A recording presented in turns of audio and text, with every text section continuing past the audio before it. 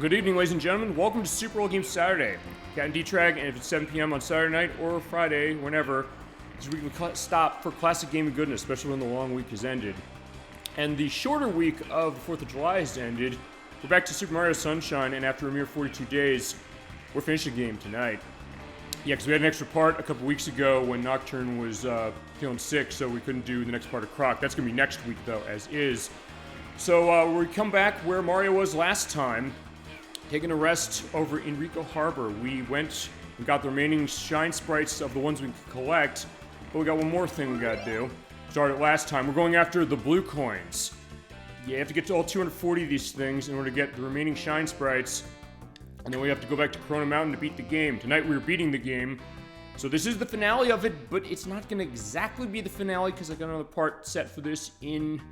I said November last week. I'm thinking it might be more to December because I'm waiting for a very special peripheral to come in from Limited Run Games, which is set in November, but I might just wait to December specifically. And actually, the last video we're going to have for this year, exclusive to the YouTube site, is going to be of all of the deaths I had and all the deaths I'm going to show on that extra show later in the year, which is basically going to show what did I do to prep for this game, the 4 months of practice with friends, family, coworkers, everybody around, the clips I took on Switch of what I have about 116 for this specific game. Also, as I always do, I'll show you, since we're running the Switch version with the Super Mario 3D All-Stars collection, hit the home button. Going back home, there we are with the profile pictures I picked for this part, which is Mario blowing some fucking bubbles for this from Super Mario Bros. Wonder, and Yoshi as well, because yeah, we did have Yoshi's Great Fruit Adventure over here in Rico Harbor last time. And now I'll turn those off because yeah, we're running Gamecube on this baby as far as the controller. But anyway, let's take a look at our totals. There are all the shine sprites we got. As far as the ones we collect from the game, they're 95 or 96 counting the final boss. We're going to go on the final boss area at the end of the show, or mostly to the end of the show, at least as far as this. But in the meantime, we got the rest of those blue coins to collect. Now, last time we got them all out of Corona Mountain, which are only 10. We went to Delfino Plaza, got all of them and all the shine sprites. I somehow got Poison River and Pachinko on my first try. I don't know how that happened. I guess I'm getting time off for good behavior. Mario is getting good time off, and he's getting his vacation, finally. We're making that happen, even though it's been a short 42 days since we started the game. That was on Bricks and Bree's request, and I thank you again, Bricks and Bree, for making the request of this, and yeah, getting you the game to you as quick as I can, but not in a case where we're rushing this one. As it just so happened that everything kind of went out perfectly, and that's why we do practice and all that stuff for the show, and I'm glad to do it. Okay, we got everything out of Bianco Hills and Rico Harbor. As far as the main stages, there are 30 blue coins in each of them. Corona Mountain is the exception. It is the 10 we got last time, and Delfino Plaza has 20. So tonight, and the airstrip doesn't have any specifically. But yeah, as far as where we're going next, we have to go to Pianta Village, Noki Bay, Gelato Beach, Serena Beach, and Peanut Park. We are going to be getting all of the shine sprites. Fine, we're getting shine sprites out of these eventually, but we're going to be getting all the blue coins. And in fact, I have on pieces of paper here everything printed out as far as where do I have to go to get these, because this game does not have a tracking system. It does not give you an idea of where blue coins are. So you just pick them up willy-nilly. You're gonna probably not be able to find them all unless you play this game like crazy, and in that case you'll probably be able to. But either way, I got everything written down because you also have to go into specific episodes we showed last time. So tonight, the finale of the game is going to be the chronicling of every one of the remaining blue coins to collect. Chasm22 said when we first started this, he said, I want to see every one of these things being collected. I said, you got it, my friend. Now we're doing this to 100% anyway.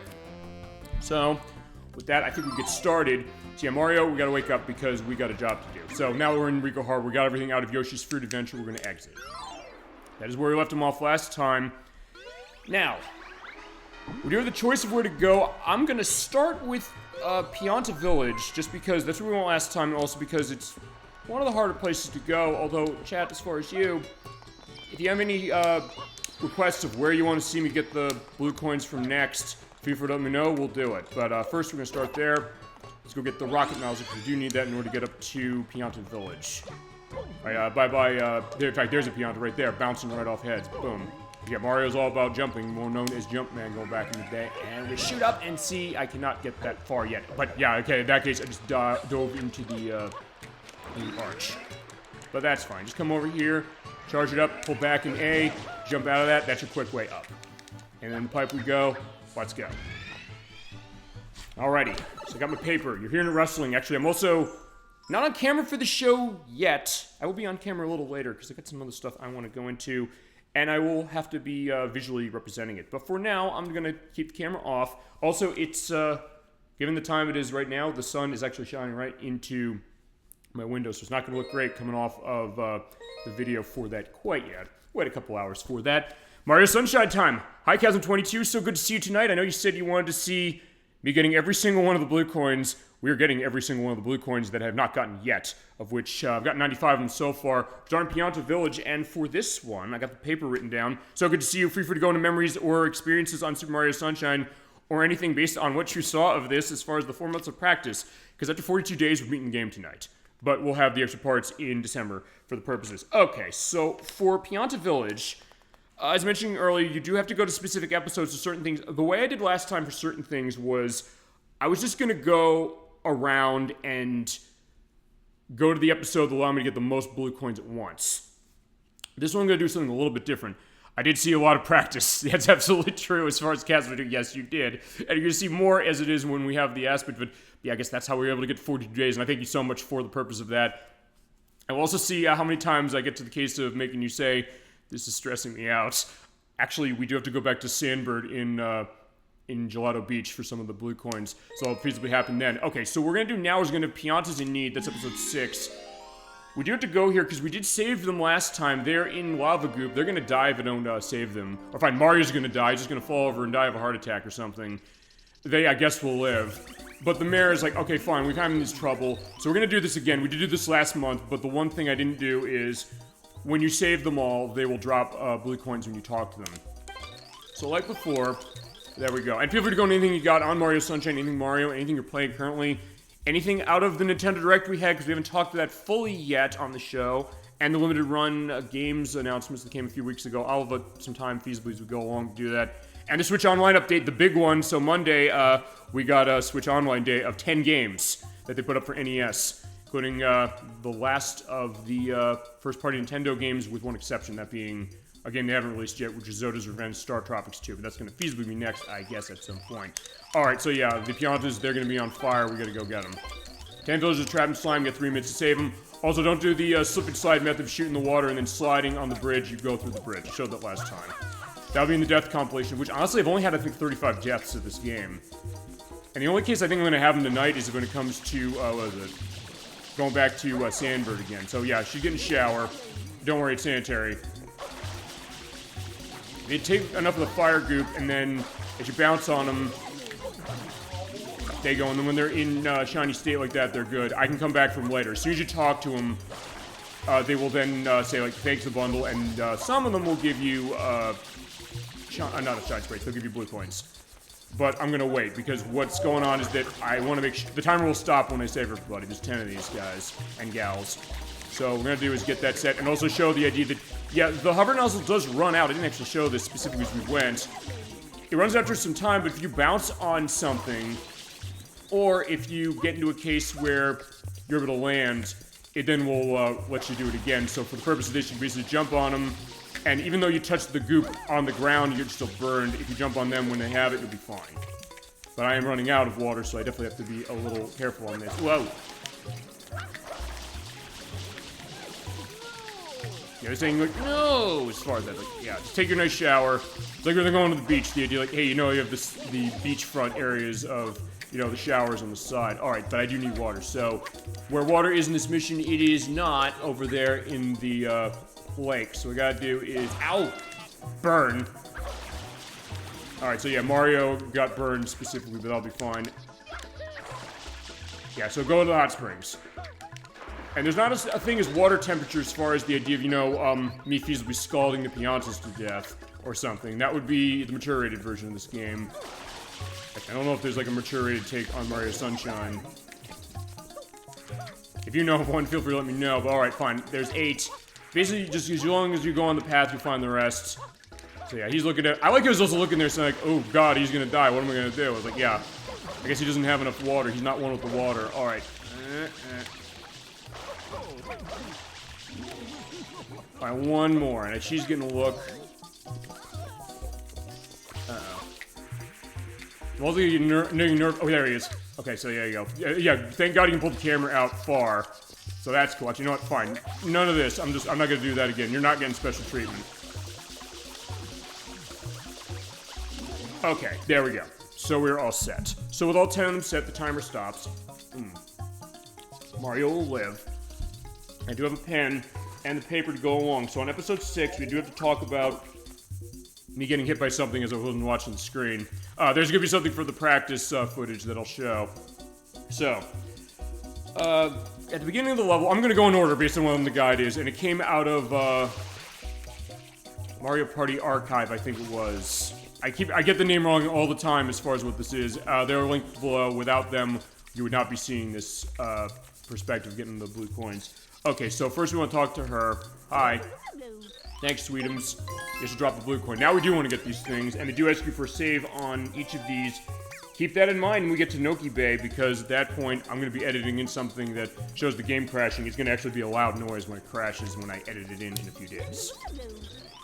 I had to have him first try when I did it off screen for the Gamecube version, because I said I want to show this, although that's not to say that the Gamecube version cannot be 100%, and it can be. It's just that, I'll explain when we get there, but, okay, he's throwing me over, almost in the lava, you bastard. Okay, so there you go, so there's the one by the palm tree, that's 22, 23, 24, I didn't know he threw me, but either way, near the level entrance, this guy is jumping over here, this guy, gal, they'll tell me. Gal, okay. That's 99. Now we have to go over to where the pool was, the one that was dried out. Yeah, which is why we could not do that in this mission. Most of the missions, there's water in the pool over here, but not this one. So yeah, here he is. Oh, okay, that was weird. You saw that, like, hellfire is coming down from the ground. Like, I don't know, did you do something bad or something? Alright, that's 100. When you need 240 of these total in order to pay off the Tanukis. Yeah, they held they're holding the Shine Sprite's ransom, or as Chasm22 put it. Oh no, actually no, as Gemini96 put it. He said, because they're tricksters specifically as far as the legend of the Tanuki, as far as Japanese legend.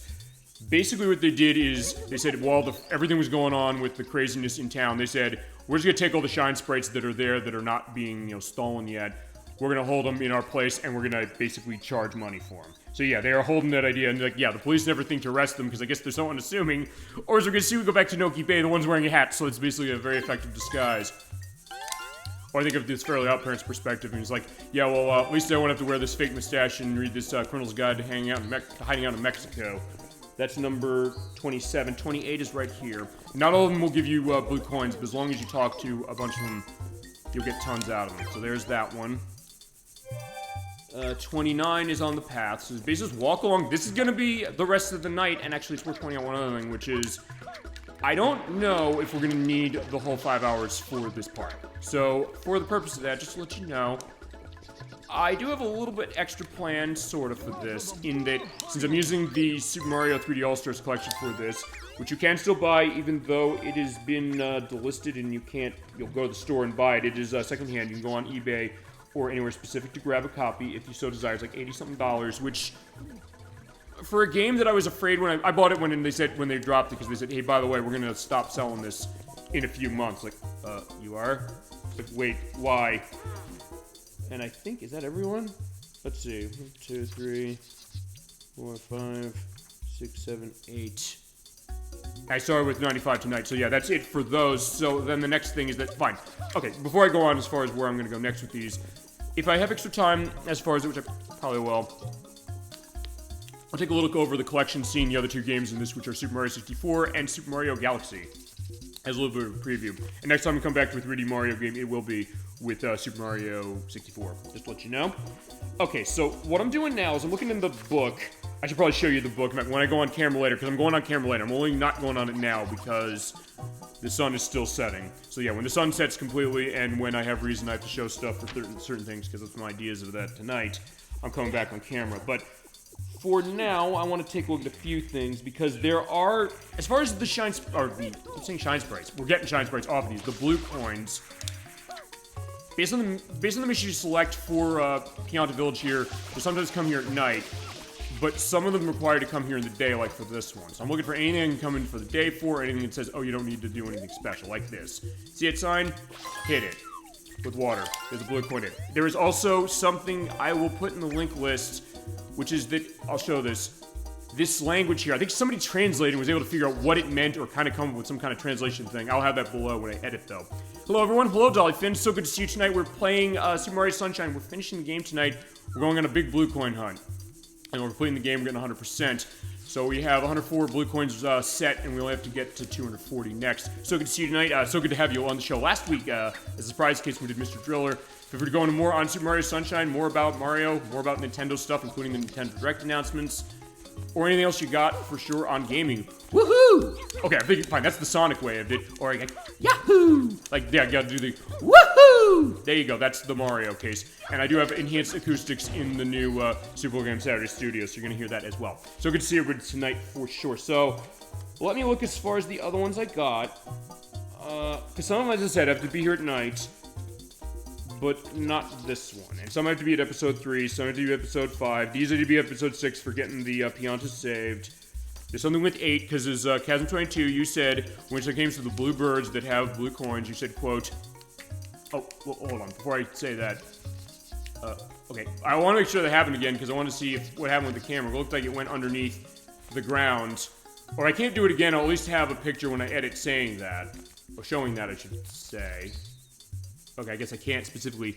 That was a hoot last week, by the way, with Mr. Drill. Yeah, yes, it was. Yeah, that was last week's episode. If you missed it, it is on Twitch site now. It is also on the YouTube site as well, with extras as far as edits and things. We definitely had a great time with our corporate sponsors of Clear Canadian and New York Seltzer. And we had a great time for that. That was a great one, and we had a great time. If you have not seen the Mr. Drill play from Dreamcast, that was great, and we were on camera for that one fully because we had to show off the accessories, and we'll be doing the same with Super Mario Sunshine in a little bit, as far as in a couple months, but also a preview tonight. We'll show you a little bit of that later. So, let me look as far as what else we can do. So, I'm basically looking at the guide here saying, hey, what are the ones can we run that we don't have to change episode for? Because basically what I'm going to do is I'm going to change episode where I have to.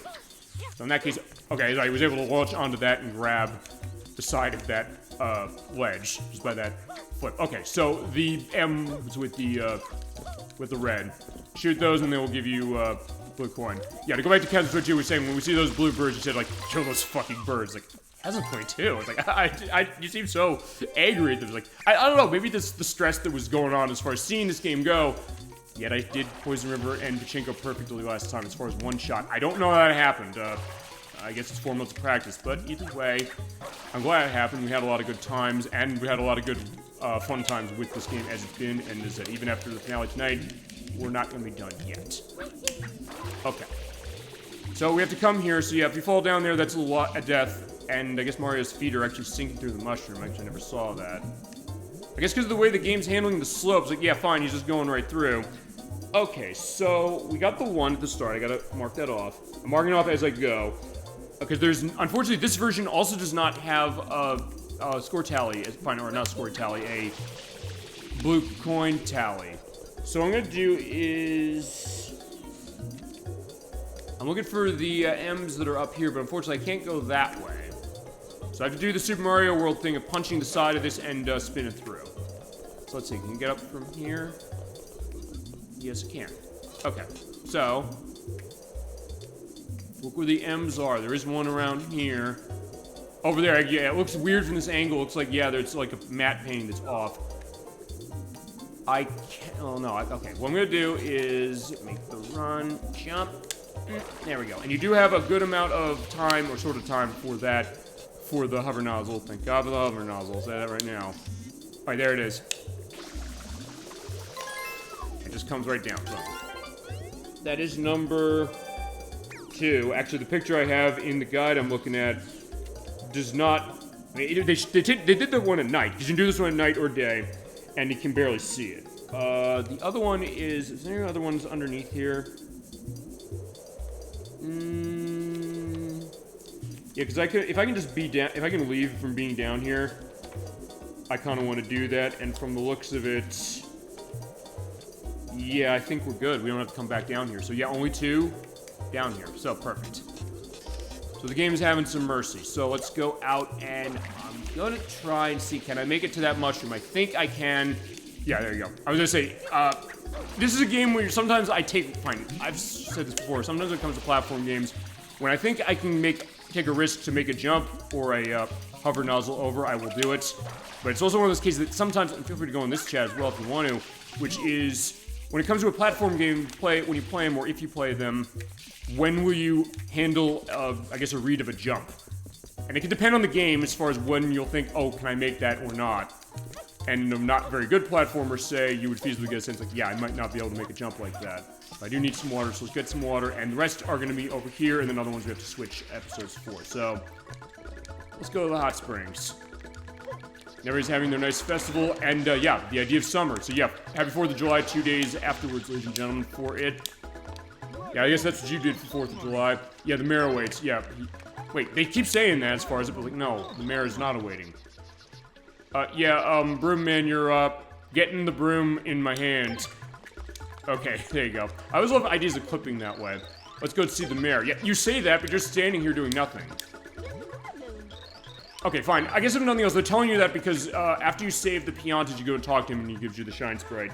But since we don't need that, we don't need that. So we're gonna go and we're gonna go by the pond. When you see an M on the side, that's where we're gonna hit it for blue coin. Yeah, this is gonna be the rest of the game, just to let you know. So yeah, open discussion. Now feel free to go in whatever you want, and I'll definitely go into other stuff when I'm in cases of being able to get a sense of, oh yeah, I want to pay attention to that. So that's that one right there. That's number 3.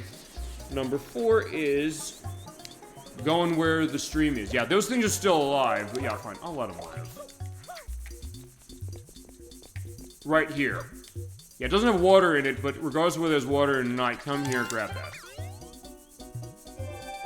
But if you also go under the bridge, to quote the song by Emetius's nemesis, the Red Hot Chili Peppers, there's one right there. Yeah, so some of this is going to be going kind of a mile a minute as far as it, and then next is... Yeah, we actually have to go to the palm tree right here, because there's going to be bars we have to go across or shoot into to get in, which is actually right there. Yeah, right there. Just shoot between bars. There you go. Okay, fine. I didn't save, because, alright, it's worth pointing one thing out. I'll mention this when we get to Nickie Bay for sure. Whenever you get a blue coin in the game, if you have a memory card inserted on the Gamecube version, and at any time when you're running on Switch here, it will give a prompt to tell you, you got a blue coin, do you want to save and continue the game, or just continue? And on Gamecube, it's a bit different because that check is a bit different. If you do not have a memory card inserted, it'll say, yeah, you don't have a memory card, you can't save. And we did get that one, so we're set there. Alright, so now we also have to do the triangle ones. Oh boy. That means we gotta be quick when it comes to this. If I had to go to Hotel Mario's case, gotta be quick! And so what you do is shoot that triangle down. Then go to the other one, it's over there. You gotta go quick, otherwise the blue coins just disappear. You have to do this again. Use the slip and slide method, but I guess going up hills, it doesn't work. Jump over! Sometimes they give you just barely enough time to get here, and hopefully oh, good. They gave me more than enough time to get that.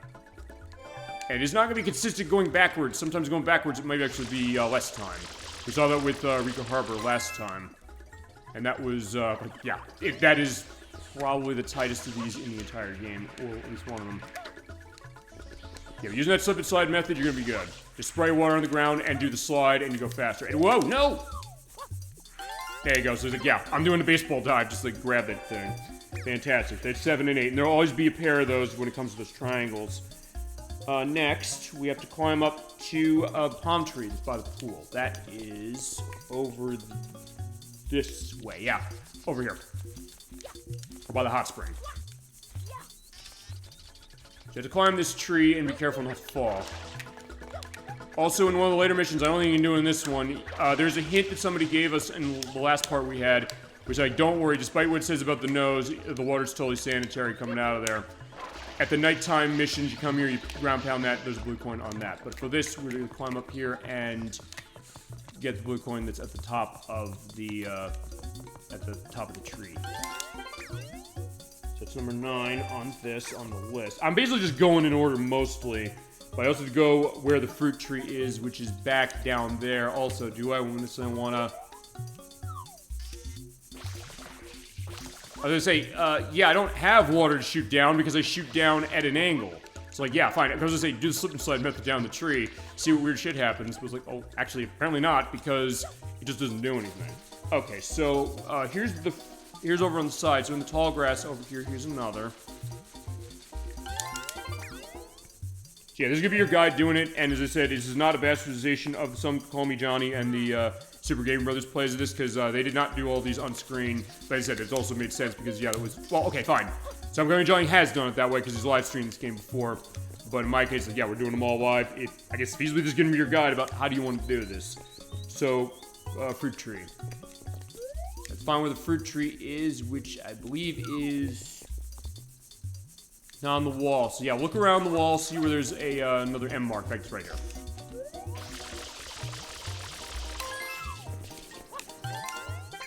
Now, do you love that dive, I guess, as far as it, because yeah, you do not have the long jump in this game. Although, as I said it's badly missed, and it is badly missed, but you do have the spin jump as well. It also can be really helpful. Next, we have to go at night. The signposts. That's episode 5, which is a nighttime thing. So, yeah, and fine, the only other one is 8. So let me also see one other thing, looking at the guide. Is there anything I can do here where I can... Okay, I have to go to 3, 5, and...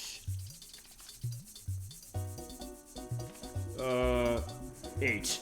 So, what we're going to do is we're going to exit. And we're going to jump back in that pipe.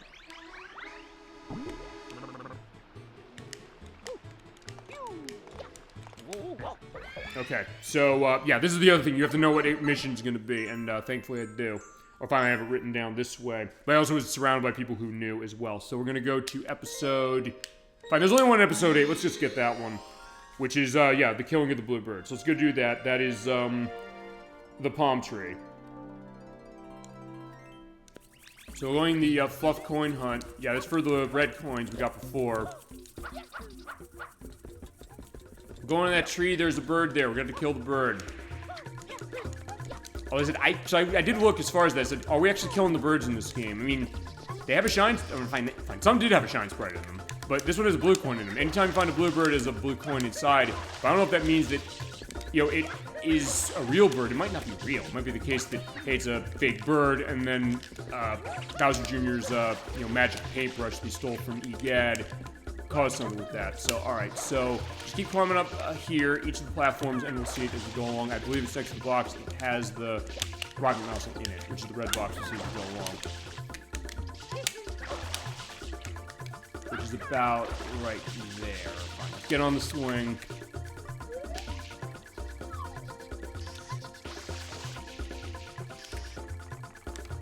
Okay, there is the bird right there. So, if it does fly away, though, don't worry. Just either keep shooting it, or just wait till it comes back. It will come back, or you can also shoot it out of the sky. So, in fact, there it is. We'll shoot it right out of the sky. And we see it, go down and get it. Alright, there we go. So there is your dead bluebird, Chasm 22. I know you want to see them die with extreme prejudice as far as this. There you go. That's one of them. Although, as I said, maybe it's not real. But the point is that I've got the coin that's inside. They're dancing. Is there anything I can do in here? I just want to see. If there's anything I can get here that's not that, I'm not going to leave. No. Yeah, so we don't have to be here anymore.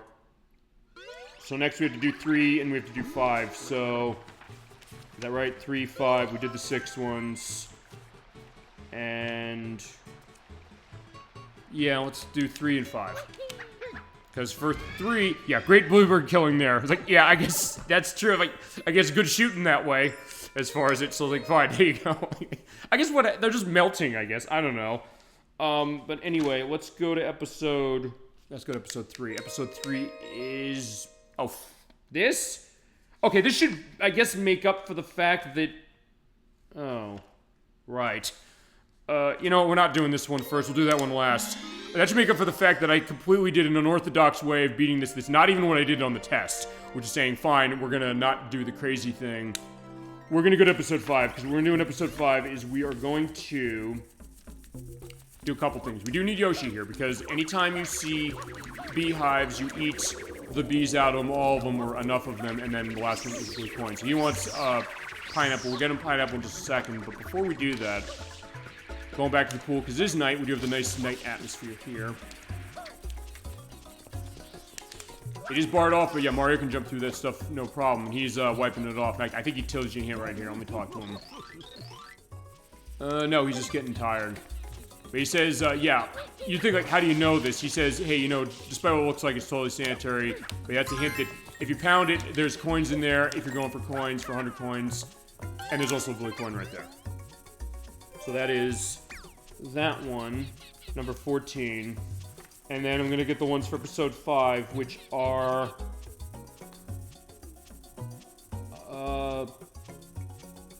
Oh, right, I forgot. We gotta shoot the moon for all of you Solitaire people. Or Microsoft Solitaire people. But either way, what we gotta do is we have to get on top of that golden mushroom there and shoot the moon. And then we'll come back for the pineapple and we'll get Yoshi out and we'll get the thing out of the beehives. Which is right over there. I was gonna say, yeah, I don't think I can make it from here as far as that, but I can see, like, hey, can I dive there and get there, get up there, and then say, fine, let's, okay, I'm not gonna be able to get there from there, so I gotta think. I can get there from over there, I think. No, from there. Fine, I'm not doing the spin jump. I need to do the spin jump. Off of this, I'm gonna have to do it, so I can get over here. So, rotate the fine, it is the analog stick, but I call it, I guess, the control stick, because they call it that way for the Gamecube controller. Or no, I can't do that, because I'm not getting enough of the distance. This is how you make the distances. You basically do that, and at the furthest point you can, hover nozzle. So there's the moon, shoot the moon. There you go, it pays you out. Okay, so that's 13, 14, let's see. Then for episode... Yeah, the rest of them is just gonna be the stuff with Yoshi, and then we gotta do Goopy Inferno again. So Yoshi wanted a pineapple. Let's go grab one. Get more for ourselves, and then we'll go get a pineapple. Not that I necessarily need it right now, but either way, we got it. Let's go. So Yoshi, let's pull you out. Okay, yeah, it's rolling down the hill. That was something that fell off the side, but yeah, thankfully it did not happen. Okay, so... Yeah, Yoshi will not come out if he doesn't get the fruit he wants, but that'll be fine. Here he is. Good to see you again, Yoshi. Okay, so what you do is, we showed this for the 100 coin thing. You shoot down the beehives to get the bees coming out. Each one you eat gives you a normal coin, but if you eat through a bunch of them, they'll give you a blue coin. So there you go, and they'll come after you. So basically, stay in a safe place and start hitting that B button.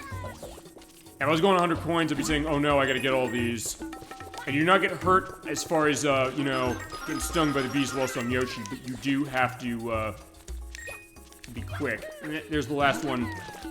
Oh! And I don't think they go away. There you go. Yeah, the last bee. Okay, got him. Yeah, it's a lot of coins. Yeah, indeed, that is the way to do it, and it's something I didn't really think through, but Gemini96, as far as understanding the play of this game, because he's 100% of this game before, and he said, I believe, that he does speedrunning of this game. In fact, he's the reason I know about the problem with the blue coin check I'll go into when we go to Noki Bay.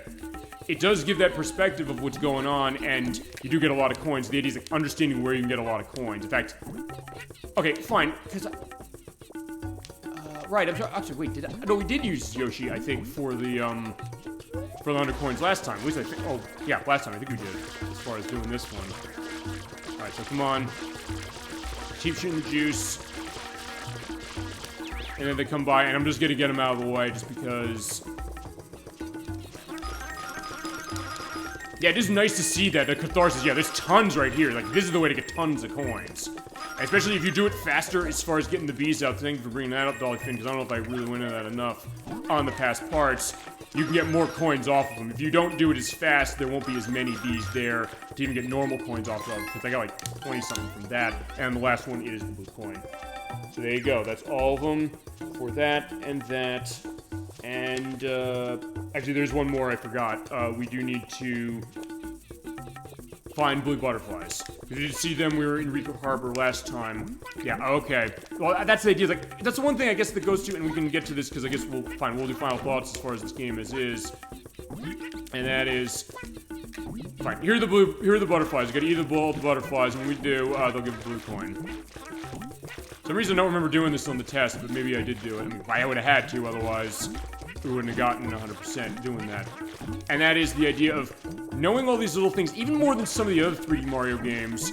This one, I think, really does thrive on the idea of understanding a lot of secrets about itself, to understand how to be successful, which is a good thing as far as understanding, I guess, the thought of having a lot of different things to discover, and that's always, I guess, is the idea of what Mario tends to be very successful at as far as a franchise. The case that, you know, when you are able to find all these hidden things, it's really cool, but it also, I guess, had a little bit of a double-edged case in the sense that it made people then say, it seems like maybe it's too much, and, okay, fine, we saw this in part 2, when I tried to get the 100 coins out of Serena Beach.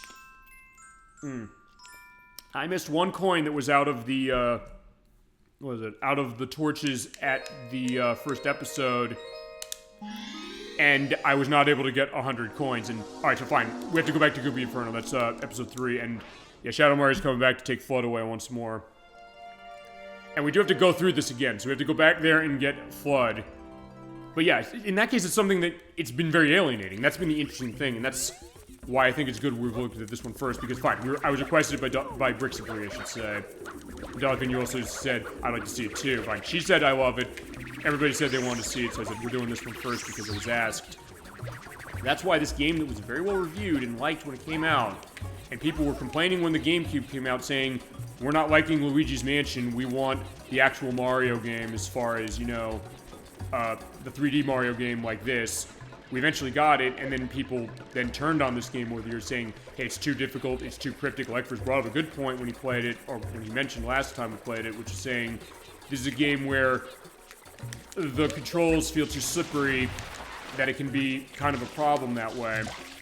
So, it's interesting to kind of think, I guess, that trajectory of this game, the idea of the secrets of it have kind of become a liability. And we can also go into this idea, which is that chat, feel free to go on this. What's a game that you can think of where it has a lot of secrets to itself that maybe makes it a really great play for you, and something that you appreciate the stuff that's going, while I'm also doing what on the test, which is I'm basically spinning or doing side jumps or flip jumps like this.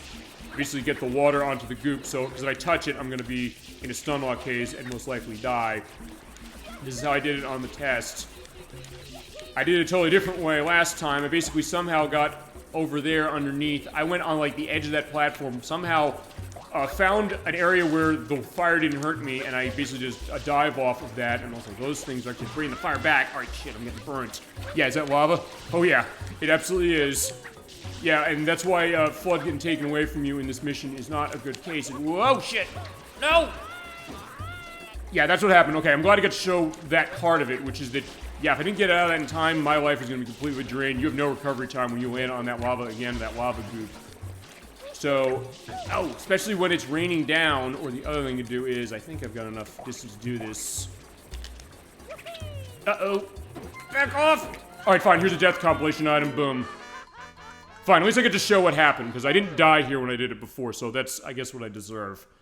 So there you go. First death of the night, as I said, not gonna be much deaths except for, as I said, just stuff with blue coins and red coin bird. Oh no, sand bird from Jolly Beach. So fine, I gotta go back in that again, but fine, you're not necessarily supposed to do it that way. In fact, I don't think I even showed when we practiced this the way you're supposed to do it. And you can skip that, by the way, if you've already seen it. What I'm gonna do is, I think I should probably do this the way that they're intending you to do, just to show them you can do it, but honestly, it could sound really bad form. I don't remember how to do it. Ouch. In fact, I thought I knew how to do it when it came to last part, where it was, actually, you know what, maybe this is the way. So fine, let's, oh no, that's definitely not the way, because there's nothing down there. Okay. You do have to go underneath Pianta Village in order to pretty much stealth this through, or do what I did as far as that and try and make it happen, or do what I did last time and, fine, somehow get through that. I don't even know if, I don't know if I even asked Gemini96 on that, saying, have you ever done it that way? Fine, I was able to do it, I showed it doing it, so that was the idea. And he's on fire, I can't do anything about that now. Actually, I believe you do talk to Piantas here, they will give you hints on where to go. Yeah, I probably should show that. Hi. Come on, Mr. Mayor. Yeah, because Mr. Mayor's up there. We gotta go save him. I don't remember how to get through this.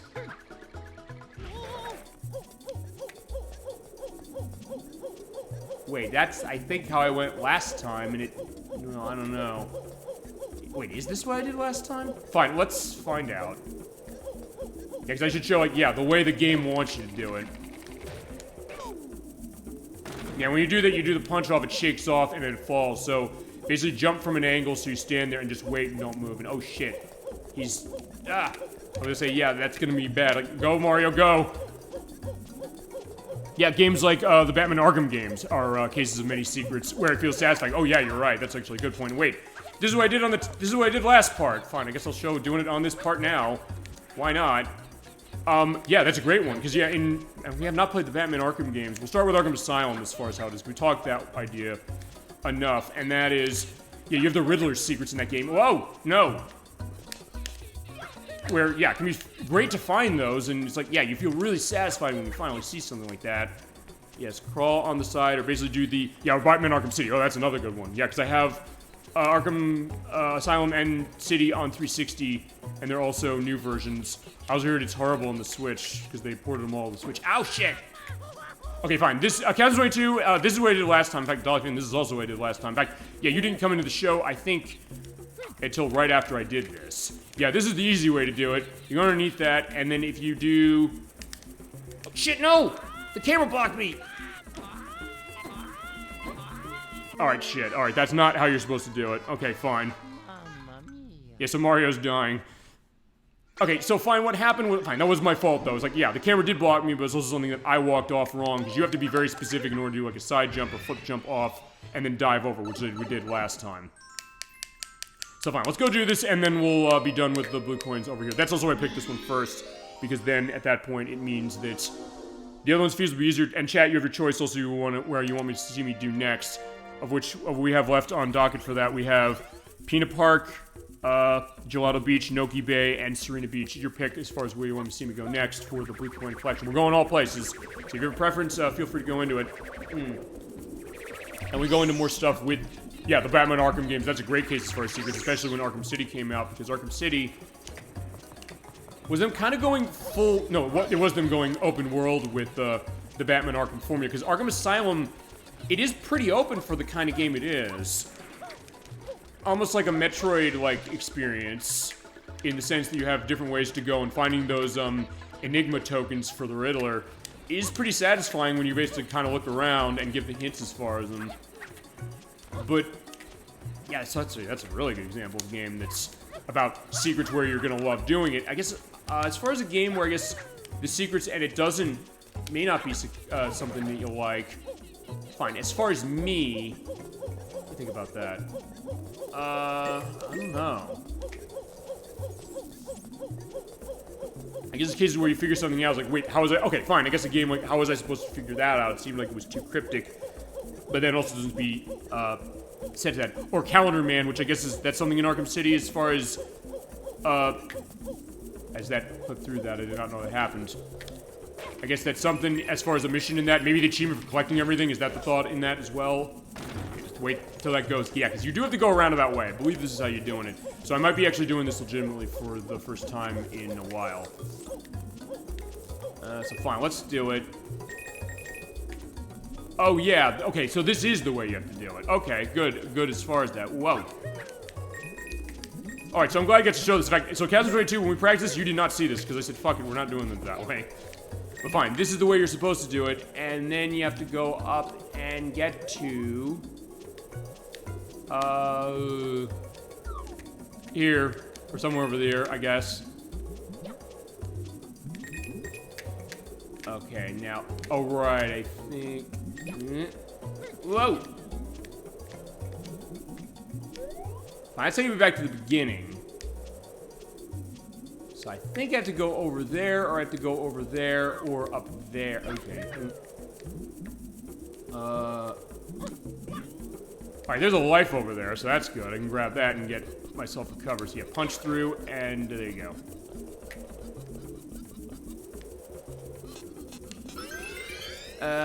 No, that's not actually helping me. So wait, how did I do this?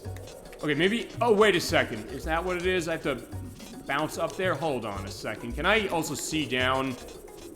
Uh-oh. Whoa!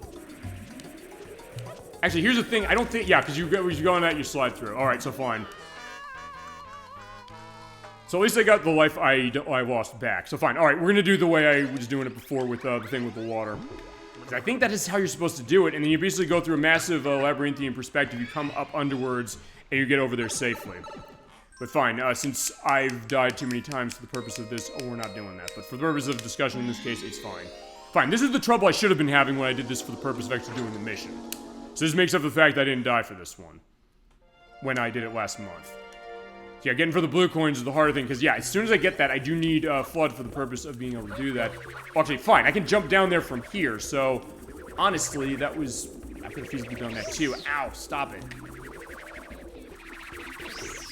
So fine, just keep going, they'll go that way. Yeah, just looking, like, yeah, what are we gonna do about this lava? So, they're not gonna do anything until I get over there and get FLUDD back. Also, even though he is on fire, I don't get into a case of, you know, getting hurt by him if I jump on him, as I showed earlier, but alright.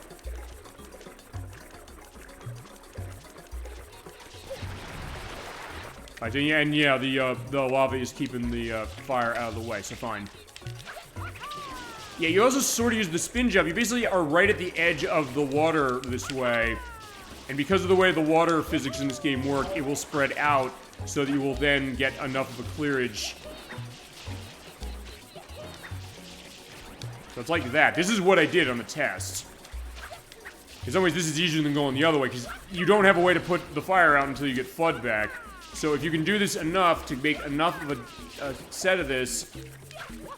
No, or...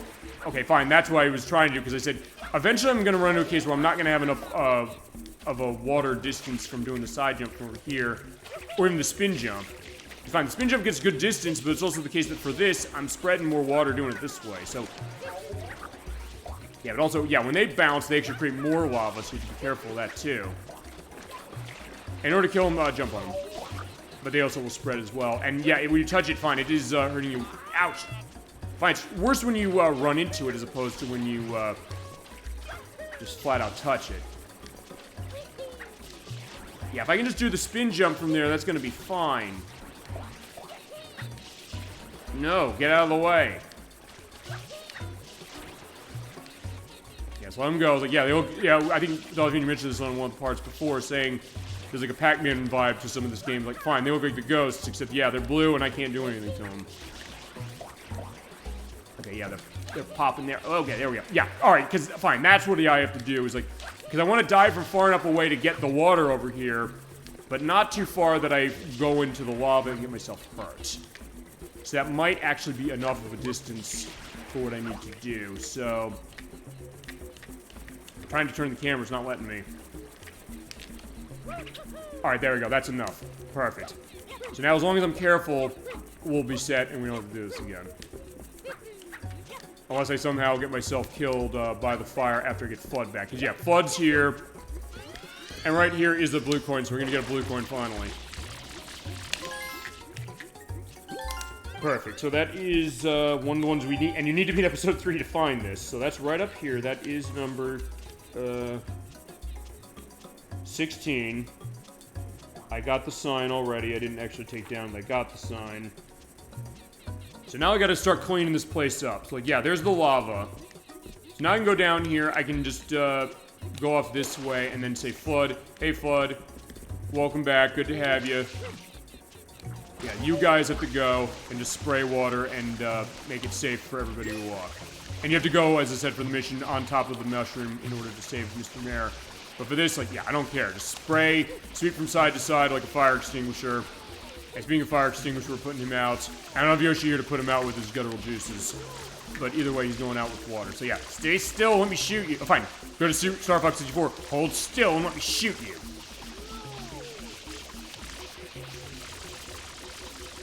Yeah, it just takes a lot of water to get him off. There we go, got him. You saved me. And by saving him, there's the blue coin right there. So that is number 18. I have to look around for Big Ass M, which is underneath this, and then I think, let me just take a look at my total, I have the Z button.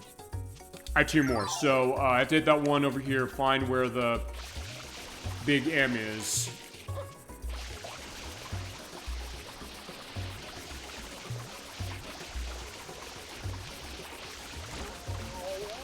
Also, the other thing I want to do is make enough of a clearage out over here so that I can go get water if I run out. Actually, yeah, it feels so good to do this after running into the cases where, yeah, you could not go through this normally. Just keep going and keep shooting. That's the idea, and it is fun to do that. Whoa. Where is that there? Yeah, it should be around here somewhere. And as far as the guide's concerned, it looks like it's right around the middle area. About here somewhere. Oh, there we go.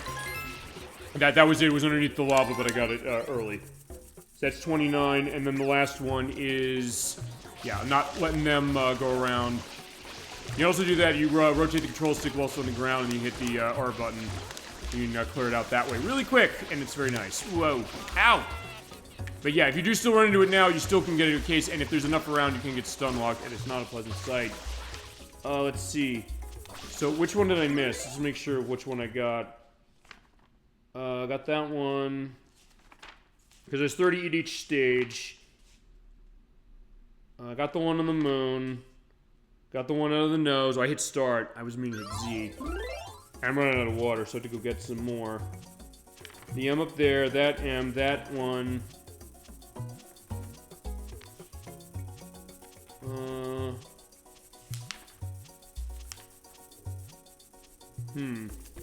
I'll have to count again. You know, let's go get some water and find out. Because, like, wait. Actually, yeah, fine. Let me just go the way I came because... Where is the last one? Did I miss it on one of the other episodes? Yeah, okay. I'm glad that happened only to show the idea that, hey, when it comes to this game, that also could be a frustration, the idea that if you miss just one. So I got the one at the beginning. We got the two below. Oh, I got the one below. We got the one on the side by the pond. Got the one on the edge of the stream, which is here. But fine, so I'm over here and I can get it on this episode anyway. Let's follow it. We got that. We got the one on the bridge, which is right there.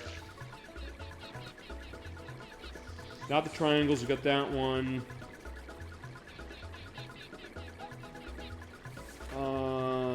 Yeah, we got the one on the tree. The tall grass, the fruit tree. Oh, right, the one at the beginning. Okay, so there we go. Yeah, I missed that one. There's one on one of the platforms above the starting gate. So we'll go this way and yeah, fine. Also, I did it sort of on purpose to show the idea that when you're doing slip and slide method, even though your water's sort of around you, it does not actually count for the purpose of extinguishing the flames. So, all right. So, right there we go. It's over here. So on top of the palm tree to the left of the entrance, which is... no, I don't think it's here. Wait, is it here? Oh, no, it's over there. It's that one over there. I said, this didn't look like a left area.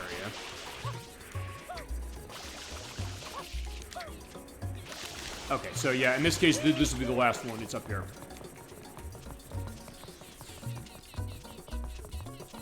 You know, climb up to this tree. You have to walk out. There it is. Okay.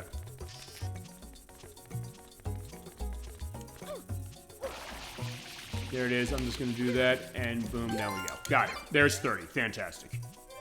So we're at 125, and also there's that... Oh, I guess it's like rusted through or something. We're fine. It's the wood's breaking. Okay, so there is number 30 at Pianta Village. We're done. So Pianta Village can go over on the side. So next, Chad, if you have a perspective on where you want to go next, feel free to let me know. The choices are Serena Beach, Noki Bay, Gelato Beach, and Pina Park. Closest is Noki Bay, which is down there in the white. We also go over there to Gelato Beach. We can go into the pipe over there for Serena Beach on top of the area there, like the town hall, and over there in the cannon to go to where that is. So yeah, you got choice as far as it, and fine, whilst I do that, and since all of them are on ground level, I'm going to go down here. I'm going to show you where we're going to be going a little later because of the people we have to get paid for this. I will not actually take this offer out of them yet until later. But first... Yeah, when we're done, we're gonna come here and see these guys. Here's the Tanukis. Yeah, I suppose you're here for that. Yeah, for every 10 blue coins, they'll give you a Shine Sprite. They said you can get 12 right now. No. Sorry I couldn't be of service to you. Like, yeah, that's one way of putting it. Actually, you know what? Since I am in dying case, Chad, if you don't have an objection to this, I'm gonna get the potential dying case out of the way for Gelato Beach, because in Gelato Beach there is Sandbird. We have to go back to Sandbird and do that again because there were blue coins I didn't get while we were in there, and that's one of the only cases we have to go into a mission like that inside of the area to get that. So we're gonna jump in. We're gonna go to Gelato Beach. All right. So it's also pointing out one thing on Gelato Beach, and Peanut Park is gonna be this way, or no, Serena Beach is gonna be this way. I actually got a couple of these already by accident in the past parts. So what that means is that for this, I'm going to be skipping those, but I'll mention which ones we got. As far as what episode to run, there's another one where it's going to be specific on certain episodes, and we do have to do Sandbird. Sandbird's episode 4, we'll do that later. But there's also a lot on 2 to 8, anything but 5. Anything but 3.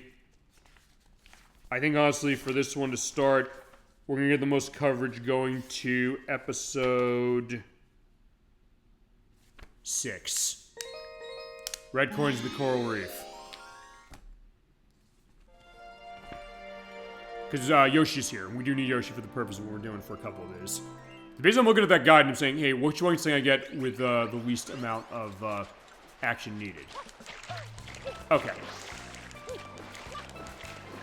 You get to enjoy the Great Beach perspective as far as this. Okay, so as far as the blue coins are concerned here, there are a couple.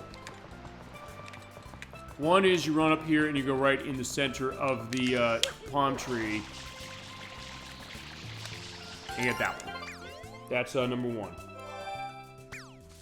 2 is in the swing. You can swing the swing to get it, which is right down there. Or I can say I'm going to be fancy and dive into it. So there you go. That's a great way of getting that.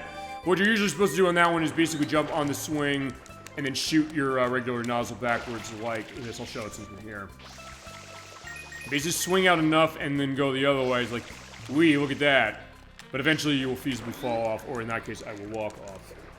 Alright, so there's that one. There is another one over here. I don't know where on the list it is, but it is out in the sea. So back over towards where Rico Harbor is. Go in the choppy water underneath here, and there is one under the sea. Which is... I gotta see which one that is, because the way they ordered these is not set, but Mario, come up for air, otherwise we're gonna drown. Yeah, because Mario cannot breathe underwater forever in this one. Let's see. Island of the 3 Palm Trees, that was, I believe, that one, right? Yeah, that was that one. So that was number 18. So yeah, I was jumping out of order on that one, but either way. Yeah, get to just enjoy the way going. So next is we gotta go over to the cabana there. And Yoshi is over there, so we'll have to get a sense of what does Yoshi want as far as the fruit. We'll get him a little later.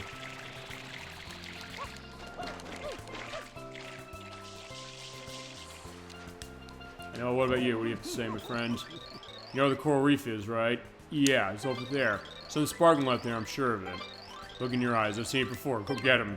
Okay, it's like, yeah, that's giving the sense that, hey, go there for the, what is it? For the, red coin mission. Hi. And remember, hit those things off and they get launched, and the Noki enjoys the, fun of that. Yeah, what do you think? Don't tell me you're bored, just give out water now and again. Okay. There's another sign, which, yeah, okay, you can read the signs. This is the cabana. If no one's here, prepare to wait for a long time. Yeah, but, we don't have to wait long for what we're getting, which is right up there. There is the blue coin.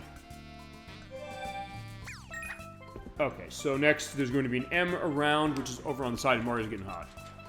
Also, yeah, where is Yoshi? He is in this episode, right? Maybe he's in episode 5. The point is, we'll see Yoshi.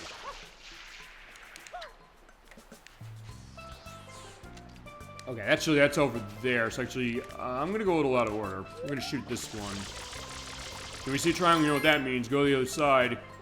In this case, use that slip-and-slide method. Shoot on water, ground, hit B button, and slide. It's over there on the other side. And avoid the red cataquacks. These will just slalom right through them. And take advantage of the fact that you can turn the analog stick as you go, and you can basically just keep your speed going, going around that way. And then just do it going the other way.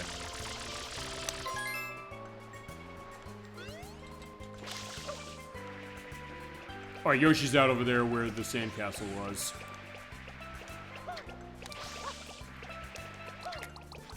No, yeah, no cataquack. I want my prize. There we go. So there is my prize. That's also off on the side as far as where it is. So it's number 12 and 13. So 12, 13. The M was over on this area as well. That's rocket nozzle. I don't think I need that right now. Right, it's right up here. It's coming up here, I should say.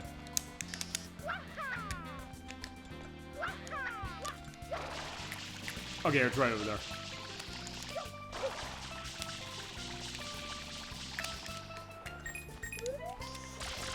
Right there. Shoot the M, and there's the next one. Okay, so that's that one. Chasm 22, good news. Another blue bird to kill is coming up. It's up at the top of the hill. Whoa! Yeah, and there's an invisible wall there specifically, so yeah, not that it really matters, but either way.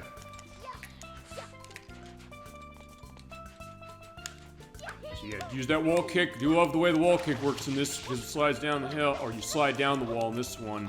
Make it really easy to control. That's one aspect where I think, yeah, the controls are better in this one, because actually, there's two of them. So yeah, we're going to break up the birds there. So there they are. And as soon as you shoot them, they'll take flight. Okay, fine. It looked like they were just kind of falling. The point is, like, yeah, they'll fly back eventually. As long as you keep an eye on them and then just shoot. So blow them out of the sky. Okay, who was first? Wait, which one did I get? I got the green one, but like, uh-oh, its friend came back. So yeah, they say killing two birds with one stone. Yeah, now we're doing that. Except, fine, he's like, no, yeah, you're not getting away, bird. You have to come back. Yeah, fine. We're teaching you how bird watching works on this program, ladies and gentlemen. Except, yeah, it's like, yeah, these birds get wet. So, like, yeah, you will get wet and you're going to be gone. Because, yeah, we need that for 100% and because Chasm 22 dictated it. Actually, I know if you hit the yellow ones, I think they give you... Some of them will give you coins. Actually, no, I'll show... Okay, there, I got that one. But actually, before I go on... I'm going to show, when you hit with the green, because actually I've not shown that. In fact, I don't think I showed that when we did practice. I'd actually test it, which is... I think you hit the green ones enough... Yeah, they just become normal coins. Okay, that's what I was thinking. And I missed it, so I was like, fine. Okay, that was nice. Boom. Like, yeah, Mario's making a distance that way. Awesome. Okay. Perfect. Okay. So, Yoshi, what do you want? He wants a... pineapple, so it looks like from this distance. So yeah, come back to the cabana and get the pineapple. Actually, fine. For this case, it doesn't matter for this, so I can just jump on this and say, can I grab the pineapple? You do need to be kind of close to it. No, I don't want this. There we go. Yeah, so it's trudge through the sand, Mario, and we set. And there is Yoshi. Yeah, I just want to make sure, yeah, from that distance I was seeing it right. As I said, the draw distance in this game, even on Gamecube, is amazing. But I just want to make sure I was looking at that right, because it's a bit hazy. Alright, Yoshi, let's go. So, what do we got today? So, for Yoshi, we have, fine, one of the beehives. So, with all we got that again, and then going back to actually where the cabana is, where that goop in the ground is. Also, there you go, we can kill the cataquacks.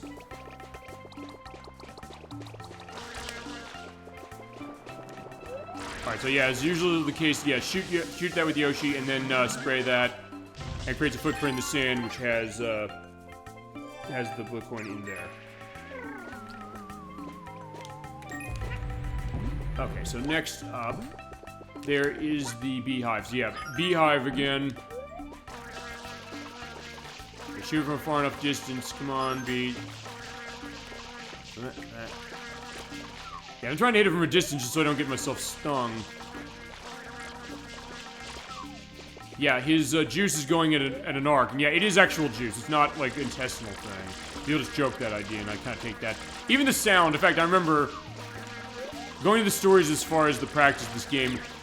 Since the Crochet Nerd 64, he'd never fully played through this game before. He hadn't played it much. He has the collection for this as far as playing it, but he's like, he hadn't heard that Yoshi was in it and also what happens when the juice thing going on. He says like, what is he doing and what is that sound? It's like, yeah, he's feasibly being sick. But fine, just spitting out the juice. That's what he's doing. Or fine, if I really want to do it, one thing I didn't do when we did the Poison River mission last time was saying, you know, Yoshi's on the boat, he's feeling seasick. In fact, I'm going to show it now. So fine, let's walk here. Yeah, Yoshi's feeling sick, he's throwing up into the ocean. But the ocean's no worse for the wear as far as that. Okay, so next, let's see. There's nothing else that Yoshi is here for. But we do need to go in the water with Yoshi. Oh, fine, without Yoshi, because otherwise he's gone. Purple vomit. Yeah, I guess that's the idea. That's what's going on. Also, yeah, if you do the spin jump in the air, there goes it going everywhere. And if you hit the Nokis who are on vacation, the nice Noki couple, they're like, yeah, I'm going in the shell. What the hell is this? Koro's nice here and it's safe. Yeah, what about you? Okay, something died over there. Oh, right, that's what happened. Because, yeah, when you get the Cataquacks with the purple vomit, as it is, eventually they'll turn into coins like that. Yeah. Oh, fine. Yeah, they'll just explode that way. So there, that is. Like, is she gonna talk? Actually, no, I don't think they're talking. So, alright, fine. Let's see. We do have to go up with the ropes as far as that, so we can do that. But we do need to get the, what is it? The, rocket nozzle. So the rocket nozzle's up there. In the red box, also over here in this red box. I'll shoot there, there's a tree. For Yoshi, yes, stay there, we'll be back. Actually, you know what, I'll tell you what we'll do. We don't have much for Yoshi, but yeah, I don't want him to die specifically after not having eaten for 3 minutes. So I'll tell you what we're gonna do. Yoshi, we're going back to the cabana house. Actually, because yeah, this is something I don't think I showed you off yet as far as this, which is if you put Yoshi right into an area where fruit is, like about here. I'm trying to jump actually on the table. Yeah, because he'll feasibly eat the fruit on his own. But if I can just get onto this, there we go. He's gonna eat the fruit on his own, right? Hopefully he will. Like, I hope he doesn't, you know, die from not eating. Because, like, that's either way. It's like, yeah, Yoshi... Because, yeah, this, they mentioned in the game that the Yoshis here are of a different case. And wait a second. Wait a second. Did I lose? Hang on. You know, I want to check something, because I did not know this. Alright, because there's rocket nozzle. I got that. Let me get on Yoshi again. I want to see something.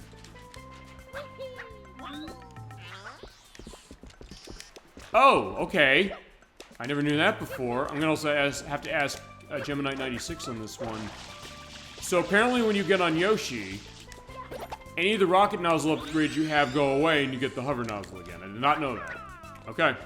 Yeah, I never knew that at all. I'll have to ask around. He probably did know it, but there we go. I mentioned when we started this game as far as the practice and all this, that eventually this play was gonna be like a documentary of this game in terms of, fine, a little bit of stuff with background as far as it with the game, as we always do, but also other things of, hey, what's going on here? And there is another blue coin right here on the ball. That's that one.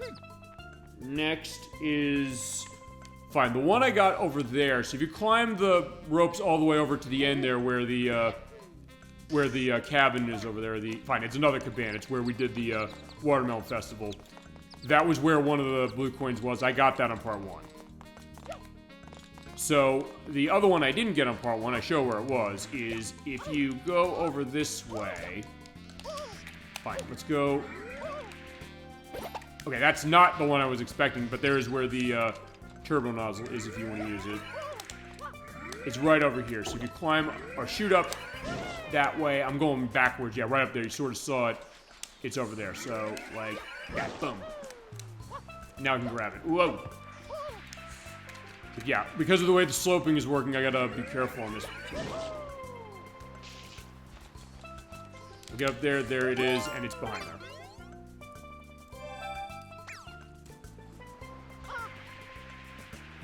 Actually, we do have to go back there before, because we did show, as far as what that was, like, yeah, when you do the Watermelon Festival, there's a grinder on top of that, and you can feasibly clip through that in order to get the Shine Sprite early.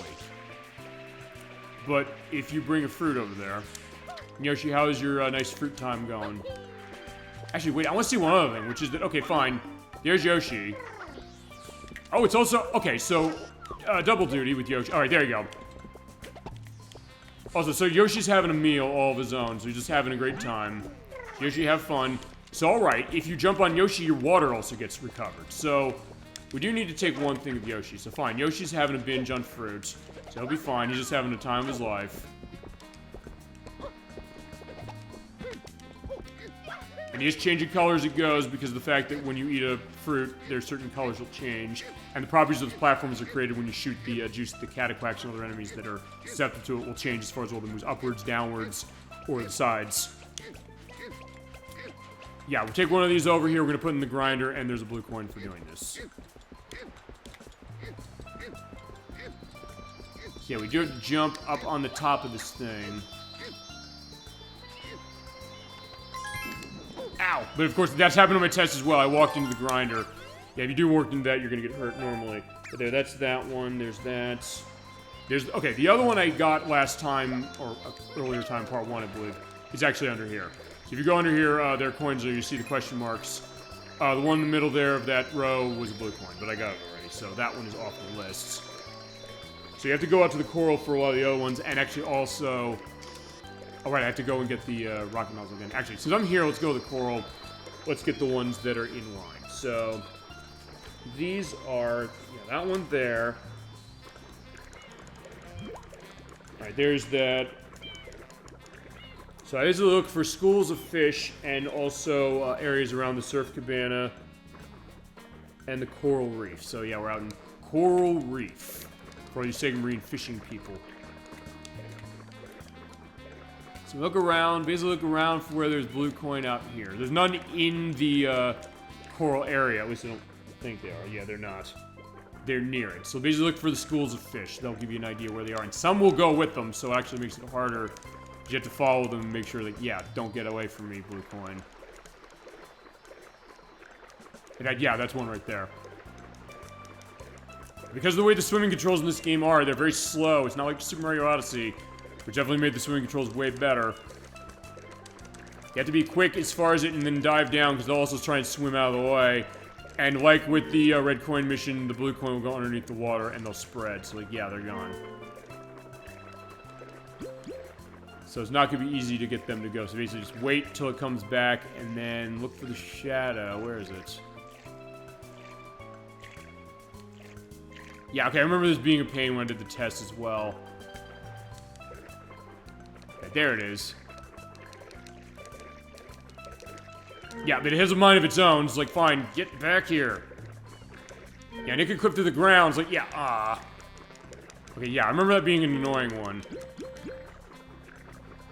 Fine, I'll come back for you, because there's other ones that are around. There is... that one. That's the one I'm thinking. And then...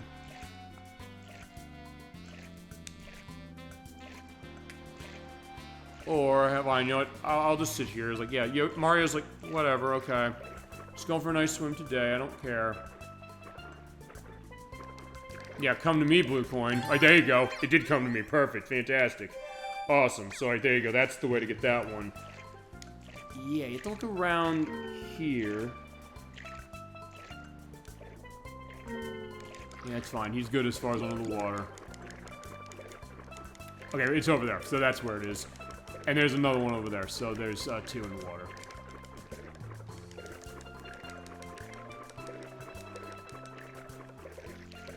This one I don't think runs away from you, but you do have to kind of go down a little deep to get it. Oh, well. And remember also, when you collect that, you do get a full recovery of your health if you have health in the ground, or your air if you're under the water. So that's 141 and 142 is over there by those fish.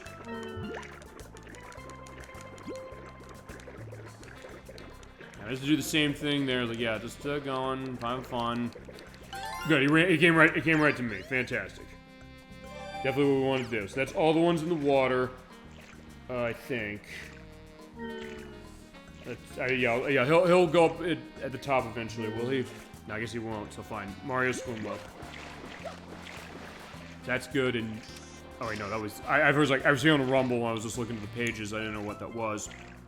But either way... Yeah, enjoy a little bit of your vacation to start, Mario. We're giving you the full case of it later tonight. Next is... Yeah, to go back to the beach. So on the beach, if you spray on the water on any level that's not episode 3, there will be a shine spray outline around, not here, over, oh, actually, well, fine, that's where,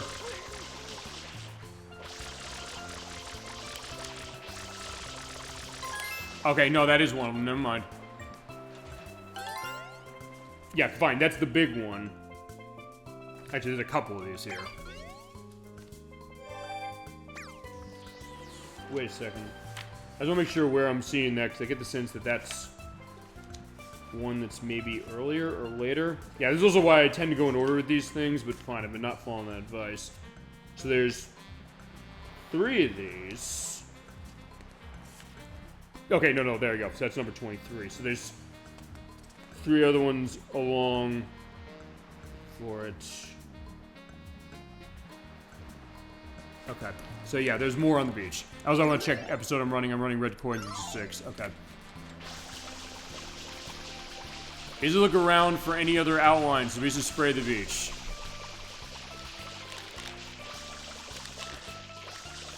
Yeah, right, there you go. When you see that thing going on a little more like that, just spray it, and eventually you keep shooting it, there's the blue coin.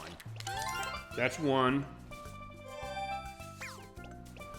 Also, yeah, keep him in the sand by jumping on him. It'll keep him in there a little longer, so like, yeah, he won't come out and, flip me while I'm taking the rundown on that. Alright, that's 1. But there's other ones that are... Okay, that's the 15, so then the other ones are a little further out, where the surfboard's... Oh, shit. Alright, fine, I got flipped. You just keep going around, and you'll see him. And there's one by the surfboard. Yeah, when we see the surfboards, I know there's another one over there. Oop.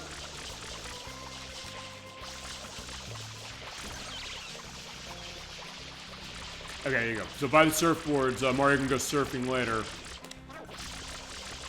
Spraying on that, there's the next one. That's over by the side, and then the other one is over, I think that's, no, that is that one. So fine, the other one is a little further out from where that is, which is... Oh yeah, here's the things of Yoshi going, Lam.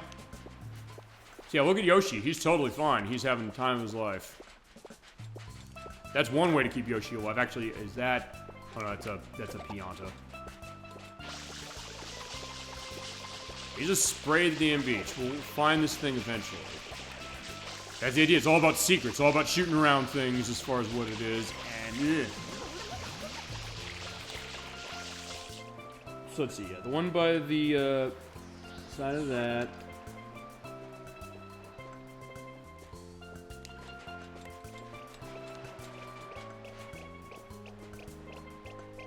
Closest to the tree, that's, I think, this one. And then...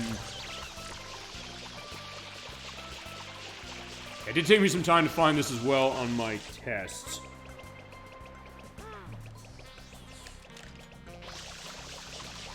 Actually, I'm going to take a look at my totals here. Okay, so I had 22. Not that I can get all of them now, because I'm going to need to go back, or come back for other episodes. Actually, one thing I can do while I'm, before I come back and get that... I'm gonna get the one that I didn't get before, which is, you need the rocket nozzle for, which is top of the cabana where the beehive was. Use the rocket nozzle there, and off you go, and we'll get it.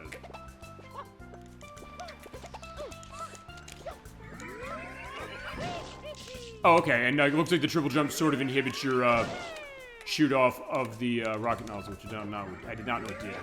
There you go. You take a rocket nozzle up there, get it. So that's that one. That's number 14. Let's see. So I got just 3 of those. So yeah, I think that's the only one that I can get from this episode. But I'll take another look. Yeah, that's what this is like.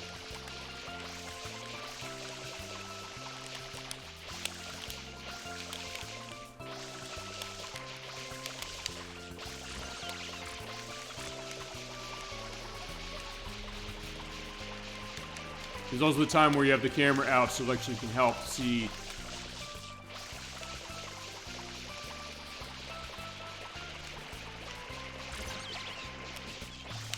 Sometimes you do have to hit it very specifically as far as where it is. Oh, there it is, there it is.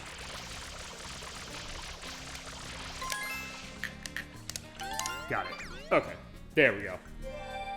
So that's that one. That's that one. Alright, let's see. Do we need to do an episode switch yet? Because I know we're going to have to do one. Did that one. Yeah, get on my way, Cataquack. Just move in there. Let's see.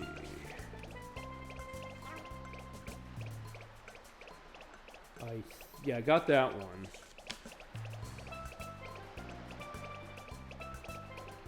I got that one. Okay, we're in episode 6. Actually, yeah, fine. There's one that we did. There's one we can get in this episode. And the rest we need to go to... Actually, only episode 4. It's alright. In that case, we'll be set. And the rest of that's going to be with... with one exception, the rest of them is going to be with Sandbird. We'll get Sandbird in a sec. But for this one... Yeah, right up there. You're seeing a little bit of blue. That is... you have to be in episodes 5 or 8 to do this. And for this one, I'll go up. I'll have enough to do this. There's a blue Cataquack sitting in the tree. And he's sleeping, so we gotta take him out. And in order to take him out, you gotta shoot him and then jump on him.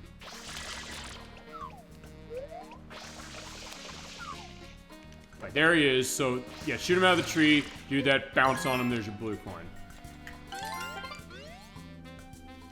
Alright, so that's 148. I think we're set. So we're gonna have to leave. We're gonna have to come back here. We're going to episode 4. And I think it's just 5 more that are in here. So let me just take a look at my total just to make sure. Alright, Gelato Beach. Yeah, 5 more. Actually, that's one thing I'll also do. I will also show when we're done, before we go to Corona Mountain, I'll show the attraction information as far as where we're going, because I didn't actually show that. So yeah, we just have to go to episode 4 for the rest of these. And one exception, we're handling Sandbird for this. If there's gonna be any other cases where we're gonna have deaths going on, it's gonna be here. Because you have to go through that Sandbird thing again that we did, and there are blue coins on the way we're gonna get. So Sandbird's born, so that's good. Now, what we want to do here is you're seeing the blue Cataquacks. When you run into them, then they want you don't get hurt. The red ones will. See where everyone over there? He doesn't belong. He's going to get shot down, and we're going to jump on him and get the blue coin. There we go. And then the rest of them are, we got to go see Sandbird. Sandbird is up same place as it was before, in the center, the observatory.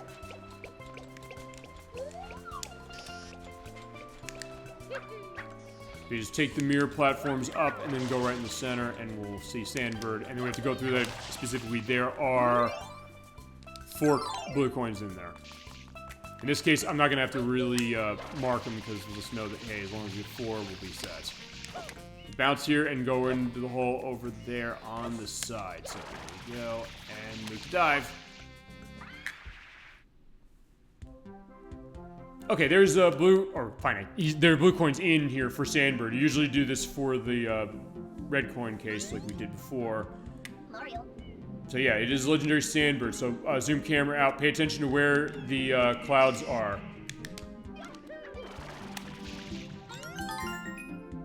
All right, I got the blue and the red coin at the same time.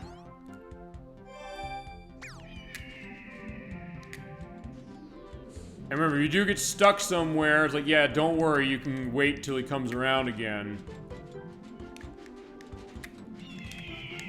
He'll start flapping faster to tilt on his side.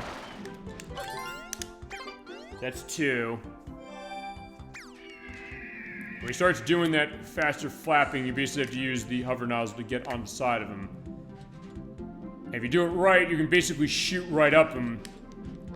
In that case, I can say screw it, and can I make that? Oh, thank God. Okay, no, I do want to... Well, hold on. I want that. I need to get up to Sandbird before he goes away. Whoa. Oh, no. Oh, crap. All right, so I'm going to have to wait for you to come back, or... Oh, shit, no! So fine, that actually did happen in my test. So like, fine, I looked down and then I got myself knocked off. Alright, but thankfully we're all in here specifically. And I was also, if you hear that beep beep as I hit start, or fine, as I was falling, I hit start, it's like, hey, can I exit the area? No, you can't. This game says, if you failed, you're gonna own with your failure and you're gonna die no matter what you do. Okay. So now as far as where the last one is, yeah, just pay attention to where the last of the what is it? The blue coins is on the cloud. Okay, I missed the life. I was like, yeah, let me get the life, but fine. Okay, what I'll do is, since I don't have to worry about getting that one, just wait until Sandbird does the turn again, and then I will hover up there.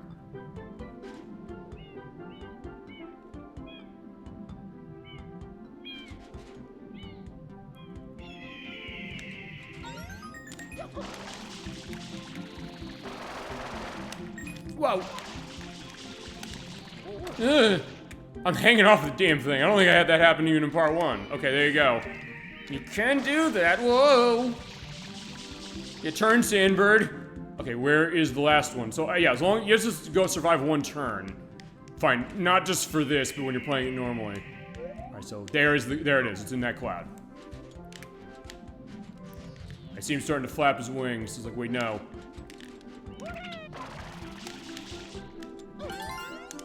There we go, that's it. And also to check while I'm in here, hit Z button. That's 30. All right, Gelato Beach is done. So when we land on here, bye-bye Sandbird, we are done. So there you go, that is that one on the list, off. All right, next up, we have Nickie Bay, and we have Peanut Park, and we have Serena Beach. I think we should do Serena Beach last, because Serena Beach is the one where you have to go through the most episode swaps. And in the next one, I get to also have an edit in showing the game crashing. On the Gamecube version, at least. This version fixes it, which is the reason we went with this version, as far as when it came to the choice of we playing this on Gamecube or we playing it on the Switch. So yeah, we're back to Nickie Bay for this one. Let's see, the episode we want to go to. There's a lot are on 4 and 8 only. One you need to be on 6-4. And the rest are kind of, fine, 2 to 8. 2 to 8, 2 to 8, 2 to 8. So then there's a 4 and 8. So yeah, we want to run 8. Because 8 allows us to get the biggest reach. Now, I think we only have to do one episode switch. There's one blue coin in this I will show that will be a problem, potentially.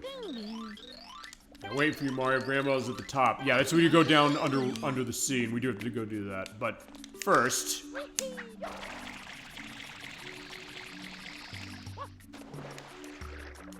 one of them is right here in this water, so that's good. That's number 1 right there. This will be very simple and very relaxing as far as this. There's number 1. Now we have to go over where the cliff is. That's number 2. We're taking some more of the color over here as far as what we got. Definitely one of the more vertical areas of the game. Probably the most. Not counting Corona Mountain. But in that case, Corona Mountain's just as far as the end. So that's number 2.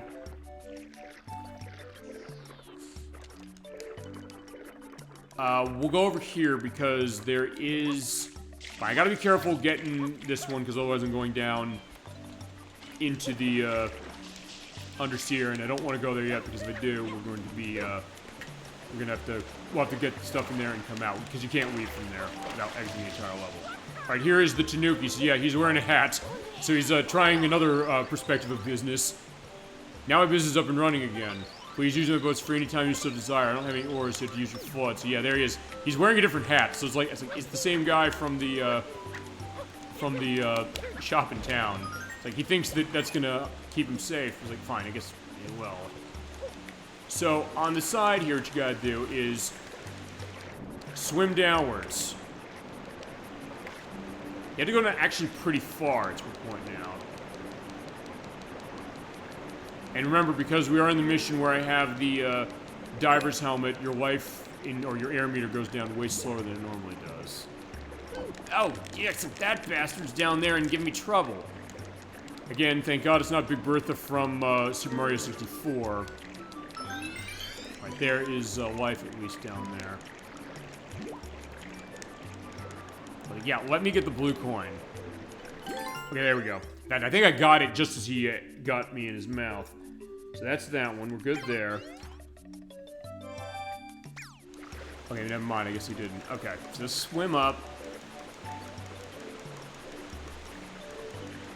Yeah, we will have to go into the middle again at some point. But for the time being, just swim through and get our way back up. Yeah, you do have to keep hitting A button to swim up, and actually does take a lot of time to do that, because you're going down pretty deep. I tuned in on the worst level. Hi, Edwax. So good to see you tonight for the finale of Super Mario Sunshine. We're doing Noki Bay as far as the blue coin collection. We already did Pianta Village and Gelato Beach as far as... So good to see you tonight. Feel free to go into Memories on Mario Sunshine. Thank you again for everything as far as the prep for this. And yeah, it's definitely been an interesting time. So good to have you as far as it. Feel free to go into what you got as we go. Because yeah, tonight we're finishing the game after only 42 days. Yeah, because I only need one part. Fine, I had an extra part last month as far as because Nocturne was not able to do the next part of Croc, which you're doing next week, by the way. She did confirm that today we're doing it. Yeah, with that, we're going to be able to finish this game tonight. I have my written down perspective of what we got to do in order to get all of the, what is it? All that. You hate that level? So Chasm22 says. So Chasm22 is curious as well, because, yeah, okay, fine, let's talk about this, because Edwack was part of the practice for this game, too. He saw perhaps the most embarrassing death I had as far as the practice stuff. You'll see it in December, which is feasibly when I'm going to have the, like the practice showcase, which I'm waiting on that CDI controller from Limited Run to come by.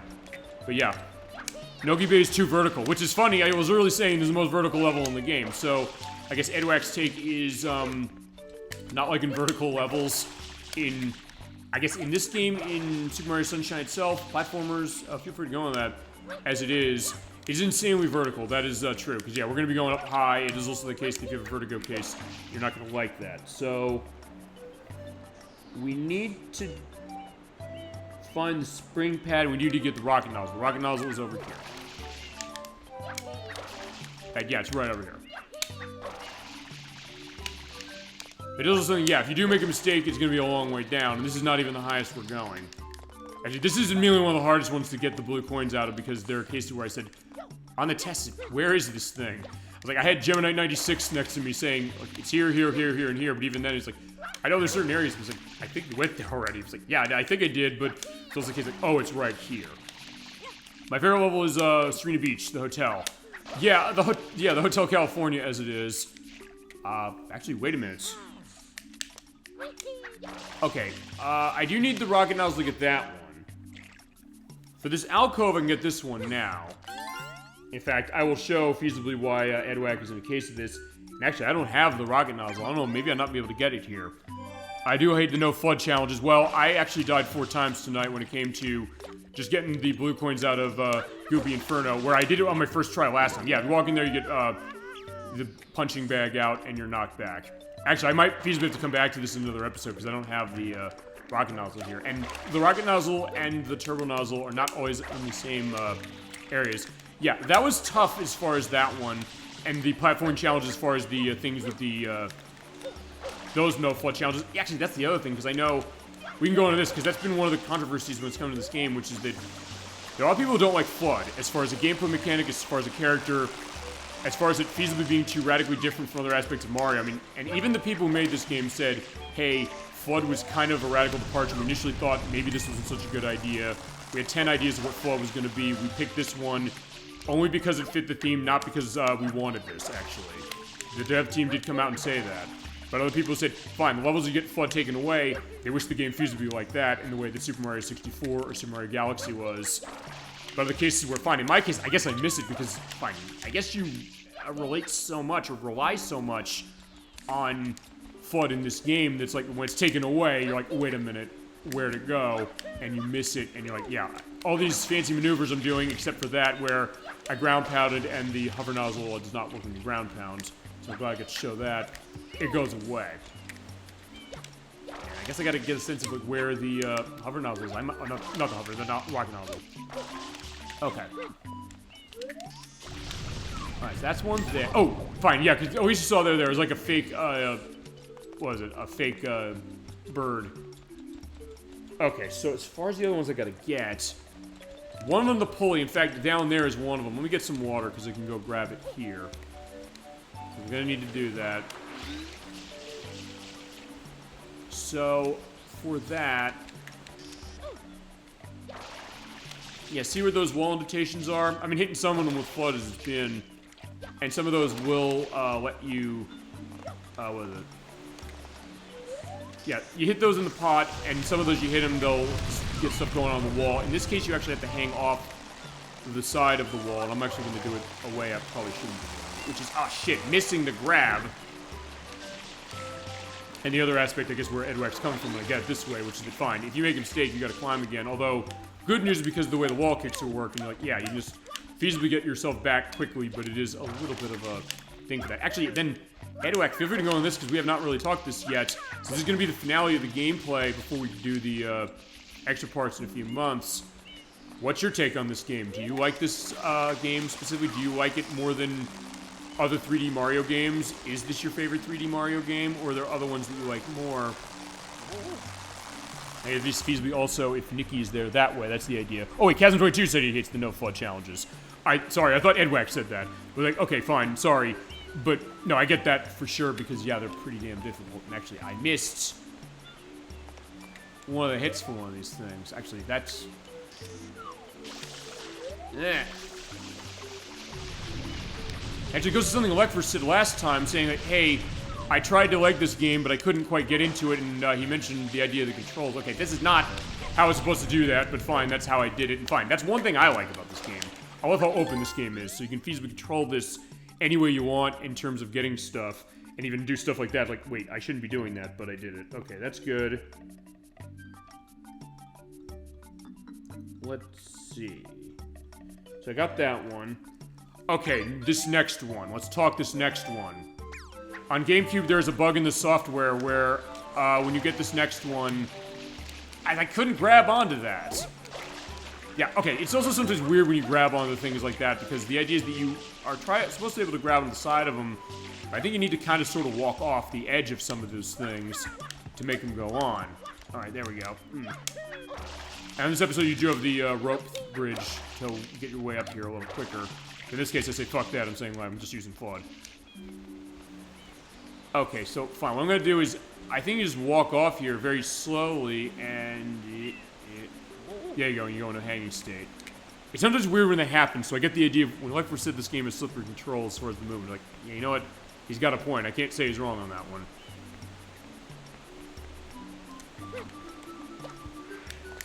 Alright, so fine. When I walk off of this one, now I can show this, which is walk slowly and... Oh, there we go.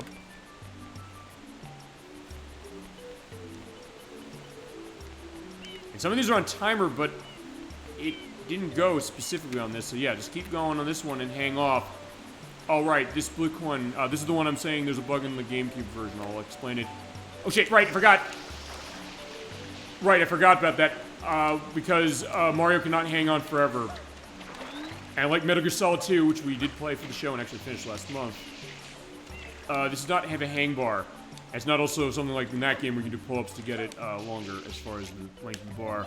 So fine. What I forgot to do is I said, wait a second, that's staying open for a while, but what I forgot to do is you have to stop in between some of those things, and you have to pull yourself up to basically get yourself being able to rest. It's an invisible bar in terms of the grip meter. Oh, whoa! Okay, but fine. At least with some quick thinking, I was able to get myself to avoid having to fall again. Yeah, this is going to be the rest of the show. So I guess Ed Wacker came in right in time to A, rage on Noki Bay, and B, go in the case of just sitting back, relaxing, and going through the rest of the stuff with the blue coins before we finish the game, and then also seeing extra stuff with, okay, good, I got it, with this collection piece when we get done with it. And we also talk about the Nintendo Direct stuff that was announced, because we have not talked about that yet on the show. I guess I'll feasibly wait, but anybody in chat, if you want to talk about anything announced there or for the limited run stuff, yeah, hit me with them. We'll talk them that way as we go. Okay, so what I'm going to do is, I'll do this again, and what I meant to do before, I'll do this time.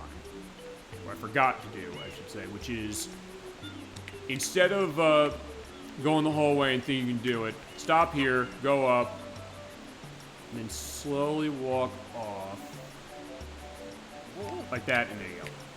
Yeah, but you think using the hover nozzle, you'd be able to just grab onto the side of the wall and grab onto that, but you can't. Which is very weird. Okay, so fine, here we go. This is the blue coin. Fine, let's do a wall kick. This is what you do. Climb up here to get it. But sometimes you have to just set that way. So boop, boop, bump.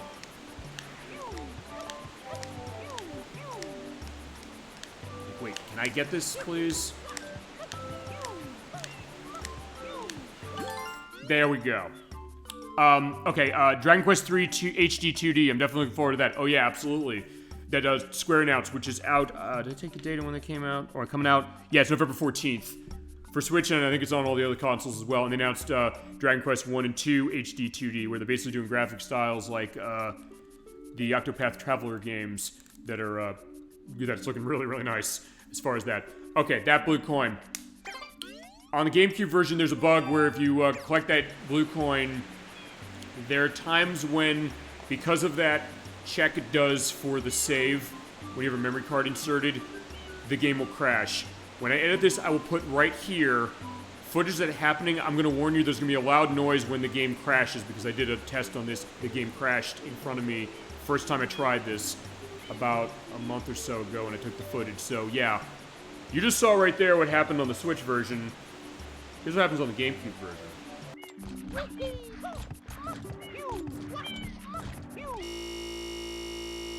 And I'm sorry for your ears, but yeah, that is what it was, and the Switch version fixes that bug, thank God.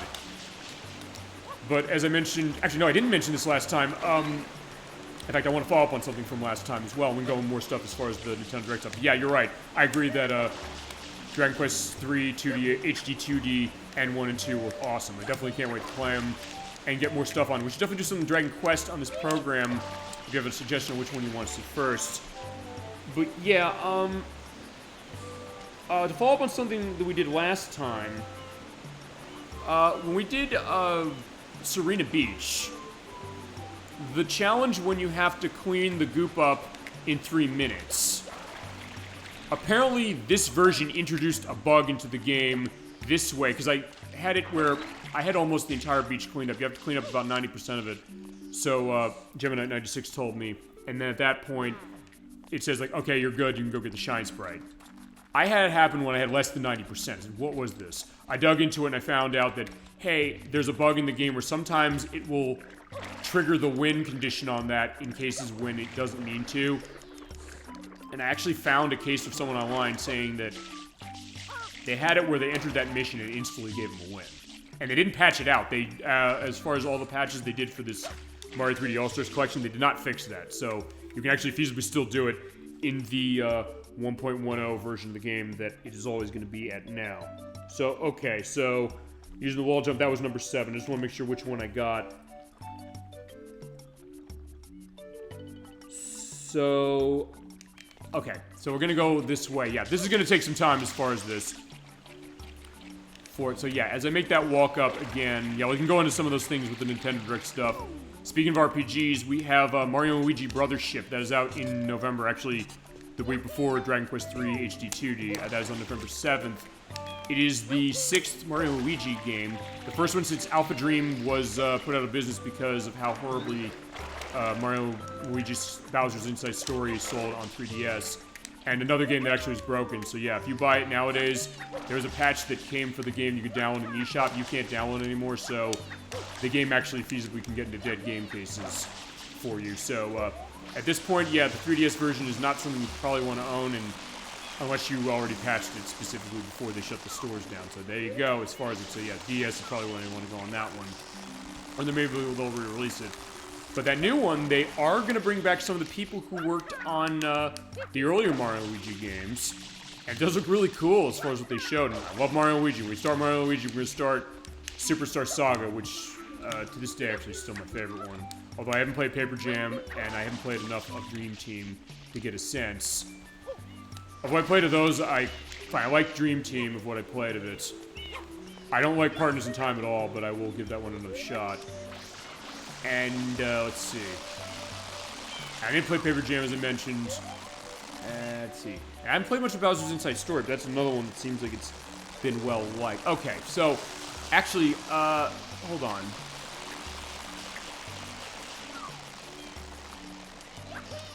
I know, fine. I'm gonna try... Oh, okay, fine. I can grab onto it now. Alright, because what I'm trying to do is... has the second vase pulley. I want to look at this, because they said there's another one over here. So anyway, I could get what you're saying. It's like, wait a second, I feel like I'm missing something. So there's one, there's another one. Where's the other one?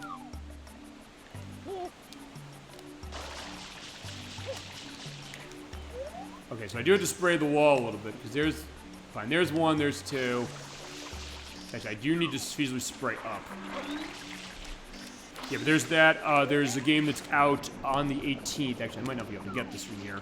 That's Nintendo World Championships NES Edition. It's kind of like NES Remix a bit. It is not a port of the Nintendo World Championships cartridge from the 1990s. People are saying, like, is it going to be that? But no, it isn't.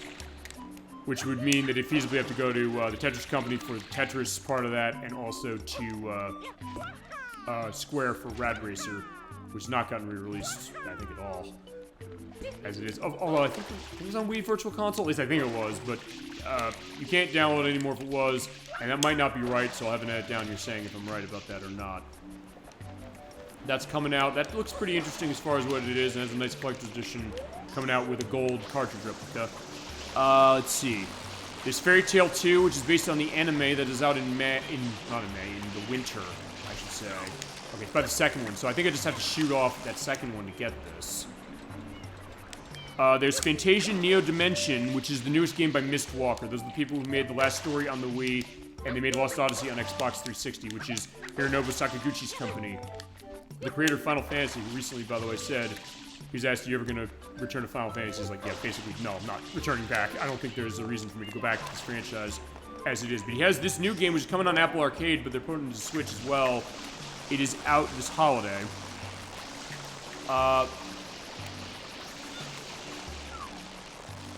Fine. Okay, I'll tell you what I'm going to do. I'm going to go off this again, specifically. Hi, Captain. Hi, Nickie B. Pickle. I think I know who that is. Hi, Nickie. I guess that's the artist formerly known as Nickie, or the artist currently known as Nickie as well. So good to see you tonight for Super Mario Sunshine. We're finishing this game tonight. I'm going through Blue Coin Hunt on Noki Bay, which is the level that Edwack does not like. And I'm getting a sense of it because, like, yo, where are these things?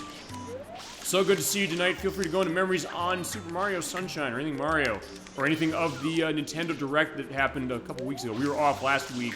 Oh, no. 2 weeks ago, we were off. So I didn't go into that specific because it happened that week. It's like, they're going to do that after. Oh, shit. No. Crap. Yeah, that's me. It's like, yeah, there you go. That's the idea that actually, okay, fine. That's reminding me of one thing. I'm going to jump the gun on this. I'm going to jump over to the Limited Runs game showcase because, fine, that reminds me of one thing because one thing announced is I said with limited run, sometimes they'll put out, like, remakes of things. You're, like, shocked that they're gonna put things out for this. That's me thinking about that. I was thinking about, if you're familiar with Bubsy the Bobcat by Accolade, a franchise from the 1990s about a fast-talking, Bobcat who on the cartoon, pilot, they did one cartoon pilot episode that had Rob Paulson from Animaniacs who's involved in this. I want this jetpack in real life. As far as the FLUDD, I get that, absolutely. So you're, in the pro-FLUDD camp. I am too, because of how this is. And you know what? Hang on. Oh wait, that's an alcove. In fact, I'll show you the idea of how good FLUDD is. Take FLUDD, use the hover nozzle to get over here and miss. And then go down that way, crap. But yeah, in that, cartoon pilot, he says like, that's me. But yeah, they were redoing, the Bubsy games. It's Bubsy the Perfect Collection. They've not announced what's in it, but the Steam page indicates specifically they have those, so Chasm22 had as far as the rocket pack or the jet pack like this. Yeah, I think that's gonna be the idea. Yeah, at least he can swim as far as Mario. Oh, what? Actually, and you know what? Who can't swim? Bubsy the Bobcat. He can't swim. When he goes in the water, he dies. Unless you have like diving gear in Bubsy 2. So actually, that's true. Unlike Bubsy, thank you for mentioning that. Or fine, go to Bubsy's case of what could possibly go wrong. Well, usually a lot did, but there's nothing interesting stuff that way. It's like extreme water sport or something. Okay, so fine. This is also your idea of extreme water sports and extreme cases of aspects of summer. So there you go.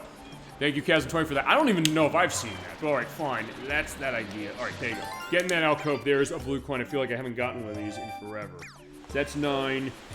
There's also fine. There's ice. Melt the ice. There's a life in there. Don't slander my Bubsy. Okay, Edwack, I am not slandering your Bubsy. I'm not gonna lie. I'm not gonna say that because there. As far as that collection we're pointing out, the Steam page has suggested actually the games that could be in that. They have not come out and said what they are. But the suggestion is that there is, okay, well, hold on a second. Yeah, you're totally right. I remember now I've seen videos, too, I guess, of, like, those, rocket things, or Bubsy, or all that. Yeah, as far as the Bubsy collection, it's gonna be feasibly Bubsy Claws Encounters of the Third Kind, the first one, which I don't know what version they're gonna take. They're gonna take Super Nintendo, Genesis, PC, perhaps. There's Bubsy 2, which is on Sega Genesis and Super Nintendo. There's a suggestion they're gonna take Bubsy 2 from Game Boy, which is something totally different. And I guess they feasibly went back to Nerf for the licensing with Nerf that game had, as far as it, or they basically just took that out. I don't know. And feasibly Bubsy 3D from PlayStation. And from what I understand, I believe that they did say they're doing quality of life updates, so feasibly, or Bubsy, Bobcats! Oh, there you go. So Edwack is definitely knowing the case of Bubsy. Actually, yeah, my experience with Bubsy was interesting because I played it on my late grandfather, may he rest in peace. He bought a Gateway PC in the 1990s. It came with a bunch of software. One of the games it came with actually was a copy of Sega Rally Championship, which I actually still have. It came with Deadlock, which was by Accolade, and it came actually with Super Bubsy, which is the PC episode, or the PC game, or the PC port of the first one. And it had the pilot of Bubsy, the cartoon that they aired, I think, on Thanksgiving weekend. And they did not pick it up specifically. You know, let me also take a look at one thing. How many coins do I have? I have 7. 1, 2, 3, 6. Okay, so there is that 8th one I'm missing. We're coming back to that. What's your favorite Mario game ever? So, Nickie B. Pickles saying. That's a tough one to say. I guess, I'll also go it this way. Fine. It might be Super Mario RPG for the Super Nintendo if I'm going to count RPGs, because when I played that game, we did play it for the show. We're going to play the remake in 2026 to celebrate the game's 30th anniversary. We'll do Paper Mario first, though, because I know I promised the Christian Nerd 64 that. As far as the platformers, I love Super Mario World and Super Mario Bros. 3. I love a lot of them, but I guess the ones I really like, as far as the RPGs, it would be Super Mario RPG. That's a great one. Chasm22 saying Super Mario Galaxy. As far as the 3D ones, I like Super Mario 64. I do like this one, despite the contentious points about it, maybe because of the risks this game takes, that I will kind of like, although I do like Mario Galaxy quite a bit. I've not played a whole lot of Mario Galaxy 2, and I really like Odyssey, as far as the 3D stuff. We're going in here. And also the 2D stuff, fine, this also gets to the Yoshi case, Yoshi's Island, which I guess that's kind of more of a Yoshi game than a Mario game. We hit that, and then go this way. I'm also just trying to get a sense of... Fine, there's also a bird we can kill. That gives a shine sprite, but, I don't need that right now. So, alright, let me think about this. Okay, I did get that one. There's that one over there. I gotta figure as far as the pulley thing. I guess we'll do the ones right here. I like all of them, even Mario's Missing. Actually, I haven't played Mario's Missing. And what'd you play that on? Because it was on the PC, it was on the Super Nintendo, it was on the NES as well. We could do that for sure. In fact, I think Dolly Finn mentioned that we did Luigi's Mansion, because we're talking about the case of first take of Luigi being a protagonist in the game.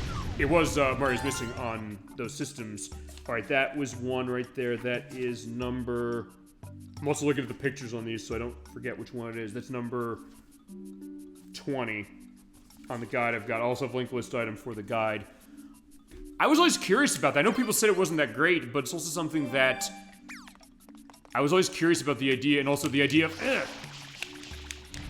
it's educational Mario. Fine, I used to play Mario Teaches Typing. The first one, actually before it was Mario being voiced, before the one that voiced, had Charles Martinet voicing Mario with the floating Mario head saying, "Hey, are you ready to Mario size?" Yeah, that is really something. And the flying head, and he goes like, like flying around like an airplane. It's very weird. And so is Mario's Missing, although, is it Edweg, what version do you play of that one?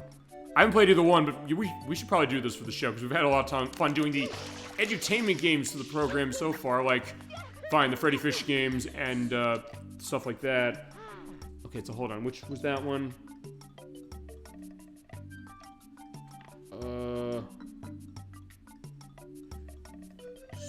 Spray them to reveal 2, that's right there, that's number 19. In the middle, I believe there's a way to go down, so I gotta go this way. And I like this game, although this game is hard. It's also one thing, though, that the more I played it, the more I understand it now. Actually, the more I honestly grown to like it. But this is by far the hardest 3D Mario game, without a question. There's not even a contest as far as, like, what's the hardest one. It's the 3D stuff, it's this one. Unless Super Mario Galaxy 2 is actually harder. I don't know if people said this game is harder. I've heard it's harder than the first one, but I have not played Mario Galaxy 2 that much. But it's been an interesting cross-section, so thank you for bringing that up as far as everybody, especially Nickie there, because that's been the question really when it's come to this one game, which is, what's your favorite 3D Mario game? Most didn't say this one. Actually, I think it was Gemini96 and Edwack, I don't know, was it you who said this was your favorite of the 3D stuff? I don't know if I'd say it's my favorite, although it's worth pointing out that I kind of like this one for the risks it takes, which is something that I gotta give it some credit for. Maybe the one that takes the biggest risks. Alright, there's another one. That is number 24. A lot of them are in here. This is gonna be the rest of the play. So yeah, the discussion case is absolutely welcome when it comes to the idea of this one. Whoa. And also, for that matter, do you like 3D or 2D Mario more? Or certain cases like that? Because I know people who love 3D Mario more than 2D Mario and vice versa. Okay, so that's one right there. That is number... I'm marking every damn one of these things down in the order of where they are. That's 22. 23 is to our left. Over there. We'll see that in a sec. Yeah, Mario, let's just walk out. Whoa. Okay, that's good. Okay, there it is, right there. That's number 23. Yeah, obviously, this is probably the place I'm getting the most luck as far as where are the blue coins. Fine, there's one down there, which I think... Oh, no, that didn't have a coin. But fine, even though Mario dove head first, he is gonna be fine. Actually, that's the way you avoid fall death in this game. Fall damage, I should say. Alright, so for this one, I do want to go up here. Go back up specifically to get our shortcut up, because there is... Actually, right up there, you're seeing where those indentations are up there. I come down there, there's a blue coin or two over there.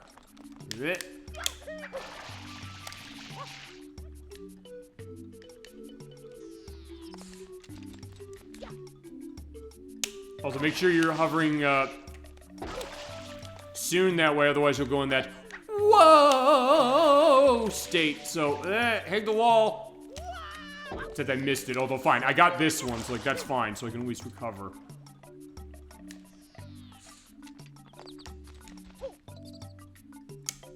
fine, that's what I want to do there. Ground pound, and there we go. So what I'm going to do now is back up. There we go. Yeah, I'm just making very specific movements. Not there, it's up here. That's the next one. Next is number...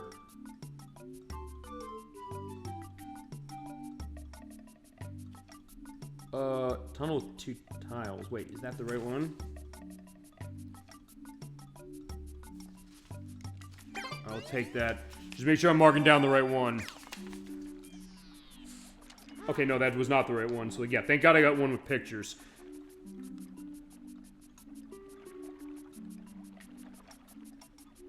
Oh, actually, no, actually, that one right up there did have ones. Okay, so I'll have to go grab that. Whoa! So go in here, and this will take... Okay, this takes you over here, so nothing else, you're getting a sense of the lay of this land. Oh, right, I think you... Oh, right, you drop down from that hole into this one. So actually, I do need to go out this way. And jump over that way. Whoa! Fine, this is one... I'll tell you, one thing I do like about this game, and this kind of, I guess, if nothing else, plays to my fast and loose perspective when it comes to platforming games, especially Sonic the Hedgehog, stuff like that. Yeah, I was bred on Mario, but especially also on Sonic, so it's like really these two. And that is the idea of basically just being able to do risky things like crazy and make something amazing come out of it. There you go, that's that one. Okay. Yeah, we're getting a good amount of these, and also a good crowd going on today. Alright, that one over there. I gotta go get that one over there, but I'm not gonna be able to get that if I don't jump down here. I also do get the idea, as I mentioned, why people don't like this game. But yeah, being able to do those fancy maneuvers and kind of like, I want to control this game feasibly the way I want to, and that can be very, very satisfying. Okay, so now, for that one over there, I'm gonna spin jump. There we go. Like that, because you can do fancy movements like that, and I love doing that as far as feasibly any game, but especially this one. There's that one. That is number 20... Oh, I marked that. No, I didn't mark that I did that one. That is... that's not the right one. Yeah, I didn't even have this set. Okay, it's right here. It's number 16. Okay, good. But I guess it'll also show, like, hey, there's hidden coins in here. Oh, I was like, wait a second. Where are we going now? Well, I think this... Let's just slide... I think you slide down from here, right? Fine, that's another way to get there. But, like, fine. I said I can go this way. It's like, yeah, I can play this game the way I want to. And that way, this is one of the most open Mario games there is. And that way, I do really like it. Okay, so there is the M there. This is a good case I picked this one first as far as... Or, fine. Third.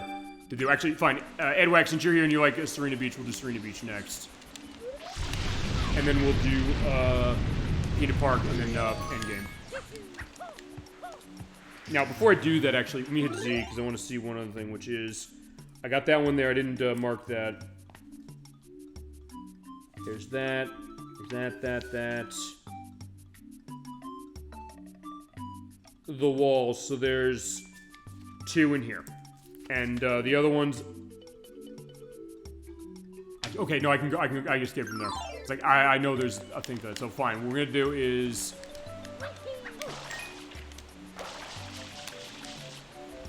Although I have feasibly wasted enough time, it's gonna cave back in on itself.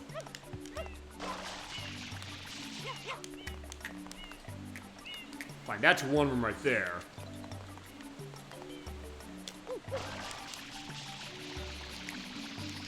Inches away. Yeah, okay, that's what happens, by the way, when that goes. Actually, I want to see something.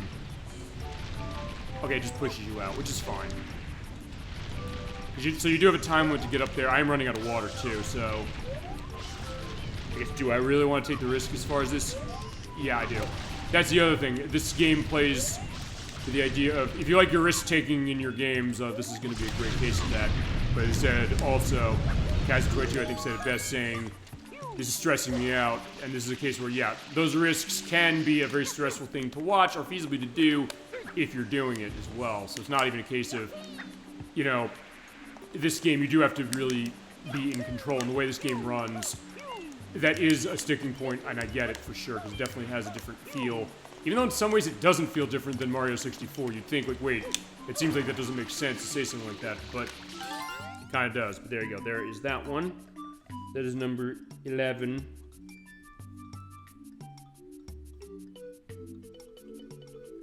And then actually, fine, there's a one going onwards that has something. Actually, but over there, on the... Ooh, inches away. All right, fine. I can't force this part of it any longer.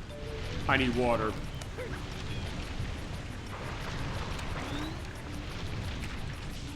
Also, I gotta see, can I... Okay, I can hit that from here. I believe it's in the center of this one. Yeah. Also, by the way, just to let you know, this is going to be sort of a random thing as far as it, but I will soon enough be on camera tonight. I have my camera set up. I just haven't turned it on because, like, I was waiting for the, for A, the sun to go down, and B, for other things. Because actually, I will... Fine, there's one of them. I'm actually going to do something a little different on the show tonight along with that. I'm going to briefly show what we're going to do in a couple months when I show, you know, the practice stuff for this one and the idea that, hey, we'll be back for that and I'll be on camera for, like, the DK bongos and things playing with this game. But I also bought myself the other day, I said, you know what, I was out, I went to 7-Eleven, I was like, well, let me get some drinks and things for, like, the holiday. I saw, like, they had Mountain Dew Baja Blast. I've actually never had it, so I'm going to feasibly have it live on the show for the first time. And I'm going to go on camera to show the fact that I have it, and I'm not bullshitting you about that. I also have some water as usual, and I have bottled alcohol, because why not? As far as, like, tiny bottle. It's Mike's Hard Blackberry Lemonade. So I will have those going on a little later. Yeah, because we did do a live camera show last week with Mr. Driller, and also with Man of Medan last year. So, okay, next is... Right, I have to get this. I'm going to try and see if I can get this one the way I tried to get it. And if not, I will feasibly come back. I do need to get the rocket nozzle because I don't have it unlocked here. And I think this episode doesn't have it, so I'm actually going to have to come up with pick another episode to use. Ah, crap, and I'm not doing well with the wall kicks. It's a little weird sometimes we do the wall kicks in the sense that, fine, if you're not straight, you can go off in distance like that, number one. And number two, yeah, I've wasted too much time. Sometimes you hit the wall just wrong, you'll slide. Uh-oh.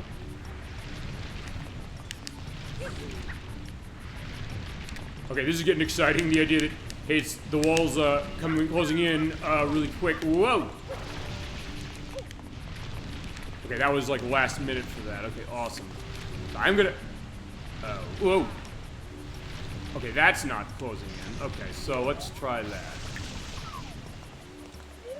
Can I hit that from the edge and get that? There we go. There you go. Yeah, just get the walls going down. There we go.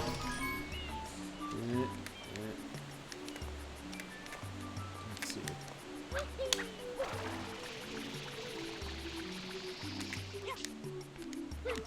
So now I'm going to try this again. I jumped high enough. Ooh, just made it. There we go. Yeah, that feels good when you do that. Absolutely. Okay, got that one, got that one. Where is that other one? That one, that's number 15. Actually, I do want to try... Can I grab this? Am I going to grab this thing or just... Okay, I'm in the alcove. I do need to climb up there to where Goober Bloober is. Because I do need... Oh, well, okay, fine, that's fine. I'll wait, I'll wait. I don't have to go that way. Okay, I'll have some water in the meantime. Yeah, this is kind of a waiting game, so this is kind of the blue coin experience. Actually, I might get 5 hours as far as this. So I guess it's fine, as long as I go on the other Switch on, the Switch announcements that happened to that Direct. One being a DLC for Nintendo Switch Sports, a game that they released unfinished. We talked about that before on the show, the idea that Nintendo seems to have a thing where they're willing to release games that are not finished by their own admission. Switch Sports is a case like that for sure, because there's events that they did not give us if he's with the other games. They're adding in basketball, which was in Wii Sports Resort on Wii. They're bringing that in this summer at a date to be determined. There was also Mio Memories in Orbit. Is an independent game that I don't really remember much about it. It's out next year. It did look pretty good as far as, I think it's almost like this spacey kind of emotional perspective as far as the way that the milieu of itself has gone. Looked pretty interesting. There's DLC for Disney Illusion Island, which came out last year. I do still need to play that because I know the people who made it said, A, we're paying attention to like Rayman Origins and Legends, and they're also paying attention to those Illusion games from Sega, like Castle of Illusion, Land of Illusion, World of Illusion, and in this case I need to just shoot the orange vases, so basically shoot both of these, and there is a way out.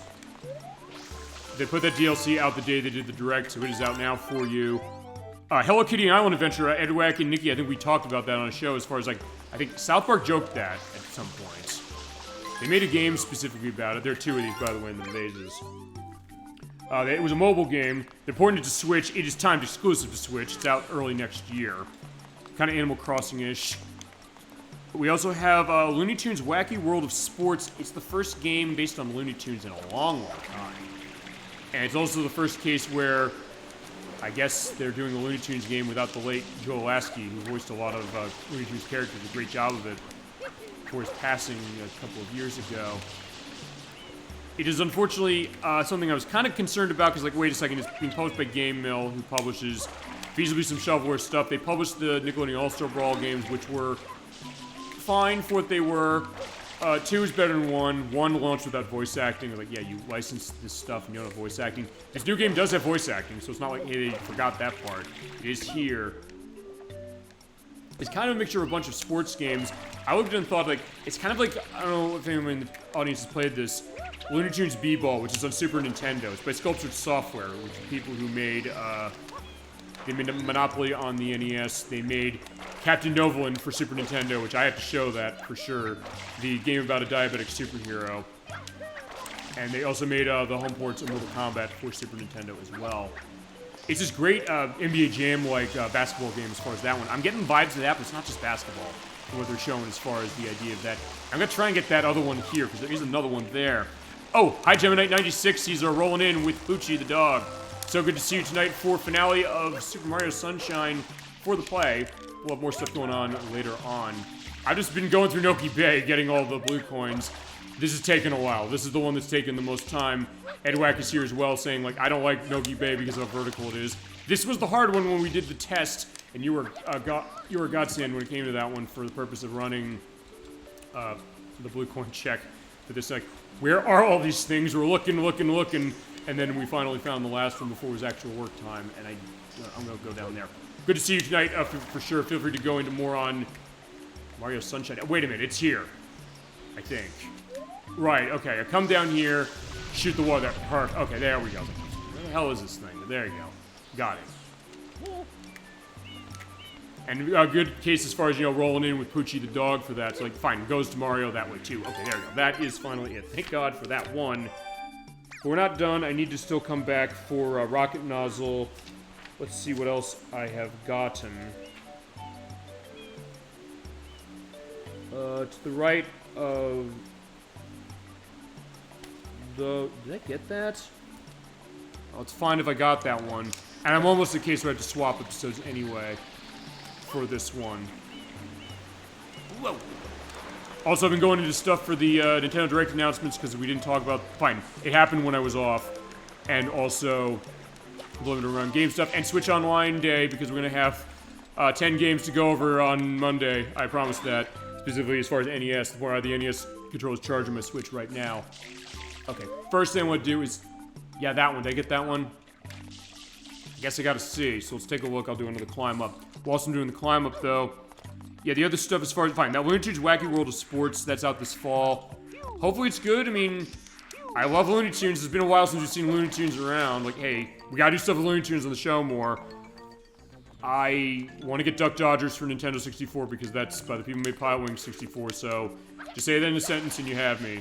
I think it was Ask for Sheep Raider on PlayStation, which I have, and some others as well. Yeah, hopefully that'll be a good one. I really do hope that way. Because, like, I don't want a bad Looney Tunes game. And, yeah, I like Bugs Bunny, Daffy Duck, and everybody like that. And, wait a second. Wait a sec, where am I going? Okay.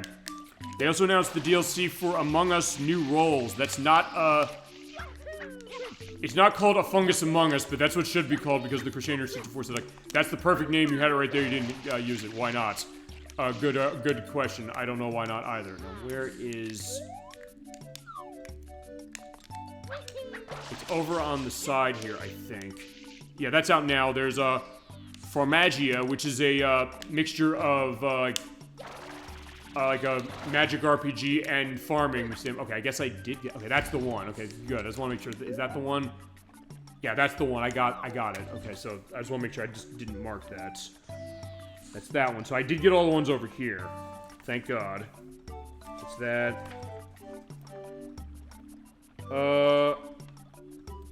Is that everything? Fine, the one I need the rocket nozzle for, I'll come back for that one. So yeah, we're going under the sea.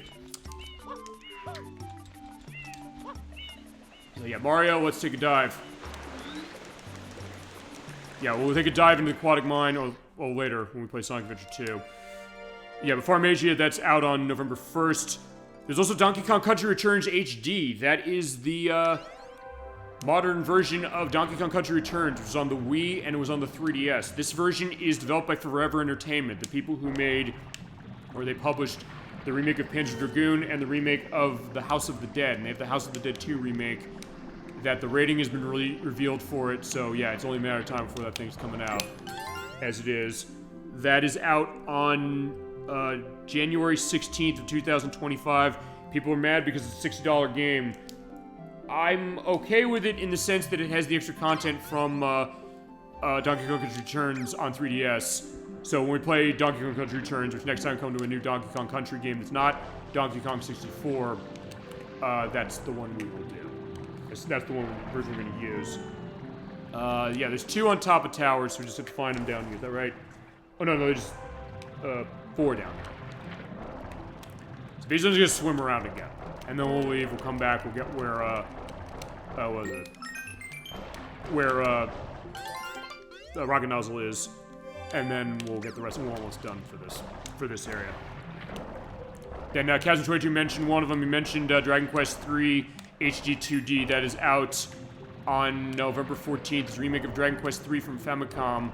And next year, they're also remaking, Dragon Quest 1 and 2 that way. They look beautiful as far as how they are, and I like Dragon Quest, Dragon Warrior, which is what originally was known here.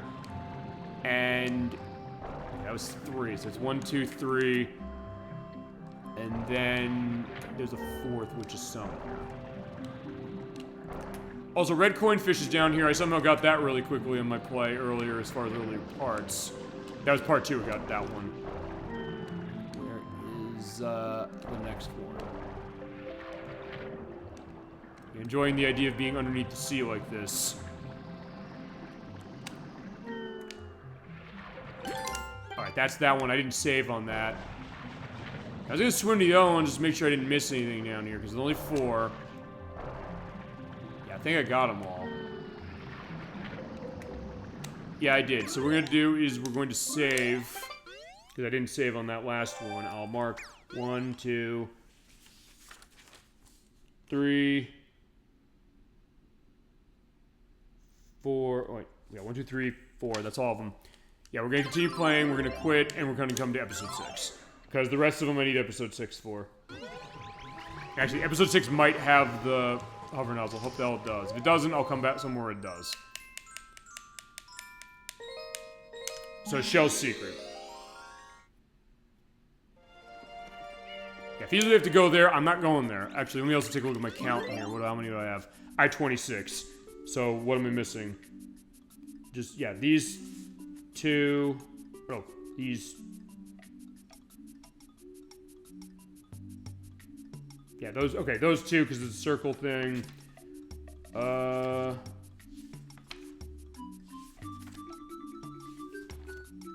one I know I need a rocket nozzle for, and oh, did I miss another one?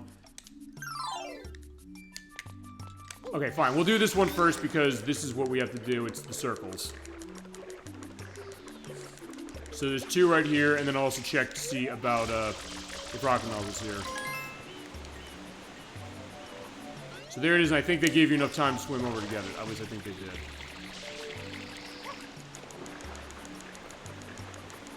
The only thing feasible we could do for this one is say, like, fine, we're gonna take, uh-oh. Oh no. Crap. Okay. I'll tell you what we're gonna do. New plan. We'll do this one. There it is. I'll tell you what I'm gonna, well, fine. If I had a turbo nozzle, I could use that. But I'm gonna do it a different way. We're gonna use the, yeah, that's the hover nozzle. Don't want that. Can I get over there in time with the, no, I can't. Okay, so I need to get turbo nozzle. I gotta find out where that is. But before I do that, I'm looking for rocket nozzle. I guess I didn't get it here, because you do have to get rocket nozzle when you go into area. In the meantime, this also might be a good pretext to keep going on the Switch on. Oh, fine. I keep seeing Switch Online. There's a lot of Switch Online. We'll talk that. Next, as far as the direct stuff, was Funko Fusion. It is out on September 13th. They're kind of doing like the Lego games in the sense that they're taking Funko Pop dolls, those things with the weird eyes, of a bunch of characters. They're turning into a game, so there's a lot of licensed stuff going on with it. I don't know if that means we can't show it on the program, but definitely seems like an interesting case of that. That is out, again, in September. Then there's Luigi Mansion 2, which came out last week. It's on Switch. That is how we're going to be showing Luigi Mansion 2 Dark Moon on this program, just because it's the easiest way to stream it. There's the new Dempa Man, which is out on July 27th. There's also Metal Slug Attack Reloaded, which is a, okay, alright, here's the rocket nozzle, so I can get this one now. There you go, and we got to save on that, so perfect. So he's not going away empty-handed. There's that one.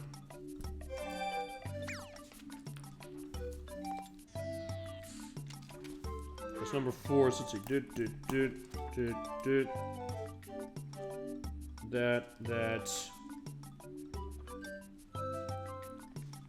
I'm also just making sure I'm counting every single one of those. I got that one. Got that in that area. That alcove, that alcove, that alcove. That one, that one. That one, that one, that one.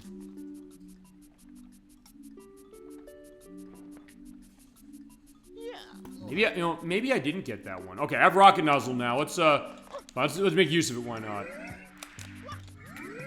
So yeah, good thing we're mentioning the idea of the verticality of this area, because it means that if you're not liking the verticality of this and you have a mission where you have rocket nozzle, use that, and it's able to shoot you up really quick.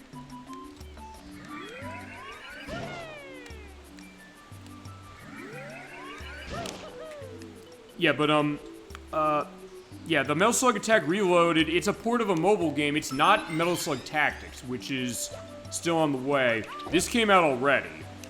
I like my Metal Slug, although Metal Slug usually is SNK side-scrolling shooters. I definitely just start showing stuff with Metal Slug. I'm probably going to start with 3. When we play 3, I'm going to play it on Xbox, because 3, they actually enhanced the release of it. It has these games have massive slowdown in their original forms. The OG Xbox version is the only one that actually fixed the frame rate. So for that reason, I said, like, yeah, we'll show it, and also because there's extra stuff going on with it. Okay, so I did get that one. So hold on, which ones did I miss? Oh, yeah, fuck you. It's like, yeah, he punched you out of the way. It's like, yeah, you said you want that life? No, you're not getting that life. So fine. Feasibly, outside of Super Mario Bros. 2 from Japan, this might feasibly be the coolest Mario game. Well, that or Super Mario Bros. Special on the PC, which I hear is really horrible. Which I don't think Nintendo was involved, but feasibly the licensing went to them anyway, so... There's that. Okay, fine. Oh, wait, there it is. Actually, fine, that's where Turbo Nozzle is. Turbo Nozzle's over there. As soon as I get Turbo Nozzle, we get the other two. And then I gotta find where the last one is. But hey, if nothing else, is also a good case of being able to go through this stuff. There's Darkest Dungeon 2, which is out on July 15th. That's actually coming out very, very soon, as far as how that is. There's the Switch Online updates they did before the ones from this week. We'll talk about the ones from this week later, but the ones from before were, as like first mentioned last week, the feasibly redundant idea of saying, hey, we're gonna have the mature app put mature rated games up there, which they gave us Turok Dinosaur Hunter and Perfect Dark. I love Perfect Dark more than words can express, but yeah, they fucked the port up on that one big time.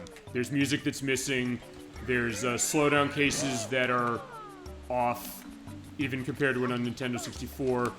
The blurry effect on that is insane. I mean, it's insane in the main game anyway, especially when you get hit with the N-bomb or the N-grenade as they call it in the later releases. But when you get hit with that, the screen goes totally nuts. There's cases where the cutscenes are missing music, they're missing audio. It's, yeah, I mean, it's one of those cases where, yeah, I don't know what happened with that one, but it was awful to see that they treated this game that way. And I guess, fine. Where is that? Yeah, where is the rocket nozzle? It's supposed to be around here somewhere. Maybe it's on another episode. If I do need another episode to do it, I'll use it. I'll come to another episode to get it. And I'm actually trying to see. What I'm trying to see is can I get in there? Number one. Oh, it is there. Shit. That's it. Okay, I can make it feasibly, but I cannot. Fine. I don't need this right now. Whoa, it's pushed me down. So I think what I'm gonna do is I'm gonna go grab hover nozzle again. Just gonna go get it. Go get those and find out where that last one is. It looks like I have everything, but this is what happened on the test as well.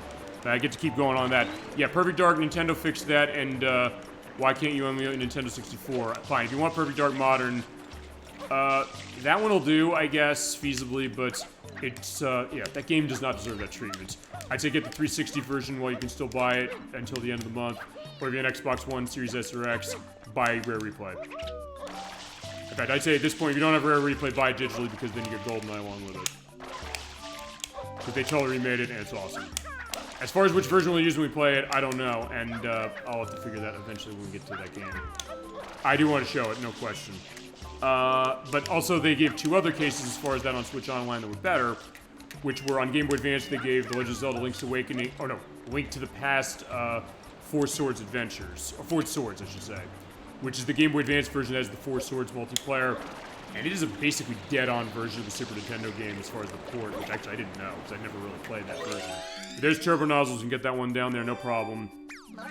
It's awesome, and then the announcement as far as Game Boy Advance I was most excited about is Metroid Zero Mission. I've been begging for Metroid Zero Mission since they first did Switch Online for Game Boy Advance. They put it up. It is unbelievable. I cannot believe that case.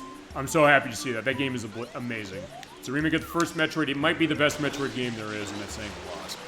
It's absolutely fantastic. If you have Switch Online expansion pack account, go play it. It's fantastic. Okay.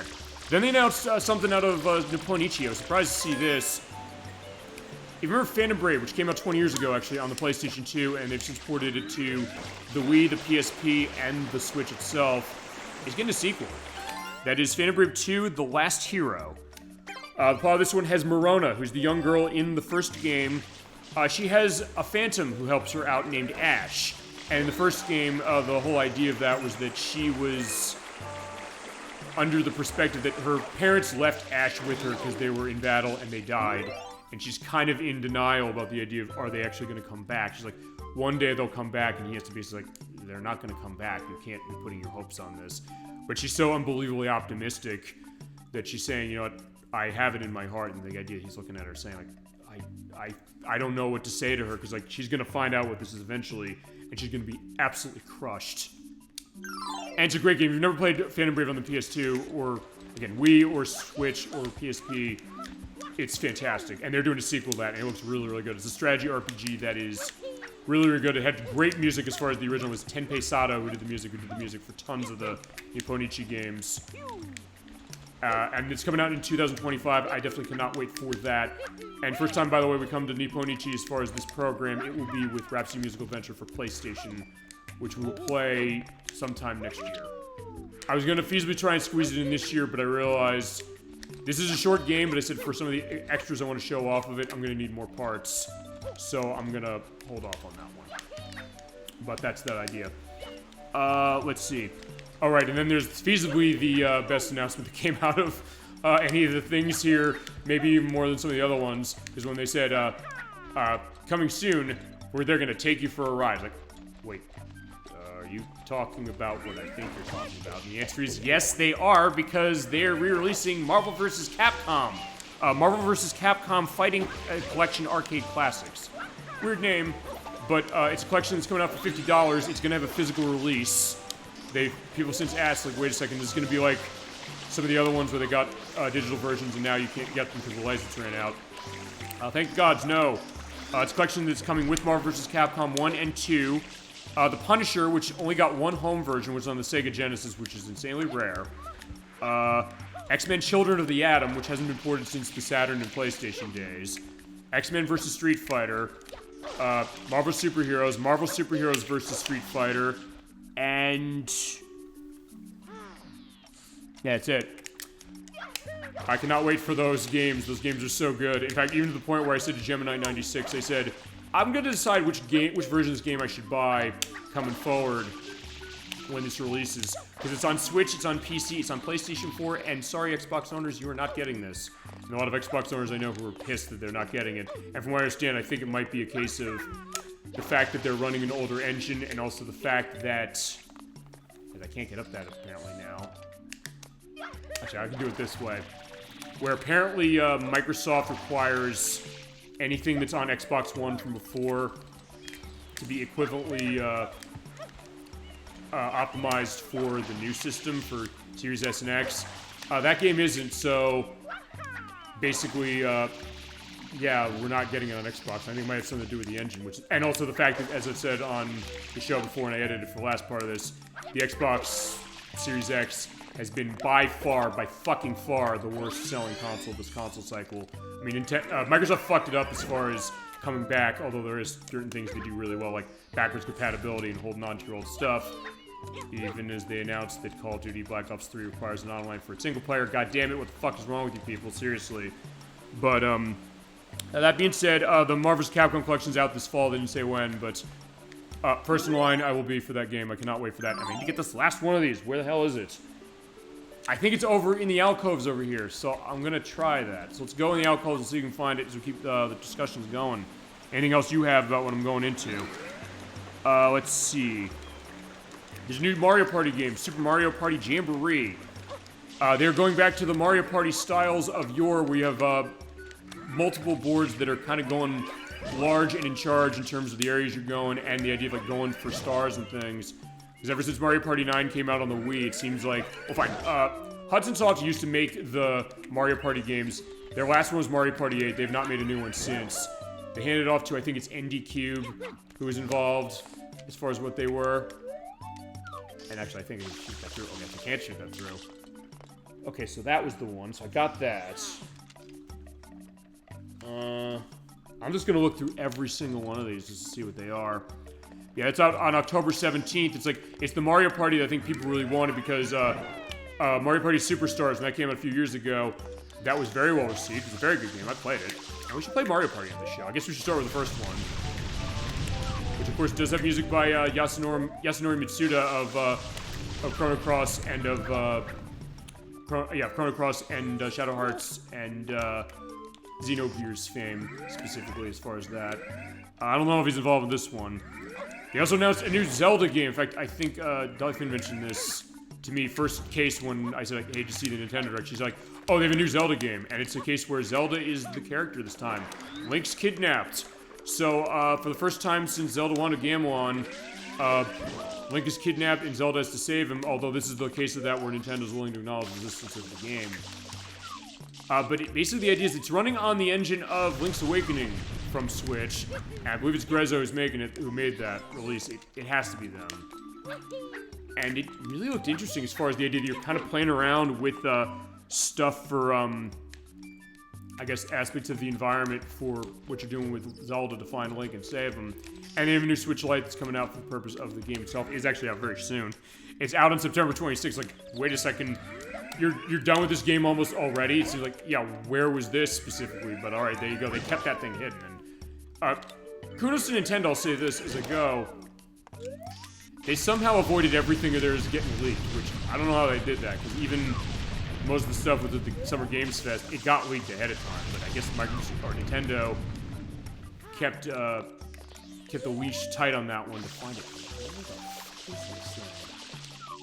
Yeah, we're gonna find this. We're gonna get this. We're not leaving until we get it. In this case, it might be a 5-hour show just because of that part alone. Okay, not that. Fine, Mario's diving down, but don't worry, he's gonna live. I always find that funny, the idea that, hey, he's able to do a dive down from that and live. Oh, maybe this? Alright, so let's see, maybe in here.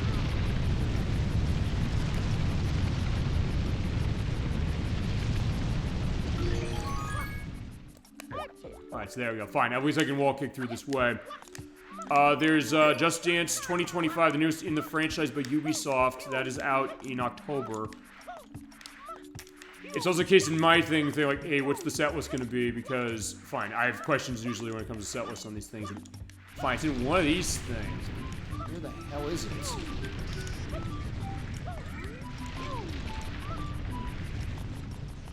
Okay, it's not in here. It's not one of the hidden ones. At least I'm getting some health and things. Going out over here. I thought I got one that was here.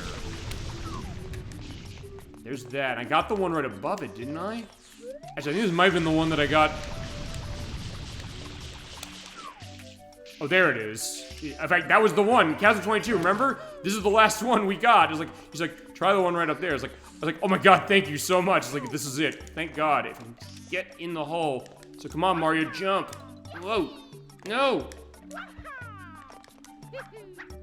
Yeah, never before has one jump been so... Fine. Hang on. I'm gonna also see... There we go. Thank God. Alright. We are done with Noki Bay. Jesus Christ. Let's take a confirmation of that. 30. Alrighty. So, yeah, you know what? I'll tell you what. I was gonna do this later. I'll do it now. Hey, everybody. Yeah, so yeah, I'm on camera now. Also, like, fine. To celebrate that, arduous task of Noki Bay with 30, blue coins. Yeah, nice. Yeah, good case, Mario. Let's, go. Let's exit the area. Yeah, along with everything I've said here, I have Kirby over here, I have my papers. Yeah, fine, let me show you this. These are the fucking papers I wrote down with everything as far as the blue coins and red coins and all that. I'll find the blue coins for it specifically. And I did buy myself some Mountain Dew Baja Blast. Used to be only a Taco Bell. I've went my entire life, 38 years without ever drinking this stuff. We're gonna drink it now. We're gonna see. Is this as good as people say it is? Let's see.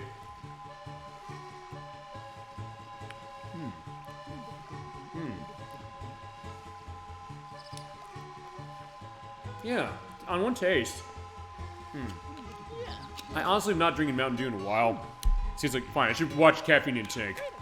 Because this shit has tons of it. That being said, actually I like it. It kind of tastes... Okay, this is tropical lime. Natural and artificial tropical lime flavor. Alright, that's good.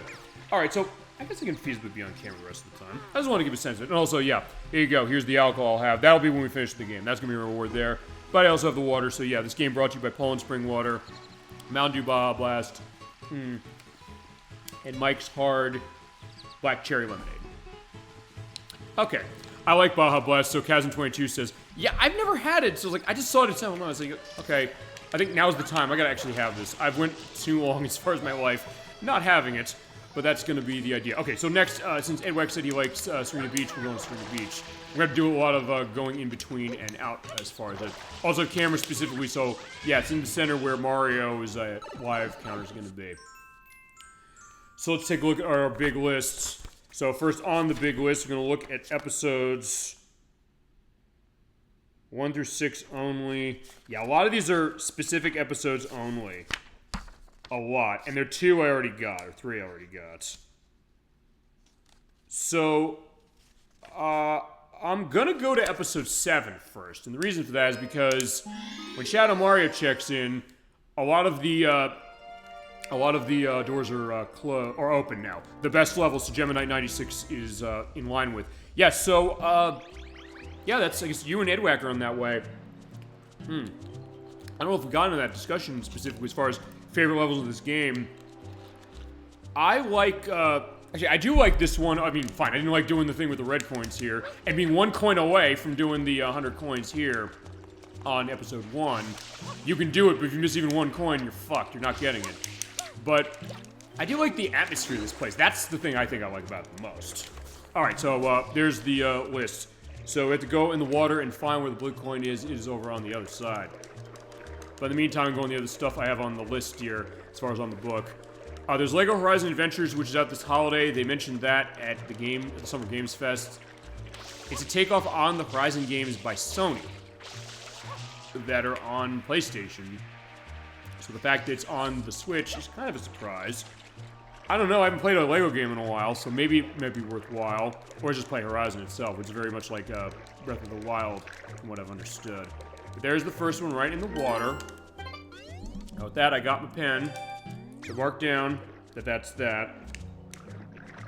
And then we need to go outside in the Smoothie Shack, which I didn't even know that's what it was, but either way.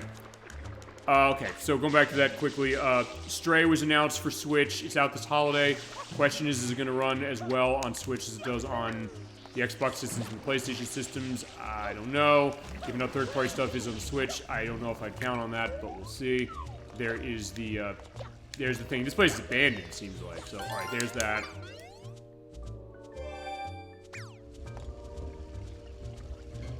Alright, so we're gonna go to the flower bed that is up here. We'll get the M in a second, because it's right there. Just hit this with water, and we got the blue coin, which is right over here. But yeah, going back to the thing with the level, I do like the atmosphere of this level. As far as the level itself, I do kind of like Bianco Hills, also kind of for the same reason. Actually, yeah, I guess I do like this, maybe this level the most feasibly. And Peanut Park. Actually, I do like Peanut Park. Probably this Peanut Park and Bianco Hills for me, specifically. Let's see, what's next? The flower bed. What I didn't get last time, we showed that it was here. Spray that fire. There you go. Yeah, good luck getting the coins out of that for other episodes. That's that. At the back of the hotel, on the top is another one that's up here.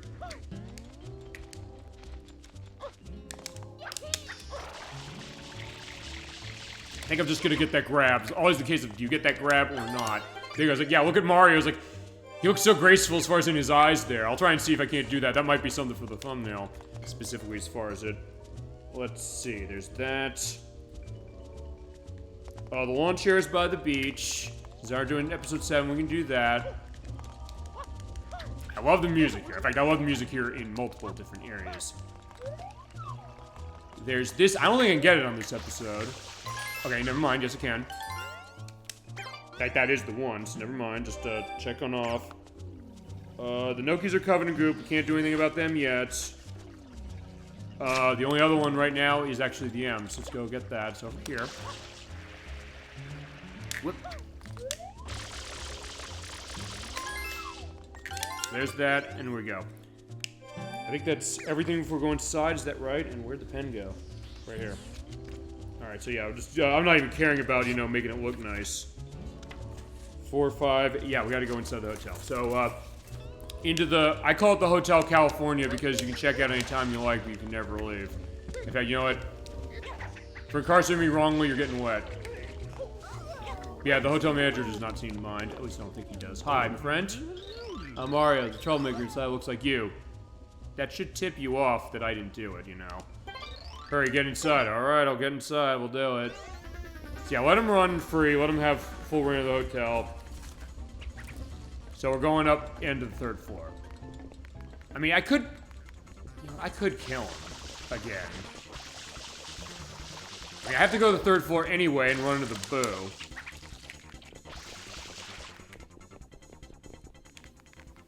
Fine, there's X's, there's M's. That's not the real one. Okay, so fine. That's the hint of that's not the real one. Actually, I did not notice that when we tested, which is he's kind of got with a white sheen there a little bit. But there you go. Fine, there's multiple fake ones, so fine. It's here, I believe, yeah? Yeah, hit the lamp. So yeah, you're usually not supposed to shoot water into electricity, but in this case, it gets you blue coin. That's that one. We have to get to the chandelier that's right here. Shoot that.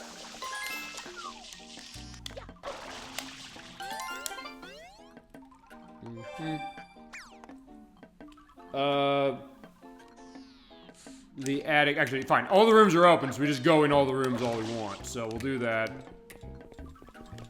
That I got by accident. There was a blue coin there, but I already got it. There's a blue coin in this box. I already got that one, too, last time. There's one right there. I don't know which one that is on the list.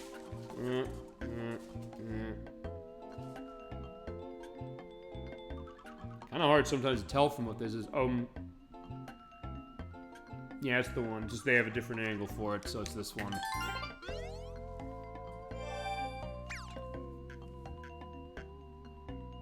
Actually, yeah, the one I was in up on the floor above me, that did have blue coin over a different kind. You're hearing the Mario music as far as, like, Shadow Mario. Yeah, fine. Have fun doing what you're doing. Terrorize the hotel. I don't care. At least not right now.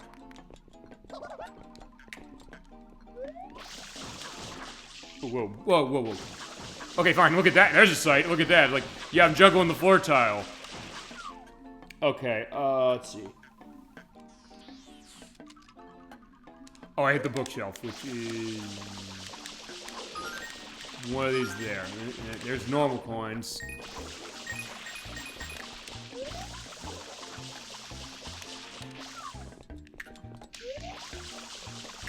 It is episode... Yeah, I can. Okay, so I can do it in this one. There it is. Okay, I just had to hit the right spot. So that's that one. Let's see. That one I got. That one I got. Yeah, I had to look for the glass table. I do remember the glass table coming up as far as what it was, so we'll see.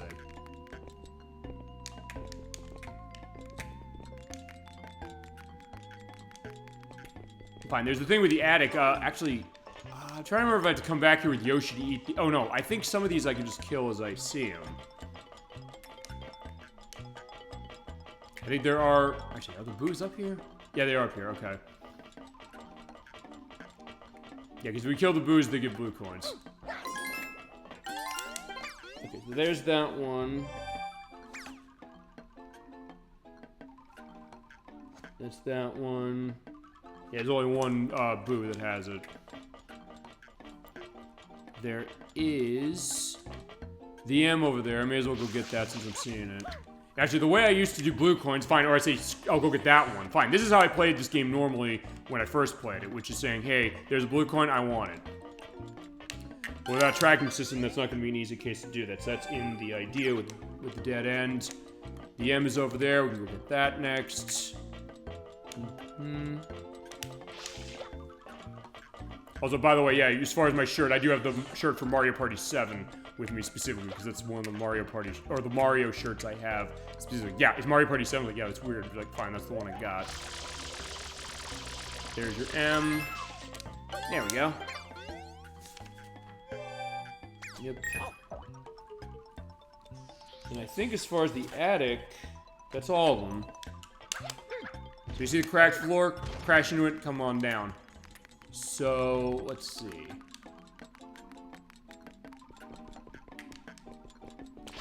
I did that to go in there. There's that going in there, which I got that. Okay, I was basically just shooting that open. Alright, it's right in there. Oh, yeah, I have to go. Alright, I have to go. I actually do have to go to the attic, so never mind. I have to go back to the attic. I have to crash in. Actually, do I? Hang on. Yes, I do. Ow. Oh, actually, no, there's open door, never mind. Well, actually, I could have crashed at the attic. I think I got this one already. Yeah, I did. Yeah, if you spray that, it has an outline and there's a point in that. There's that, there's the thing with the bed. Yes, right over there by the bed. Whoa, dive there. So that is number 22. Yes, I'm getting through this one way faster. Fine, no. Alright, Edwag made the point as far as Noki Bay. I guess I proved it feasibly, which is that, yeah, it takes a while to handle it. Going vertical, going blue coins on that is a tough case. Yeah, we did get that one. I marked that we did that one before we did the show. The triangles and the X's and then the M at the top. Okay, so we'll do the X's and the triangles a second. There's the M. We can do this. That's right here.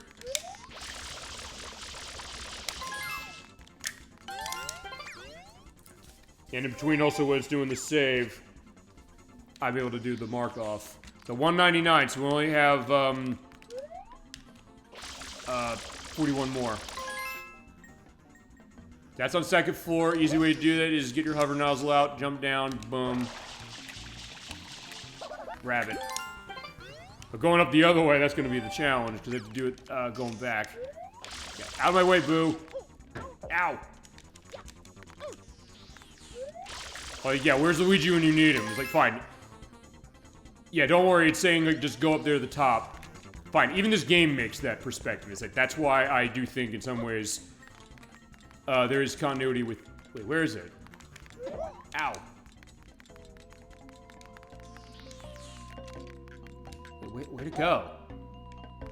Oh, fine, you know what? I'll do it easier way, which is like, fine, you know what? I'll tell you what I'll do. Stand up right here, hit it from here. I think, assuming I can hit it from here. I guess I can't.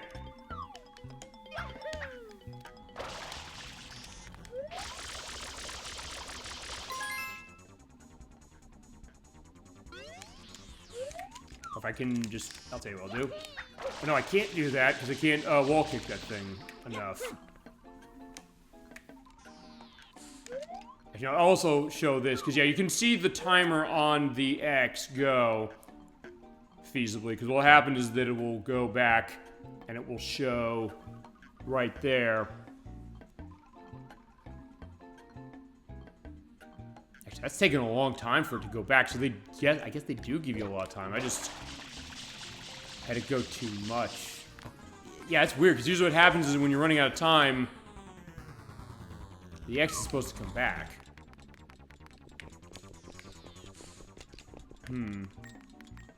Oh, was that it? Wait a second, was that the one? Hold on. Uh-oh, I'm gonna die.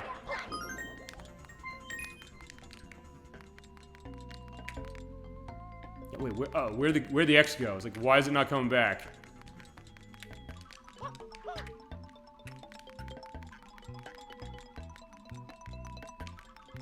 Okay, honestly, I don't think I've ever seen it do that way, so, okay. Okay, now it came back, so alright, fine, let's try that again.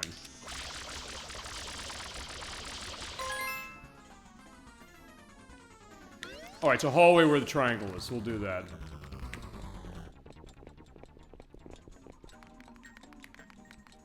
Oh, it's right there, okay, so it is there, it's just they give you... Okay, so... Okay, that's interesting. So basically what it does is that it kind of... Is it acting like it's... Okay, I didn't see this when we did the test. So Gemini96, since you're an expert of this game, and Edwack as well, we have the two experts of the game that I know in the house tonight, and I appreciate that for sure. Does this game handle loading... Okay, fine, let me rephrase this. Not that there's loading when I go between floors, but is there a case where it looked like the transition of that, like there, you're seeing that? Because when I came up here, I was like, I was looking at that thing and the X didn't go away. I came up here and then I heard the ding ding to give a sense that the red coin or the blue coin came there. So I guess technically, does that mean then you have infinite time as long as you don't until you break the barrier going up here? Because I think that's what it looks like. That's what I'm getting the sense of, from what I can tell. Yeah, always find something new out about this game. That's what makes it so interesting. Alright, there's another one of those. Alright, the triangle, I know I gotta go down to the first floor for that one. Go back where the fruit stand is. Just jump down.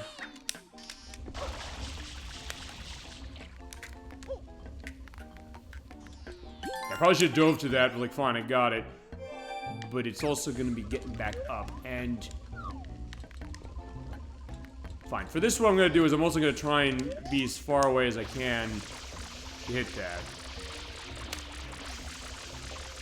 So it maximizes the time that I need to run, or maximizes my way of getting up there, but also I don't have to run. Yeah, fine, I'm not running after you. I'm running after something else blue. Ah, shit. Oh, I could do what I did on my test. Hold on, let me try on the test. Because on the test, I believe he has wall kicked off the totem pole. So fine, we're gonna do that. In the meantime, though, let me also mark that other one down that I didn't get, which is fine. That triangle, I'll be getting that one just a second. Got that. Okay, so fine, we'll do that. I think it's gonna be the same rules then, which is that since it's on a different floor, as soon as I break that, it's gonna be... Yeah, so I can just wait. As soon as I bust that, then I have the time just to... sort of make the distance. Okay, fine. Well, sort of. Then maybe it's not doing that. Okay, Gemini96 might have the answer. I think the timer runs regardless, but it doesn't reset until you're within a certain distance of the spawn point. Okay, so that's what's going on. Thank you. That's I appreciate that. Or if it's within view, perhaps. Gotcha. I think that makes sense. That makes total sense. And that's why I'm saying, like, hey, document this game. I don't know if anybody else in this is going... Shit! Ghost! Alright, I got it. Alright, fine, we got him. I was gonna say, I don't know if anybody's necessarily went into this as far as what it is, which is why we'll do the shows the way we do them. Just because of it. I also make sure... Okay, I just want to make sure I'm actually looking at the damn camera right. Yeah, there we go. Yeah, hey, everybody. I just want to make sure I'm looking at that correctly. Okay, so now that we got that set, thank you, Gemini96, I appreciate that, for sure. I knew somebody would have the answer. Somebody in the group, as far as this, would know exactly what's going on. We got that. So we got 1, 2, 3 more. So we need episode 6.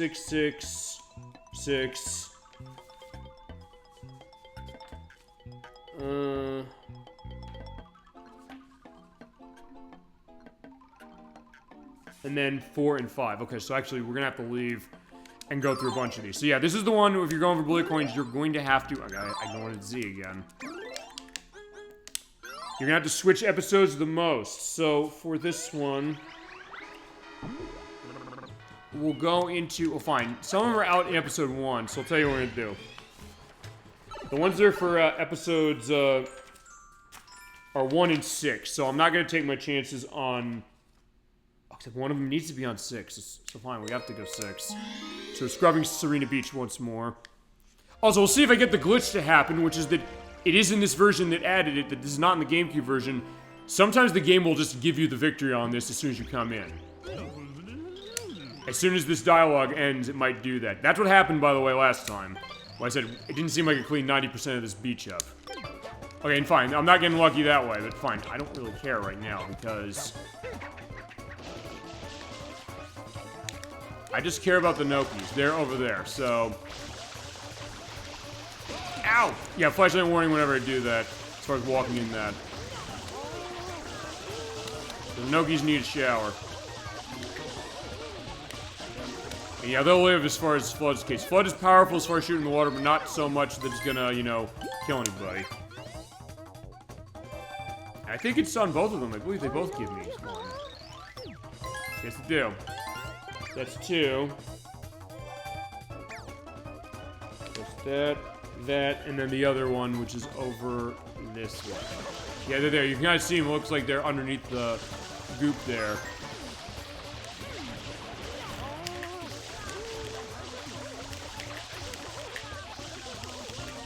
Yeah, it seems like, yeah, I'm missing a lot with that, because I was going to try to see, hey, what does that do?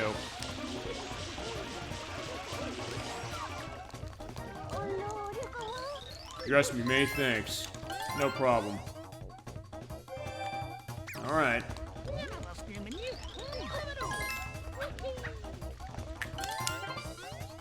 Alright, so that's 9, 10.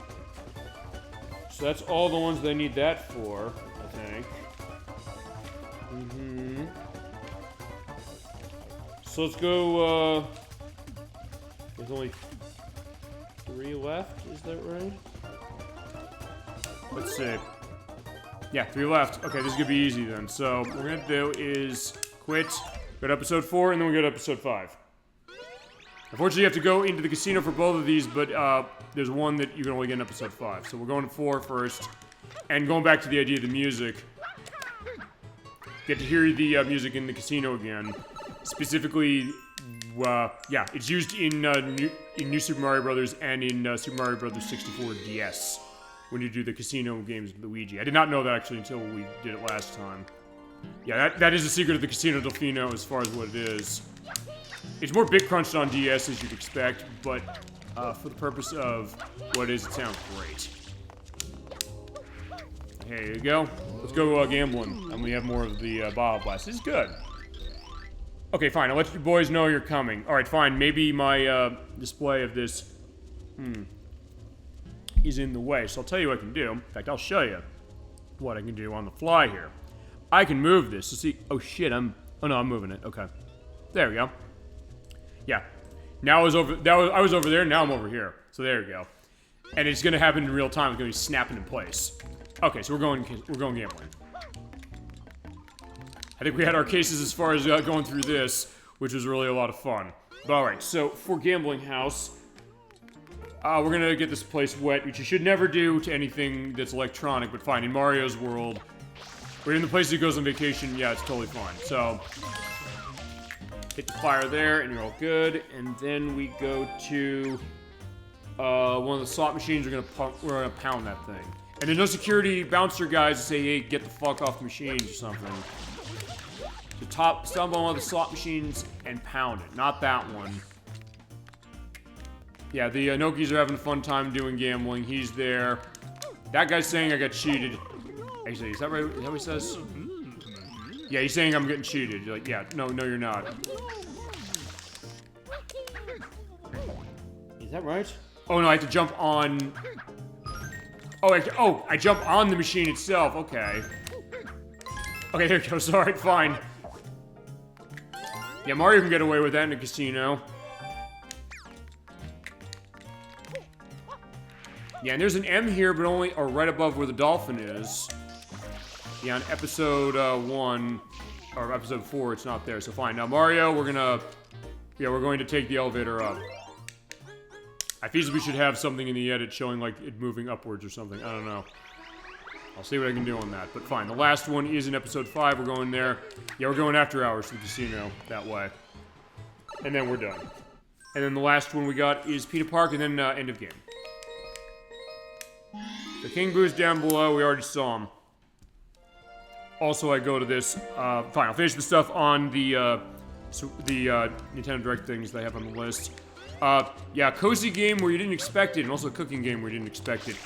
Tales of the Shire, a Lord of the Rings game. That's what it's called. You do take place in the Shire where the hobbits live, as far as the J.R.R. Tolkien series. And it looks not too bad. It's out this holiday. They were kind of leaning into the cooking thing, so it's like Cooking Mama meets Animal Crossing meets Harvest Moon, I guess, meets the Lord of the Rings. A weird mixture, but it actually doesn't look too bad. Also, is the Ace Attorney Investigations collection. They're taking Ace Attorney Investigations 1 and Ace Attorney Investigations 2 Prosecutor's Gambit, the latter of which never came out in the US. So it's going to be its first time getting released over here on September 6th. It's coming out on all the consoles and the PC.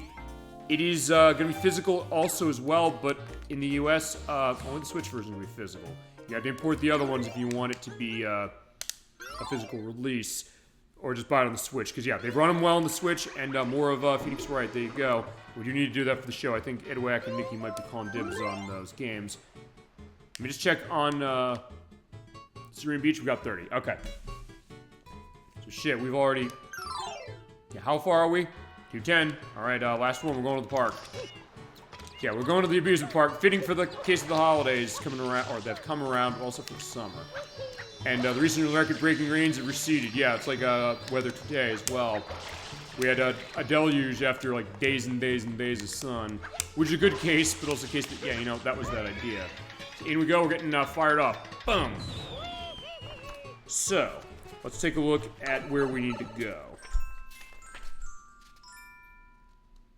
Let's see. There's a lot that need Yoshi. There's also a lot I need to be in. If I'm going in park as well. A lot can run episode 1. So we're gonna do, and 6.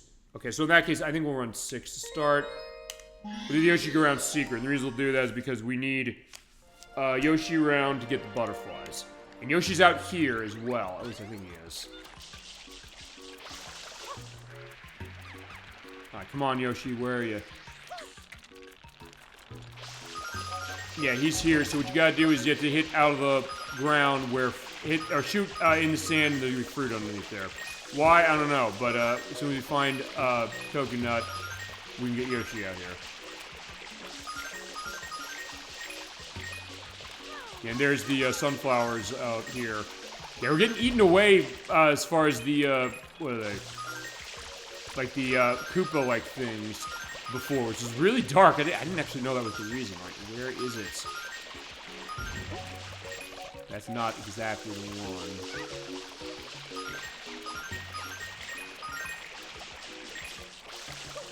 I knew it here because as soon as we go in the park, we can't leave, so... That's the idea. Fine. If Serena Beach is Hotel California, then as I said, this place is Action Park, although fine, it's not as bad as Action Park, which is the New Jersey theme park, water park, that was insanely unsafe, people died, and there were class action lawsuits. Yeah, the documentary I mentioned last time, as far as that was Class Action Park, which I believe is on HBO Max, or Max as it's known now, as it was. I think Brad Jones, the Stone Gremlin Productions guy, I think he said it was like the best movie that came out the year it came out. Where is the thing for that? Ow. Also, here is a Pianta. He's doing maintenance on this place, huh? Amusement park, it's not this way. Oh shit, I lost my hat. Right, okay, I didn't show the hat loss, by the way. Yeah, they can steal your hat. If you have your hat gone, Mario he keeps losing health. So yeah, kill whatever's there, get your hat back. So it's like Indiana Jones, except Indiana Jones didn't die without his hat. Mario will keep dying.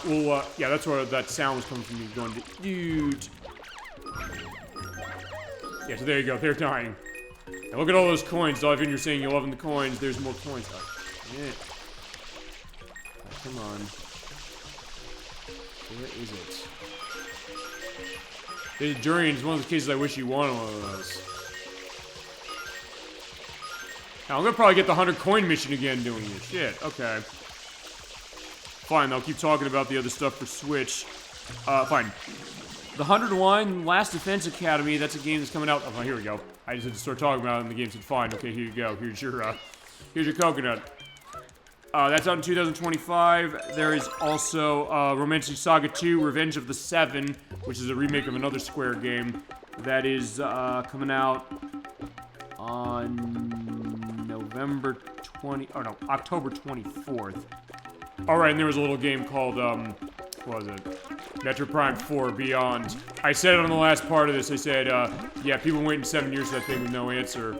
And then what happens, like, oh yeah, they announced it. They said, fine, they announced it's coming, they showed it, it looks unbelievable. It's coming out next year. The Return to Metroid Prime, oh my god, it looks fantastic. And I got 2 of those right there. So you get 2 of the butterflies. And then all we need to do is go into the park to get the blue butterfly. And then we'll come to episode 2, and then episode 1 is where we're going for everything else. But I believe Yoshi goes away when I go in here. At least I think he does. And those baskets, I have to come back to episode 2 for those. Yeah, Metro Prime 4, oh my god, it looks so good. And here's hoping we get Metro Prime 2 and 3 ported to Switch. I guess next Nintendo system. I'm thinking they might put that on both systems.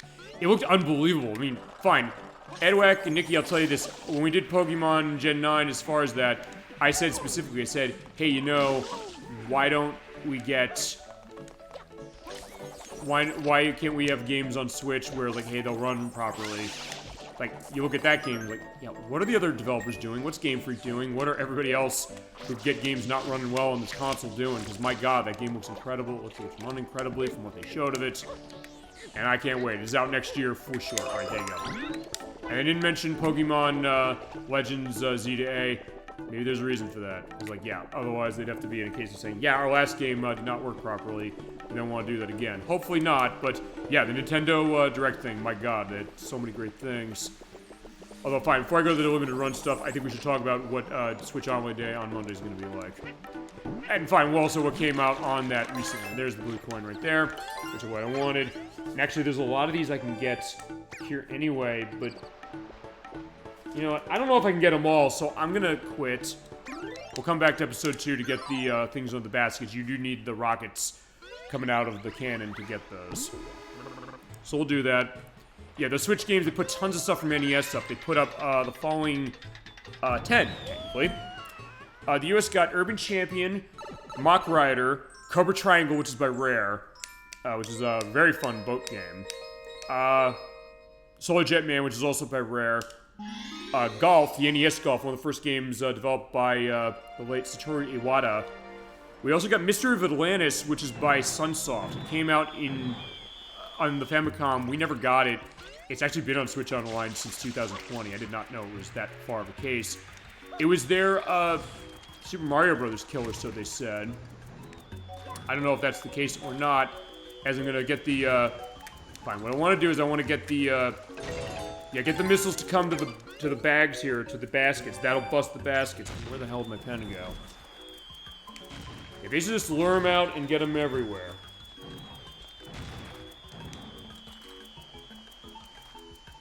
As long as they come by and hit the basket, you're good. But you really need the purple ones in order to lure them out. Let's see, there's 1, 2, 3, 4, 5. I'm just waiting for them to hit me. Please hit me, guys. There we go. Just mark everything else out as far as that. We'll do that in a second, because there's 5 of these. Yeah, so yeah, Mario can't bust these specifically. You can't ground pound them. You basically have to get the purple bullet bill to follow you.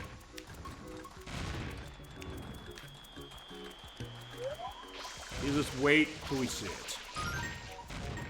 Yeah, those are the ones. Okay, fine. There's one other game that Switch Online got, and this is for the Crochet Nerd 64. Who I asked him this, like, have you ever played this game? And he said, I know you're being serious, but under normal circumstances, I would think that's not something you say to somebody in a normal conversation.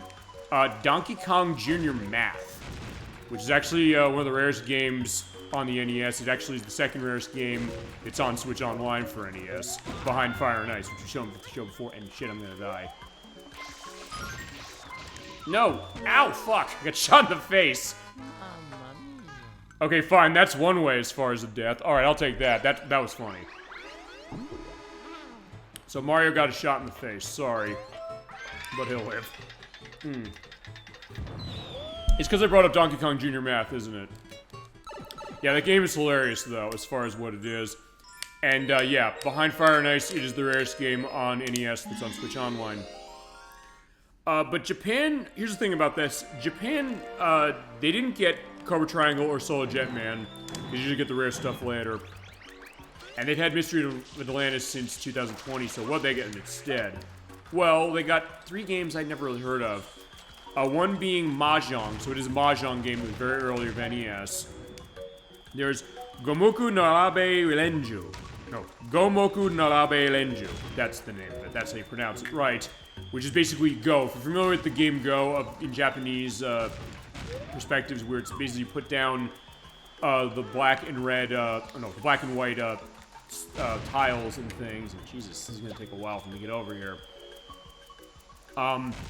Yeah, you have to connect them in bits of 5. It is available for that for the Japanese app. They also put on Mahjong, and they also put on, this one's gonna be a mouthful to read, so I'm gonna have to read it out. Famicom Mukashi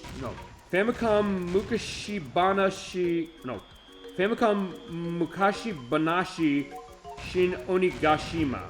It is a adventure text-based game, so unfortunately not translated like all the stuff over there is for the Japanese app, so not really something that's gonna be easy to play it, but they did put it out. I believe Shigeru Miyamoto was sort of involved in this thing. Actually, okay, fine. I'll lead the purple things a little easier. So here's what to do. You get them close to you, and then they'll follow you, and then at that point, then you run towards them. Except it's still missed. Alright.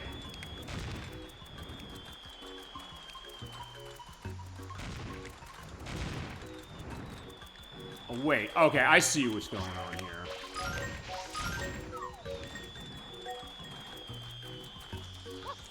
Ow! I think I hit in the back. Yeah, and those take 3 health away from you.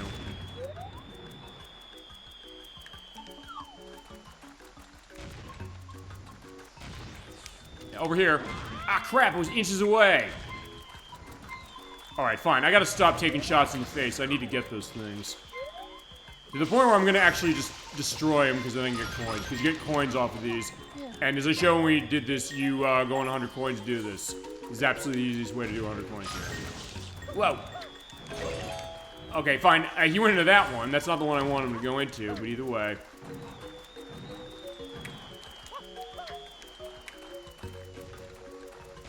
Oh, fine. That one killed that one. It's like, fine. It's every bullet bill for themselves. Like, yeah, fine. You're gonna go after Mario? No, I'm gonna kill you if it means that you're gonna get Mario before I do. There we go. Alright, come on. There we go, finally.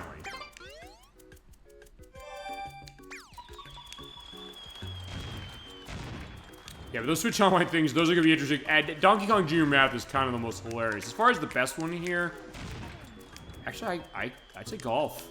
And Cobra Triangle. Cobra Triangle is really, really good. If you've never played Cobra Triangle, I'd highly recommend that. Alright, yeah, that box, and then the other box as well. In fact, I remember, there's, Defunct Games has a YouTube site. I've referenced them a lot. They'll put out really, really fast a Switch Online update thing whenever there's anything for a retro thing. In fact, they did, Edwack, to go to you. When they announced that, Bubsy Perfect Collection, they basically said, what do the critics think back in the day of the Bubsy games? And they went into that specifically. And it was interesting to see that. Alright, come on. That's the last one, got it. So we're gonna quit, and then I'm gonna come back to episode 1, because everything else I can get in episode 1. So let's see, so I have 1, 2, 3. Go in here, and then 4 and 5. But, yeah, going back to that, as far as that, I'll have the link to that video they did for the new Switch Online things for NES, because it was a deluge for NES, which hopefully means that they'll have something for Genesis, because it's been over a year since we have Genesis games up there, unfortunately. But anyway, he said, like, I'm gonna go on record, Cobra Triangle is the best game Rare's ever made, which I'm like, okay, strong words, but maybe not a bad case of it. Alright, fine. Alright, here's the question. Do I have to... Okay, because fine, we're gonna see you again. Let him go, I don't care. But fine, go. Ow. Fine, what I'm trying to do is shock him so that then he gets, he electrocutes himself. Alright, do it. Ow. There we go. Okay, so let's get through this, and, there we go. So, oh wait, I forgot ones outside. Okay, there were ones that were not to this that were outside. That's fine. We'll have an exploration of the park. Why not? So, we'll look for another Bluebird. So, Chasm 22, Bluebird's gonna die. So, in fact, there it's gonna die right now. Over there.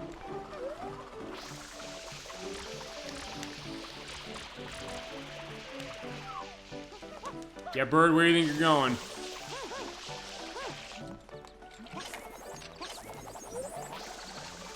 Actually, I do want him to come over because I don't necessarily want to trigger, you know, seeing Bowser Jr. again. This is in episode 1. Ow! That'll feasibly happen.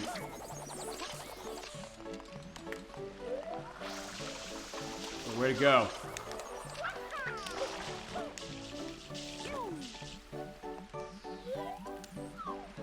Where is it? Hang on.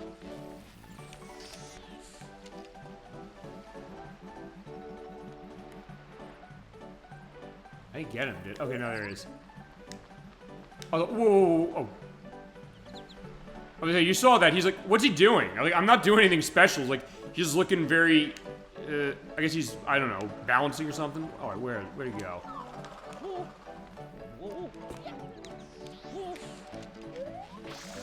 Actually, no, I can't really aim effectively on this, so fine. We're getting on top of the Yoshi go-round. Come back here, bird.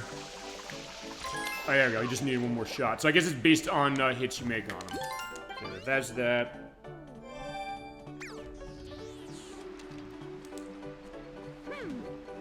Alright, there. So there we go. Set Mario. Let's go.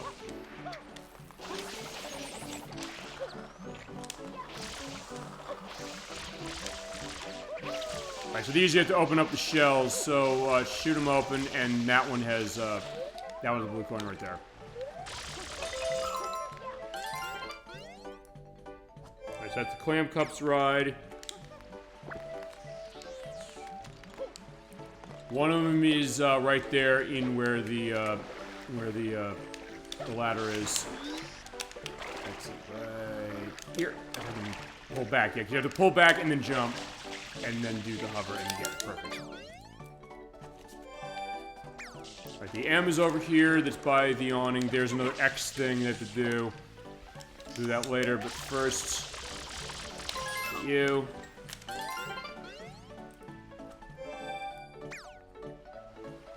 Outside the swing ships is where I have to go, because it's another one of those X things. Okay, that's gonna be interesting, because I don't want to. It's gonna be close to where the boss is, and I don't want to go fight the boss if I can avoid it. Yeah, I might. Yeah, I don't know. Am I gonna get there in time for this? Yeah, I am. It's fine. As long as I don't go in there, and as long as there's nothing I need to get in there, which I don't think there is, we'll be fine. Alright, so there's Pianta Tree. Let's go back and get that. Whoa.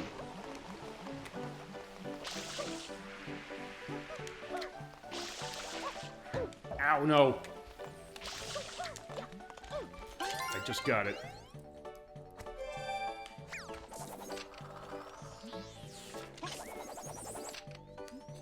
That. Another bird. Alright, so yeah. I guess Chasm 22, yeah, you came in for the right part to see all the birds dying. It sounds really wrong out of context. In fact, there it is, right there. There you are. So fine, in the words of, I guess, Chasm 22, there you are, you motherfucker. I guess that's gonna be the idea. It's like, I don't know. Okay, Chasm 22, if you're there still, I want you to tell me this. What did the birds ever do to you? I don't know what they ever did. Or is this the case, like, fine, we just need to do it for the purpose of doing it. Does keep flying around. I don't know. Maybe it's a case of like a bird took your lunch money while you're growing up or something. I don't know.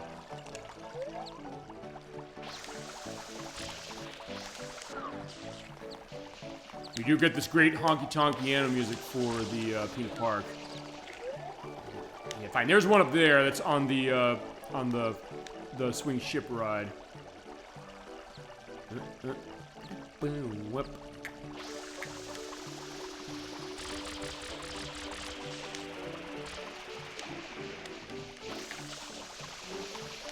Yeah, that bird's taking a lot of damage.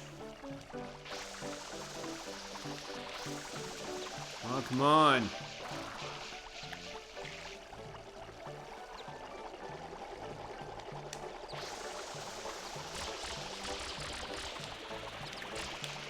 Okay, question. Is he recovering health? I don't think he is. There we go. It just felt like he was.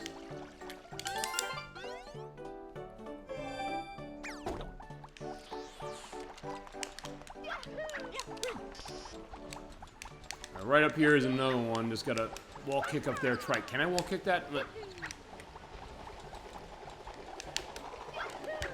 Yeah, because there's some things you can't wall kick off of, but you can wall kick off of tons. Oh shit! It looks like it went right through that. All right, fine. Get to go the other way. Another triangle. Okay. Ah, you again. Fine, throw that at me, I want you to be dead. Ah, crap. There you go. It felt so good to kill him after he shocked me. Like, yeah, that thing needs to pay.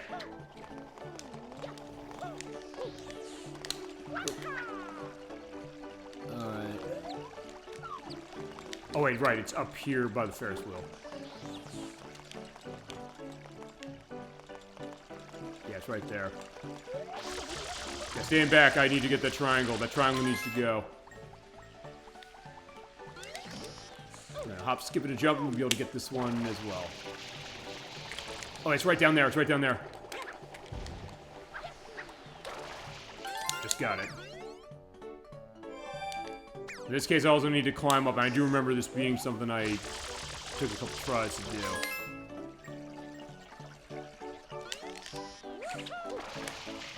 Oh.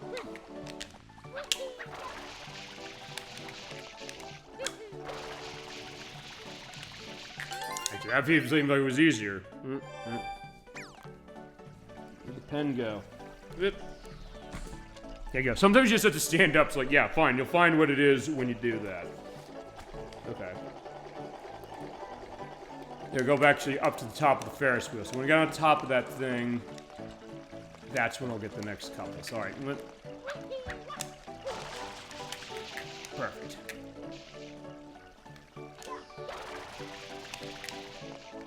In this case, I have to go the other way. It's like, yeah, hit that, and I just go the other end.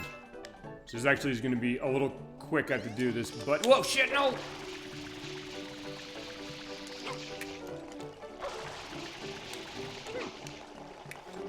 He said, yeah, it's already gone. So fine, I'll have to do that again. I was like, yeah, at least I was able to save myself from falling. I didn't want to do that. Just because I didn't want to do it again.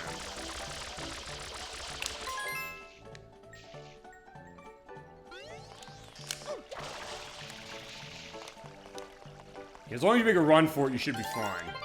There's not too much of a distance you have to make. Alright, only 11 more, and then we can go to the final part of the game.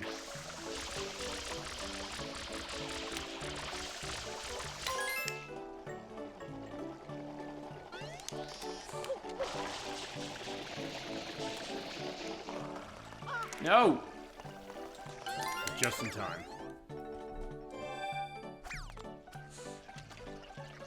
Alright, so I got that one. Wait, did I get that one? No, I didn't get that one. Alright, it's fine. That is our next one anyway.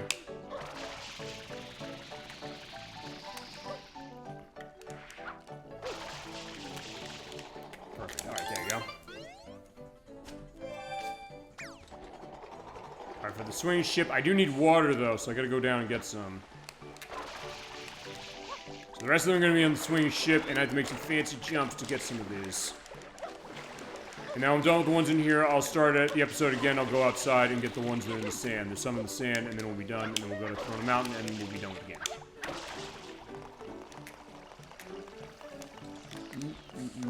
Whoa.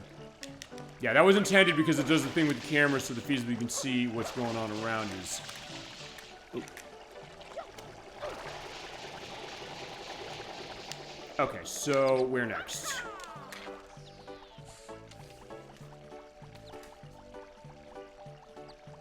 Right, a lot of the poles there. It's like, yeah, there's some of those I have to hit on the poles there to get. There's ones I have to make very specific jumps to get. That one right there, yeah, because I can get those two. So, like, right there, jump in that one.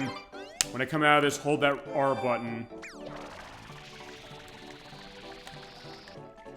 Oh, I just made that. Perfect. There's that one, so...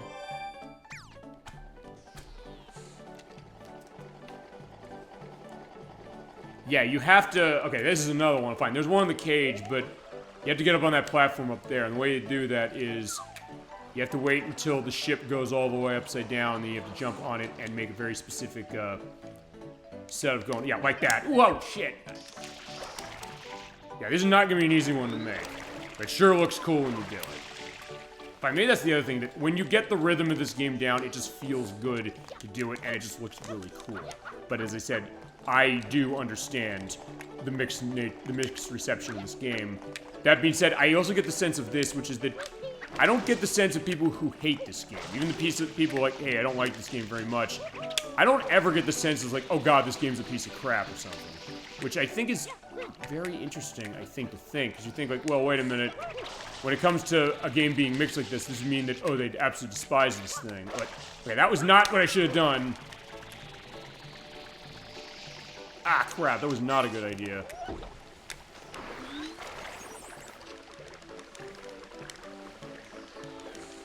But I guess that's kind of an interesting thing, because, like, I don't get the sense that even the people who don't like this game, I don't think they'd say, like, hey, this is a game that, generally speaking, is good with some of its ideas, but I think it's maybe also this case of this, which is that we're talking earlier tonight about, you know, favorite Mario games. Maybe the idea that they look at this and they're like, oh, this doesn't feel like Mario as far as some of the places you go, some of the settings, the fact that it's voiced specifically fully for the most part, as far as stuff with the story and things like that. So, I mean, I guess that goes to, fine, I said this in part 1, I'll say it again, which is that, whoa, no! Yeah, I'm not making that, unfortunately. And that is that the GameCube, you're gonna really think about, was probably the most experimental time that Nintendo had, as far as what they're doing. As far as what they did with franchising, and oftentimes, I don't think people knew, like, either they didn't know how to take some of those things, or they kind of later looked on and said, yeah, we're not liking this, or they did the opposite, where with The Legend of Zelda The Wind Waker, they said, hey, you know, we didn't like the look of this, we said this is going to be as bad as the CDI games, but then we played it, and like, okay, it makes sense, the game's really fun, we like going back to it, and then Nintendo did go back to it a bit, there we go, I should be able to make that. Yeah, that's why I love that hover nozzle. My god. You've probably seen some of those movements I'm making with that R button just running that. Okay, so that's the thing with that. That's the one in the... actually, right below us. But in order to get this, actually, I do need to go below. So the way to do that is to come down here. You hover up like that, and there we go, and kick up.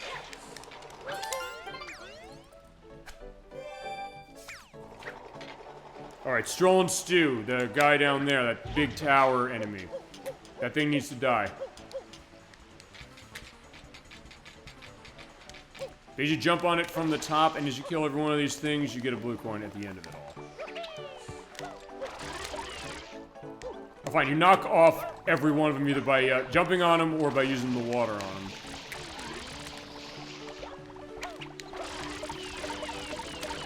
Oh, fine, you do that by the water, hit him there, boom, he's dead, and there's the coin. Alright. Alright, by the Ferris wheel, and that is, sand over here, so yeah. Right here, in fact, that's perfect case.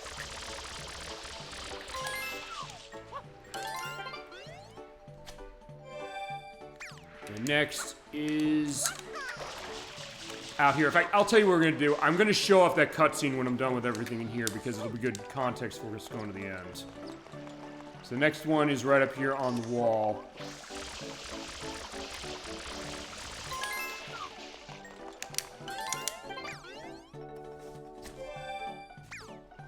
Let's see, how many we got? 28. So the only two we got left are outside, where you have to hit outlines on the sand. And you need to find the one with the bomb. Fine, I guess feasibly in the mission with the bombs or in episode 2. Okay, so fine. Let's take a look at, you know, this idea again. So fine. We're gonna see a through line to this soon, so I think it's probably good that we show this. Because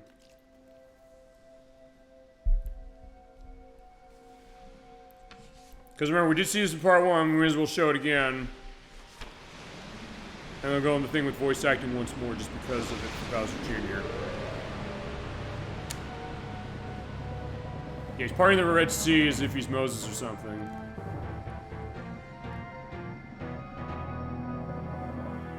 What happened? Did the perpetrator get away?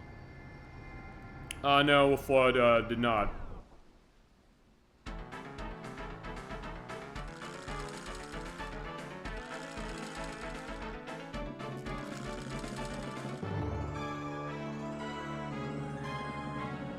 Actually, wait a sec, do I have to fight this thing again?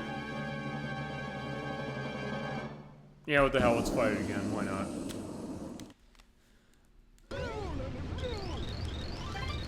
Yeah, I guess it's a new show, fine, we'll fight you.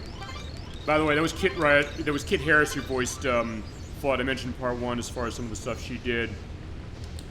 She is in, Spy Fox 2, Some Assembly Required. She's, Kate Archer, No Limits Forever, and also was in The Matrix Online as Tyndall and Shimada, amongst other things. And then we'll get an idea of that, because I'm going to talk voice acting with one more case at the end of the game. Alright, so we'll do the same thing we did before, which is riding the roller coaster again. We're gonna shoot this thing in the face. And then we'll go out and get the 2 blue coins. Then we're climbing Corona Mountain and we're gonna beat the game. Both Bill's approaching behind, but yeah, fine. I guess I gotta do that then. Whoa. Imagine VRing this game. You'll probably get sick to your stomach playing it, but I kind of feasibly would want to do that. Alright, fine. There you go. Yeah, just to hit the Bowser robot a couple of times with the missiles. Ow. And watch your 6 and 12 specifically so you don't get yourself hit by a bullet bill. And if there's cases where the fire is, shoot FLUDD to get the fire out of the way. Or hit it specifically that way so it stops breathing the fire when you pass by. Sometimes you might not be able to avoid it. You do have to be very specific when you hit in the face. Alright, where is... I would say, can I be a daredevil? Yeah, I can. Hit him right in the head there. Perfect. Awesome. Alright, so there, that's one way to shoot it, as far as it... Alright.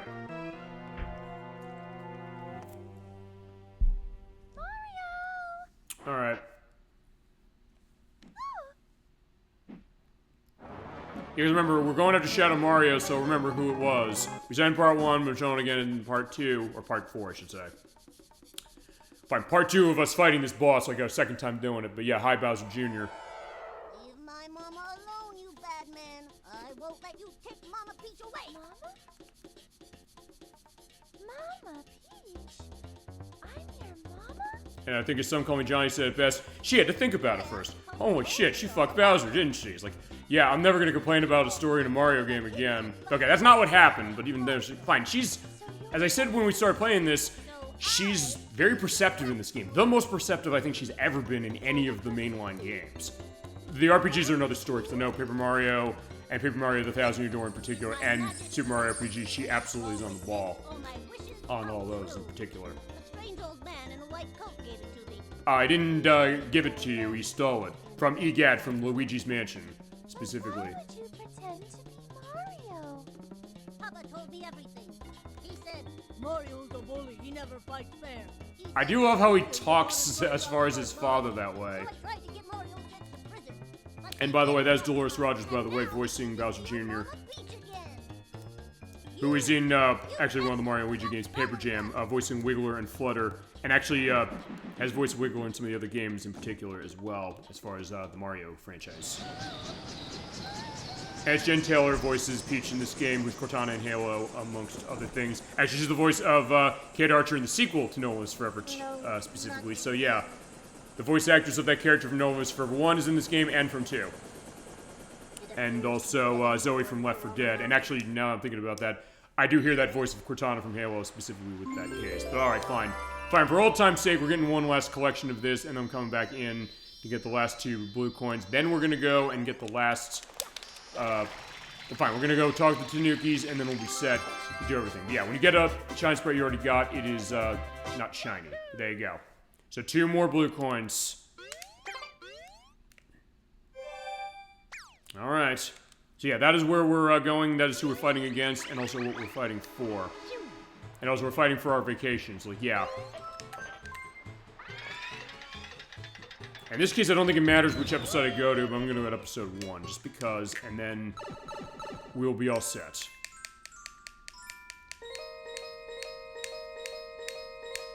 Mecha wait. You know, it's probably fine. I just don't go in the park, so yeah, screw that. Yeah, there's that idea, you wanna go in the park? We're going this way. Also, those strolling stews that fire, gotta be careful of them and just kill them.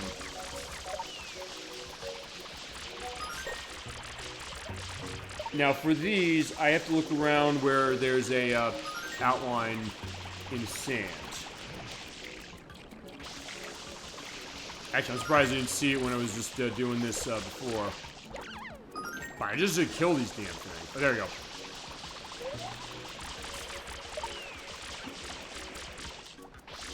There you go. So you're seeing that blue go there, just keep shooting.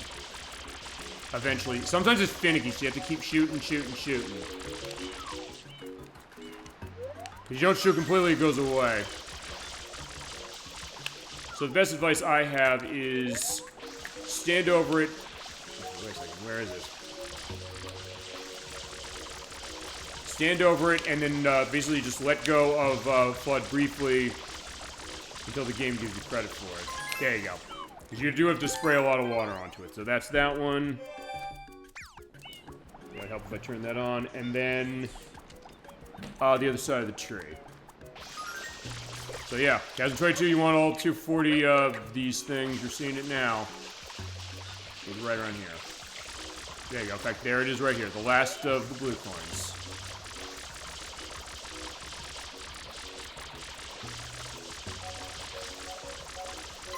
There you go. That is 240 blue coins. And one last strike of the pen. There you go. Like a damn professor striking that thing. Okay, there we go. So that's 240 blue coins. Those are all of them. Let's take a look at our total just to make sure of that. So there we go. 20. Yeah, so that's that. Serena Beach, Noki Bay, Peanut Park, 30. Alright, let's also take a look at all the areas we went to. Tourist Gala at the ferries at Telfino Plaza here in the largest city with the Shine Gate and the Grand Pianta statue. We also went to Bianco Hills. Lush community of villas located at the foot of Corona Mountain. Its famous windmills spin peacefully in the gentle breezes of the sea. We landed at the strip where, built on the islets in the water near the plaza, and you can get there via the small boats. The harbor is where the tourist trade goes on. With the fish market, there's fresh seafood all around. Which, Mario, you're getting your seafood. You wanted that when you saw it on the promotional video.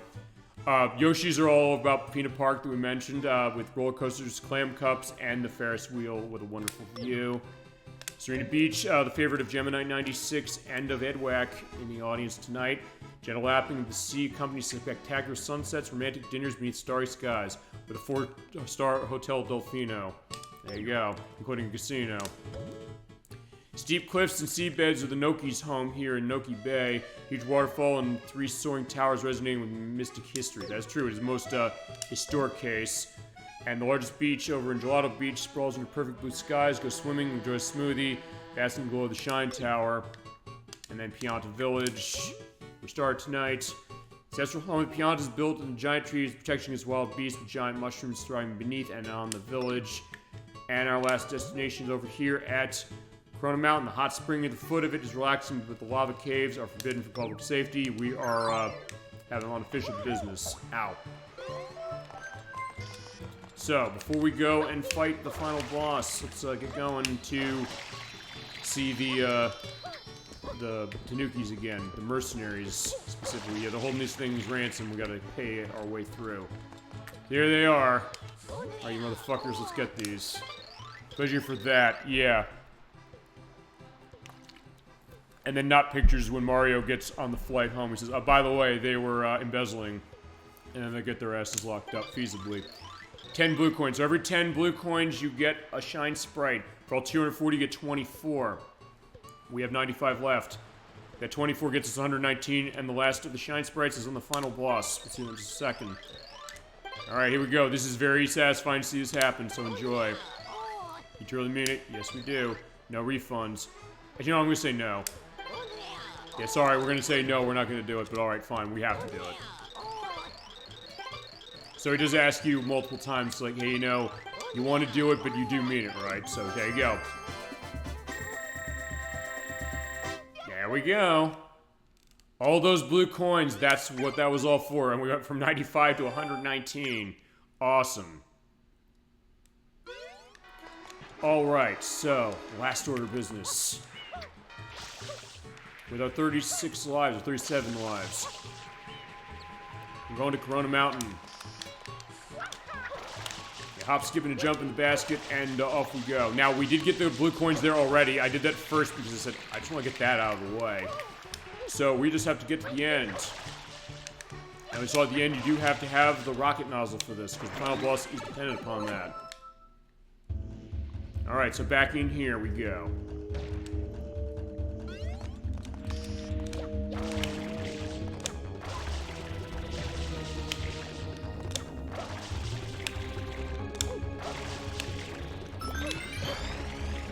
Remember, we gotta be careful of the spikes. If you get touched by them and they're not just going down as far as they are, that is an instant death. And you fall in the lava, it's an instant death unless you're playing... Oh, fine. I said last time that the GameCube version, I showed being able to swim under that lava, you get hit by one of the fish here, and then you can use that and hit the air, or hit the top of the... Fine, it considers it water underneath. You hit the top. I showed dying, and I said, hey, you need the GameCube version in order to go through that, to use that exploit, but apparently you can do it in this one, too. But I wasn't actually able to get it working, and it seems like it's very finicky. Go back on the last part for the purpose of that, and I'll have all the parts, by the way, linked below. But alright, boat time. Not as bad this time, because we already got all of the, you know, blue coins here. If we weren't, we'd have to be going crazy on this one, but I need to... No! I had to speak my damn mouth. Alright, fine. Alright, we're dying. Fine, it does count as swimming in it, so alright, fine. In that case, there we go, we had to do that. So fine, one more death for the road. That does take us, I believe, up to an even 40 as far as the number of deaths I've had. Unless I die in the boss or something on the way. Then in that case, it'll be more than that. So yeah, no, back up, don't want to do that. And you're probably saying, okay, going into the lava, what's the reason for that? Well, because you can feasibly cheese the part with the boat if you do it right. And apparently you can do it in this version, from what I understand. And they didn't patch it out, so... yeah, get on that if you can do it. I tried for quite a bit of time before we did the last part, and I found it was not letting me live. But as long as you get hit by the fish, you were able to hit the B button to dive down, you can go swimming under the lava.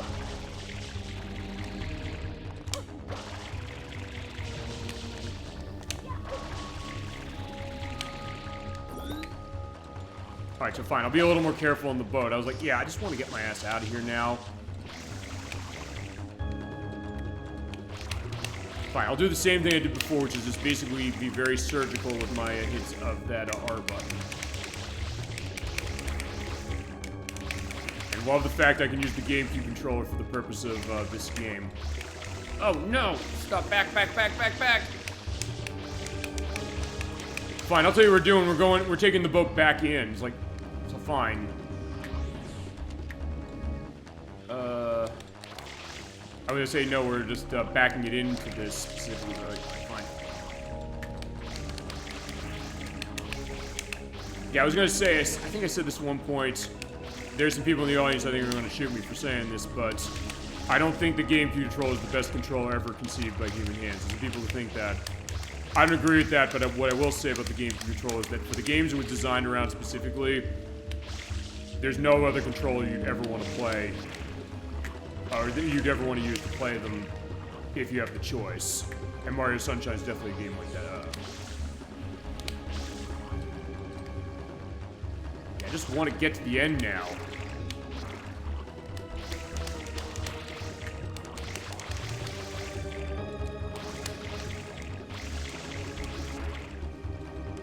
It's hitting me back towards the rock, and I don't want to hit that rock. I want to turn it around.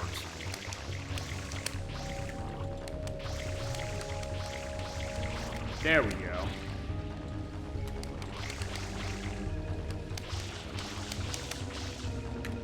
Fine, I still have to be surgical even getting over there for the purpose of doing that, and not hit that. Uh-oh.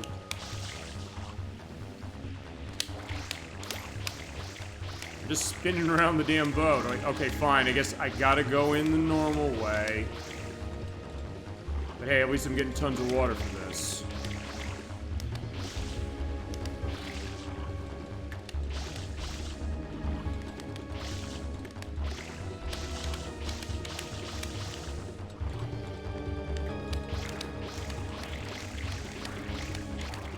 Even at the end of this game is making me fight for the victory.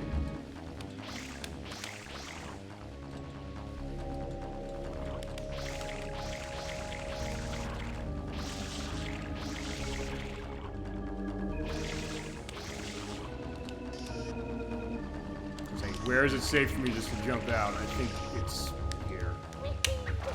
There we go, made it. So, now that we got that set, there's some water.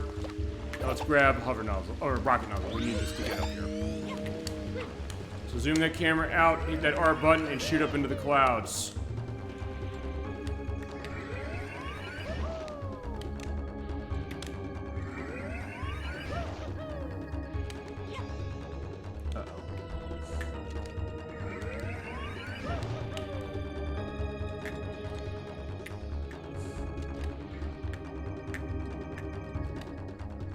Definitely is getting you ready for the finality of this game, no question.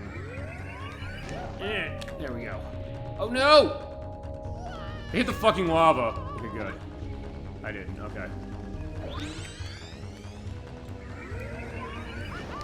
That would have been hilarious if I hit the lava. Like, yeah, I don't want to do that. Not after coming so far.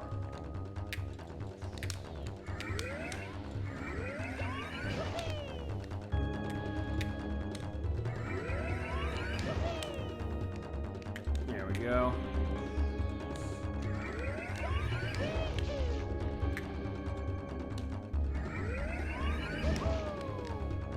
Alright, so one more and we're gonna get up there at the top, fight final boss. The water's great, hey, Junior? Sure is, Papa. Come on in, Mama Peach. I think not. Yeah, Peach is smart saying, hey, I'm not going in that water. You again? Don't you ever give up? No. Mario! How dare you disturb my family vacation? Yes, that is Bowser speaking. This is the first time he ever spoke. He's voiced by Scott Burns. We heard him earlier as Toadsworth. And he's the voice of Sam the Pelican in Freddy Fish Case of Missing Kelp Seeds. Yeah, he does actually voice Bowser in a lot of the games after this. This is the first one he ever voiced him in. And what you do for this one is you have to go around and hit those pressure points. Oh shit. You get your ass back before the platform collapses. Do that to all 4 of them to win. And avoid getting hit by the fire of Bowser and also the missiles.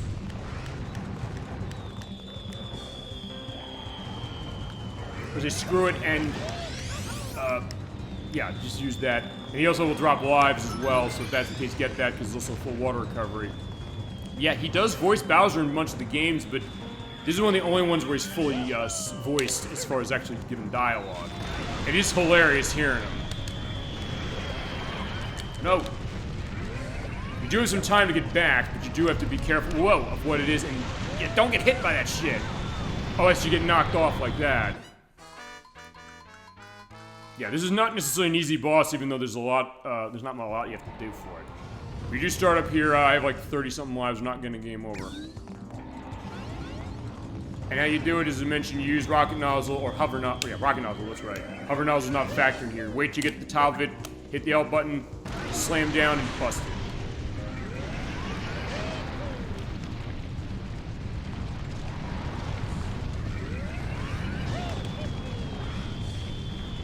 And the other thing you want to do as far as the timing on this is, well, first what I'm going to do is shoot that because I'll get a life. That's the other reason that feasibly we're not going to have it. Oh! Uh-oh.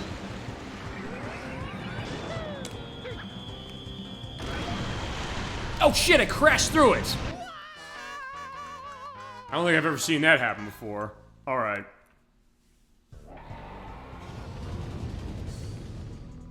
I guess if you're on the crack just wrong, that you're gonna just go right through it. But the idea is it's like the one shine spray we had atop the tower that goes to Gelato Beach. Hit that thing and you have to hit it up high as far as when you jump through the ground pound. And then it's the safest to use this to just get out of the way and also to avoid the shot of Bowser. Ow. And you know, I'll tell you what I'm gonna do. I'm gonna wait on that because it seemed like that was fine. Ow!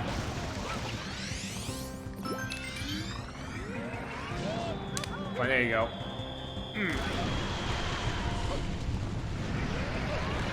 Oh, oh.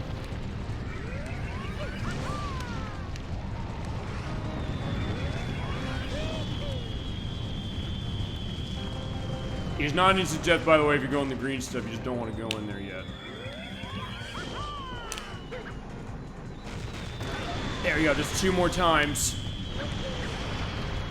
Thankfully, it doesn't collapse right away, so you do have some time to get back. Yeah.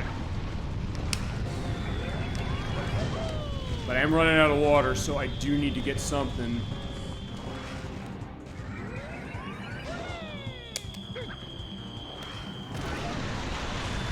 One more place to hit. Whoa. Yeah, because business going on. Bowser Jr. shooting out stuff out of his little toy submarine. Alright, one more shot, we got this. Got him! Alright, we did it. That's the end of Super Mario Sunshine. It has the last of the shine sprites right there. Alright, so we flipped over the bathtub or the pool. There goes Bowser, Bowser Jr. Mario's falling down, but Peach is smart enough to bring the umbrella of hers with her. Good job, thank you, Gemini96. We did it.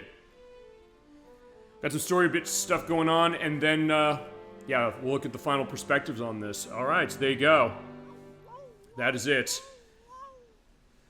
Yeah, Mario landed on his head, but yeah, he's good. But where did FLUDD go? Yeah, they kind of suggested this in the last battle, but nicely done, thank you. But FLUDD is actually damaged very badly. And he has the game over in his eyes. They suggested that when he's getting kind of, he's starting to stutter his dialogue in the last boss, though it kind of comes out of nowhere, admittingly, but yeah. We salute you, FLUDD, thank you. What's up? Yep, there is the shine sprite as far as the last one that's gonna, you know, get the shine gate all nicely set. And Mario's sitting back saying, "Oh, I hope they are grateful for all the shit I did for them." yeah, they are. Actually, he's right. They are definitely. And the Nokis as well. There they are. Now I think they know I'm an innocent man. But Bowser and Bowser Jr. did survive, and they're talking. Junior, I've got something difficult to tell you about Princess Peach. I know, she's not really my mama. He's like, wait, you knew that. What happened? Someday, when I'm bigger,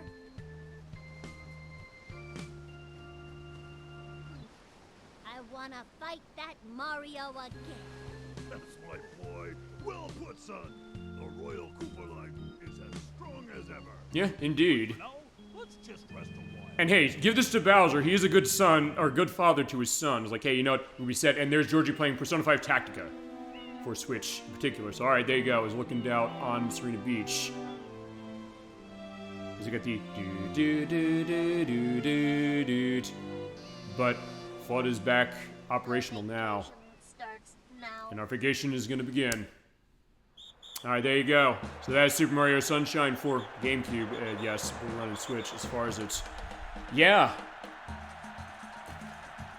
And that's 100% to the game. It is the hardest game in the franchise as far as the 3D stuff. It definitely has stuff with its slippery controls and some really frustrating aspects, including some I didn't show looking that bad, honestly. But trust me, they're hard, like Poison River and the Pachinko game. I get why this game has its negative reputation in some capacities, but I also do respect this one very, very much for the chances it took and for really shaking up the formula in ways that, yeah, maybe whether they're successful all the time or not, that's a good question to itself, but when this game is at its best, there are some great parts to it, and feasibly, the argument tends to be sometimes the idea that you just want to play this not to 100% it, maybe do that.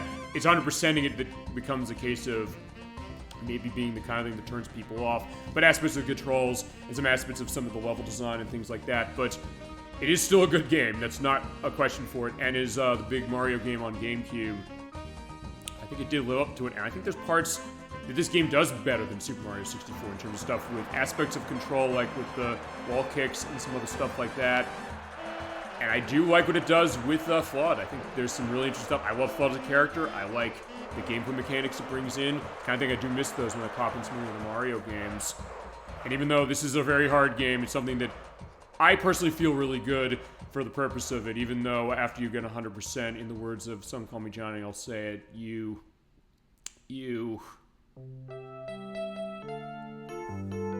Oh, you get jack shit for getting everything in this game. Yeah, because he was mad about that. There's the postcard. When you get 120 shine sprites, you get that. You got all the shine sprites. You want to save? Absolutely, we do. But there is actually one other thing you get. It's more cosmetic. So it's like we're going to see at the end of Super Mario 64, which is the next time we're coming to a 3D Mario game, by the way, for the purpose of that. Mario's getting his vacation. We're going back into that file. I will show that specifically. So Mario C, there's 120. So we get 120. The game's done. Everything's set. I guess Mario's a free man. Specifically, I guess we can talk to everybody around town to get a sense of that. In fact, let's do that. Hi. Sure has gone a lot brighter around here. Yeah. You're welcome, my friend. How about you? This is the end of the game. I hope something else happens. Okay, fine. That's not the only person as far as that. I don't know if there are people who go look at that line and probably saying, yeah, fuck this game or something. But like, I don't think so. I mean, I do think this game is really, really good. When you're done and you get 100%, this is what you get. Sunshane's alone will cut it for you. Talk to him, he gives you the sunglasses, but now we get a tropical shirt. My oh my.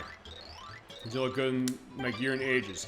And you want to return them? Go ahead. So here you go. So for the purpose of what we did, there is our summer perspective of it. We have Mario with the sunglasses and with the shine shirt. So there we go. Okay, you know what? I'm also going to go over here. I'm going to go to the island. I'm going to show it. Hey, you know, remember Poison River? I don't have to deal with you again. Actually, I want to see something on this. Because I have not actually done this. And that is... Now that I got everything set, and I got 100%. Oh, it is still something I need Yoshi for. I'm not going to go do it again. Because feasibly it would be taking me too long to go and do it, but... That being said, I did do it last month. I did do it first time.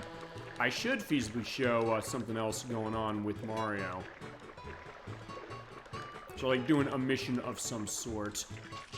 I'll talk to the salesman. Saleswoman here. What do you have to say about the peppers? Just feels great. So they're loving the weather as far as how it is. How about you? Oh, fine. I can steal from you. Yeah, you're looking much better these days, too. It's like, yeah, better with everybody else. You know, let's talk to the policeman, because, yeah, the policeman said you were going to keep an eye on you. What do you have to say? That water receded in a flash. Okay, so... Flood clearing the whole town, you're absolutely sure about that? Yeah, there's nothing else to do as far as how this is. Here's wanted posters of Shadow Mario, but yeah, I don't think I have to deal with Shadow Mario ever again as far as that. Place is tidy, everything's bright and clean. So yeah, their places never look better. It's all thanks to us. Okay, fine. In that case, like, yeah, we're going swimming. He's doing his dance. All right, fine. Trying to get back onto that. Whoa. Okay, first I was like, wait, was I stuck? No, I wasn't stuck. Boat shark indeed. Whoa, whoa, whoa. Wait, that boat's going way faster than it used to. You saw that. Have you ever seen that happen before, Chad? I haven't. You know what, fine, I'll tell you what we're gonna do. We're gonna complete the look. We're gonna get Yoshi out. Well, Yoshi wants bananas. They're bananas, they're close. I don't know. I'm just gonna get something from the market. I'm gonna have Yoshi as far as that, and then as far as our last look, I'm gonna pull out a brief look at Super Mario 64 and, not Odyssey, Galaxy, which are in this collection. When we come to those, Chad is gonna be sorta up to your decision on Mario 64. Do you want to see this version, or do you want to see the original Nintendo 64 version, or the port of it? But the other half is not going to be your choice, because I'm going to show off Super Mario 64 DS, because I have the Wii U Virtual Console version of that, and I will show off that happening. So, right, there you go. So there's Yoshi. All set as far as what that is. So let's have our nice case. Although, fine, here's the other thing. It's like other cases of Mario. It's like, hey, we have to go back to Corona Mountain. I guess Peach feasibly is still gone. Actually, no, fine. I'll tell you what we're going to do. I'm going to go over there and we're going to talk to the... we'll go talk to Toadsworth and everybody. Oh, that's a good nice spin jump to get over there. No, back up, Yoshi. We want you to live. No, I keep doing that. I need to do the rotate. Oh no, I'm not gonna make it over that way. So no, I don't want to do that. I guess. There we go. Hey, everybody. Princess is gonna be all right, isn't she? She is now.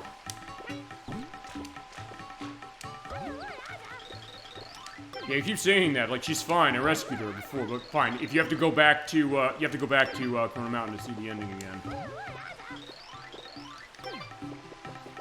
Yeah, come on, Toads. You have independent thought. I know that. Fine, maybe Toadsworth does. Oh, fine, I'm not talking to you, I'm talking to Toadsworth over here. So, shit, I keep looking the wrong way. Like, uh-oh. Nothing bad is happening to our dear princess. Master Mario, please have what we did. Yeah, fine. Fine, let's get that pink vomit going on there. Yeah, Yoshi juice for everyone. Okay, there you go. Jesus Christ. Okay, there you go. So that is the case of, yeah, Mario's too cool for this. Okay, it's like, there you go. There is Super Mario Sunshine for you. Yeah, and if you don't have this game, it's on the Gamecube. When this collection came out in 2020, the price of that game on Gamecube shot up to like $80. It's now down to like 50, 60, about. It's pretty good as far as how it is. This version is a little better in some ways because it is an uncapped frame rate. You're seeing that 60 frames per second, but it's not always holding that. It sometimes depends on how many objects and things are in area. And I'll say this, if the next Nintendo console has backwards compatibility on the Switch and they decide to do what Microsoft and Sony have done, where the newest system taps into the power of old systems that it's back compatible with, you easily could have a 60 FPS version of this game running fully.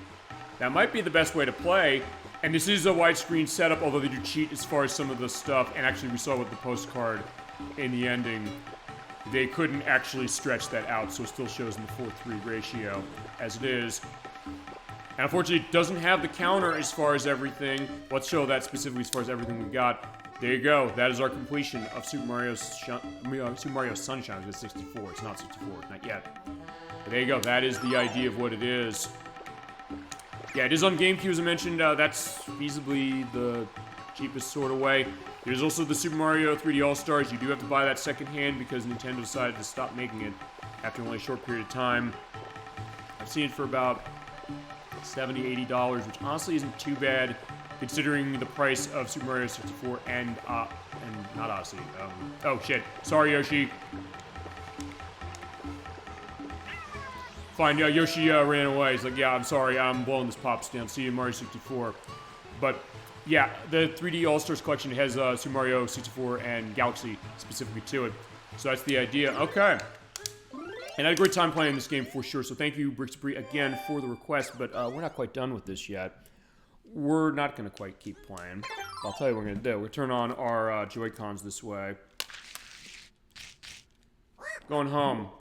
Loading this collection up once more. Also, worth pointing out, yes, this is the finale of the game. I mentioned as far as where it is available to get, but there is going to be 2 other parts we're going to have. With all the deaths that you saw me have, which admittedly weren't that many, it was like 41, 42, I think, by final count, you will see at the end of the year, the last video we have on the YouTube site is going to be a smash cut of all the deaths I had, but you're also going to see in December, I'm thinking, as soon as I get that, that Philips CDI Switch USB controller, which is set for November, but I think I'm going to have a part for December for that, I'm going to come back. I'm going to be on camera the whole show, because I'm going to show this game being played with every single accessory and controller that I can get my hands on. And I can show you a few of them now. Stuff I haven't taken out of the box since we moved last week, like the Nintendo 64 controller, which actually will take out now, because I'm going to use that for the purpose of showing Super Mario 64, because they did patch this game so it is natively compatible with this baby. So I got that. You can play this with it. It's just a case of like how our button's going to work. And other stuff as well. The Pro Controller. Other stuff that might not work well because I don't have like an analog stick on stuff like any NES controllers. And then of course, also, this is what I'll also be on camera for, the DK bongos, or fine, that way, DK bongos, because they have the DK logo that's set as far as the wire, because this thing's wired, so let me actually unravel the wire. These are the accessories that came out for Donkey Konga from Namco. And then for Donkey Kong 2, or Donkey Konga 2, in Japan was 3, and Jungle Beat, which is by the people who made Super Mario Galaxy, it's worth pointing out. Yeah, these babies, you have them there, you're doing beating like that, and clapping and things like that. You can play Super Mario 64, oh, fine, you can't, yeah, I guess you can play Super Mario 64 with this thing. But you can play Super Mario Sunshine with this thing. I'm going to show you how later in the year, for sure, you're not going to miss it, and Edwack has also, agreed very graciously, thank you for this, saying, yeah, you can use the Taiko Drum Master drum to play this. Because worth pointing out, The way I was able to use the GameCube controller for the purpose of this play is because I have a GameCube adapter for the purpose of this, and they do have specific GameCube controller usage for this game, although feasibly anything on Switch that can be played with it feasibly, you could use that controller for, if you so desire. So, that's how I was able to get the GameCube perspective, and that's how I'll be able to put the DK bongos in here. So yeah, I do have these things. These things are hilarious. It'll be interesting about how am I going to do that when we do Jungle Beat, because I do have Jungle Beat on GameCube to be able to show for that one. So that's going to be the idea. Also, I'm going to wrap the controller up without actually wrapping the cable. Just do that. There you go. So good as new. Alrighty, so as a little bit of an extra, fine. Let's have a celebration on our hands this way. There you go. Yeah, and I got some on the couch. Like I spilled my booze last time, so there you go. At least it's consistent. But anyway, let's take a look at some of the other games in this. So yeah, let's hit this set. Hopefully the battery is going to be set on this, because I haven't actually used this in a while. Okay. So, next time we come back, I'm going to have a brief preview on both this and Super Mario Galaxy. And I know with Mario Galaxy, I think we're all use on end. Here's Super Mario 64, the next of the 3D Mario games we're going to play. It came out on September 29th, 1996 for the Nintendo 64 as one of its 2 launch games. We played the other one, which is Pilewing 64, which I love to death. We have to give our perspective to this game, for sure, as far as what it does. This is not straight porting the Nintendo 64 original that we got, though. This is porting the Shindo Pack release that Japan got, which means that it has Rumble Pack support. It also has some bug fixes that get people really mad when it comes to speedrunning and things like that.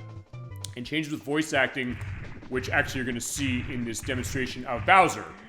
Because in this game, you pick him up by the tail and throw him into the bombs.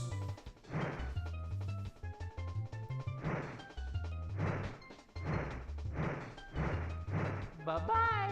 Yeah, he says that in this version as opposed to what he used to say of, "So long, Bowser," which he said in our version.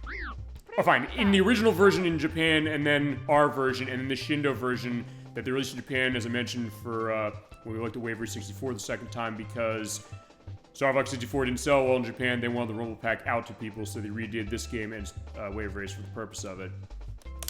I'll briefly show some stuff. You hit the A button on the screen, you have the perspective of being able to play around Mario's head by grabbing with the A button, moving with the control stick with the Nintendo 64 controller, of course, holding the R button, and you basically go down that way. You also zoom ins and outs with B button. So at that point, in this case, you can just get his face warped. I can put his nose down like that. I am looking like that. I can turn his perspective this way. I can get like, yeah, there he goes, or he can go there so it's clipping right through. Yeah, so there's his case as far as like Mario. What the fuck is going on with him? But there he is, and he hit the R button. He springs back, and he's all fine.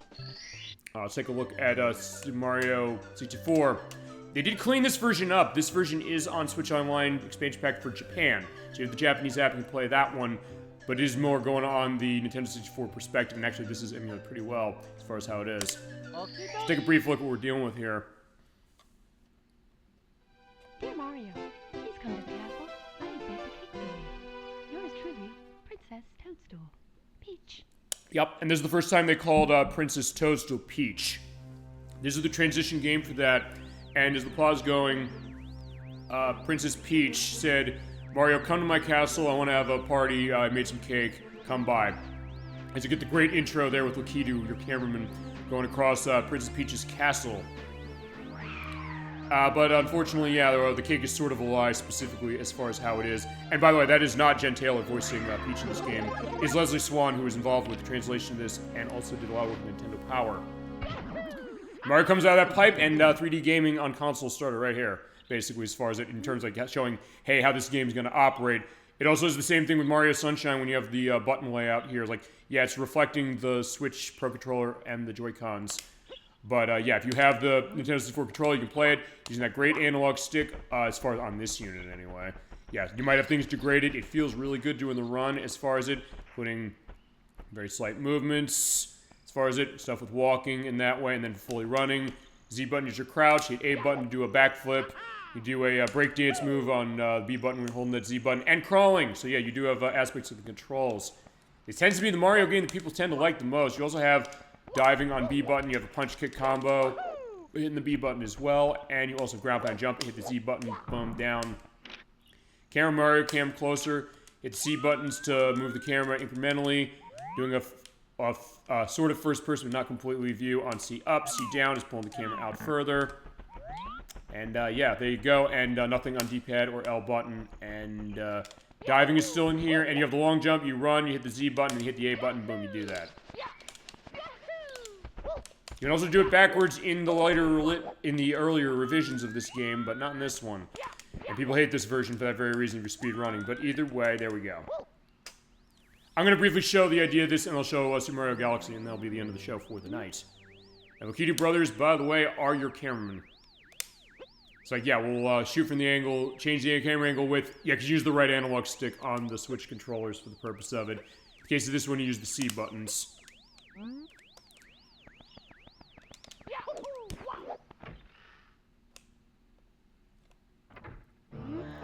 Yeah, so we come in the castle, like, yeah, nobody's here, what's going on? You do get the great music here, which is Koji Kondo once again doing it. There's Toad, talk to him that way. Yeah, the princess is trapped inside the walls of the castle along with us. Bowser stole the stars, we gotta get them back. There are 120 of those to get, we will get all 120. And then the 30 extra than the DS version when we get to play in this game. To start, go in this door, there's no star number on that. The ones with numbers mean that you need that number of power stars to get through. And those big star doors have numbers on them when you walk past. Oh, we're going to Bob-omb Battlefield to start. Yeah, we're in the middle of the battlefield with the great music of the battlefield right here. Also, unlike Super Mario Sunshine, this tends to be something that I think people like, some cases more than that, although I get what the idea of Super Mario Sunshine is for this, which is that you do, fine, there's some pop-up stuff here that isn't in the N64 version. They say you have to go to the summit in order to get the stuff going on for, you know, King Bubsy, but you can feasibly do any of this stuff in any order you want, more so than Super Mario 64. So I think that's why, or Super Mario Sunshine, I should say. So I get, maybe that's why people like this one more.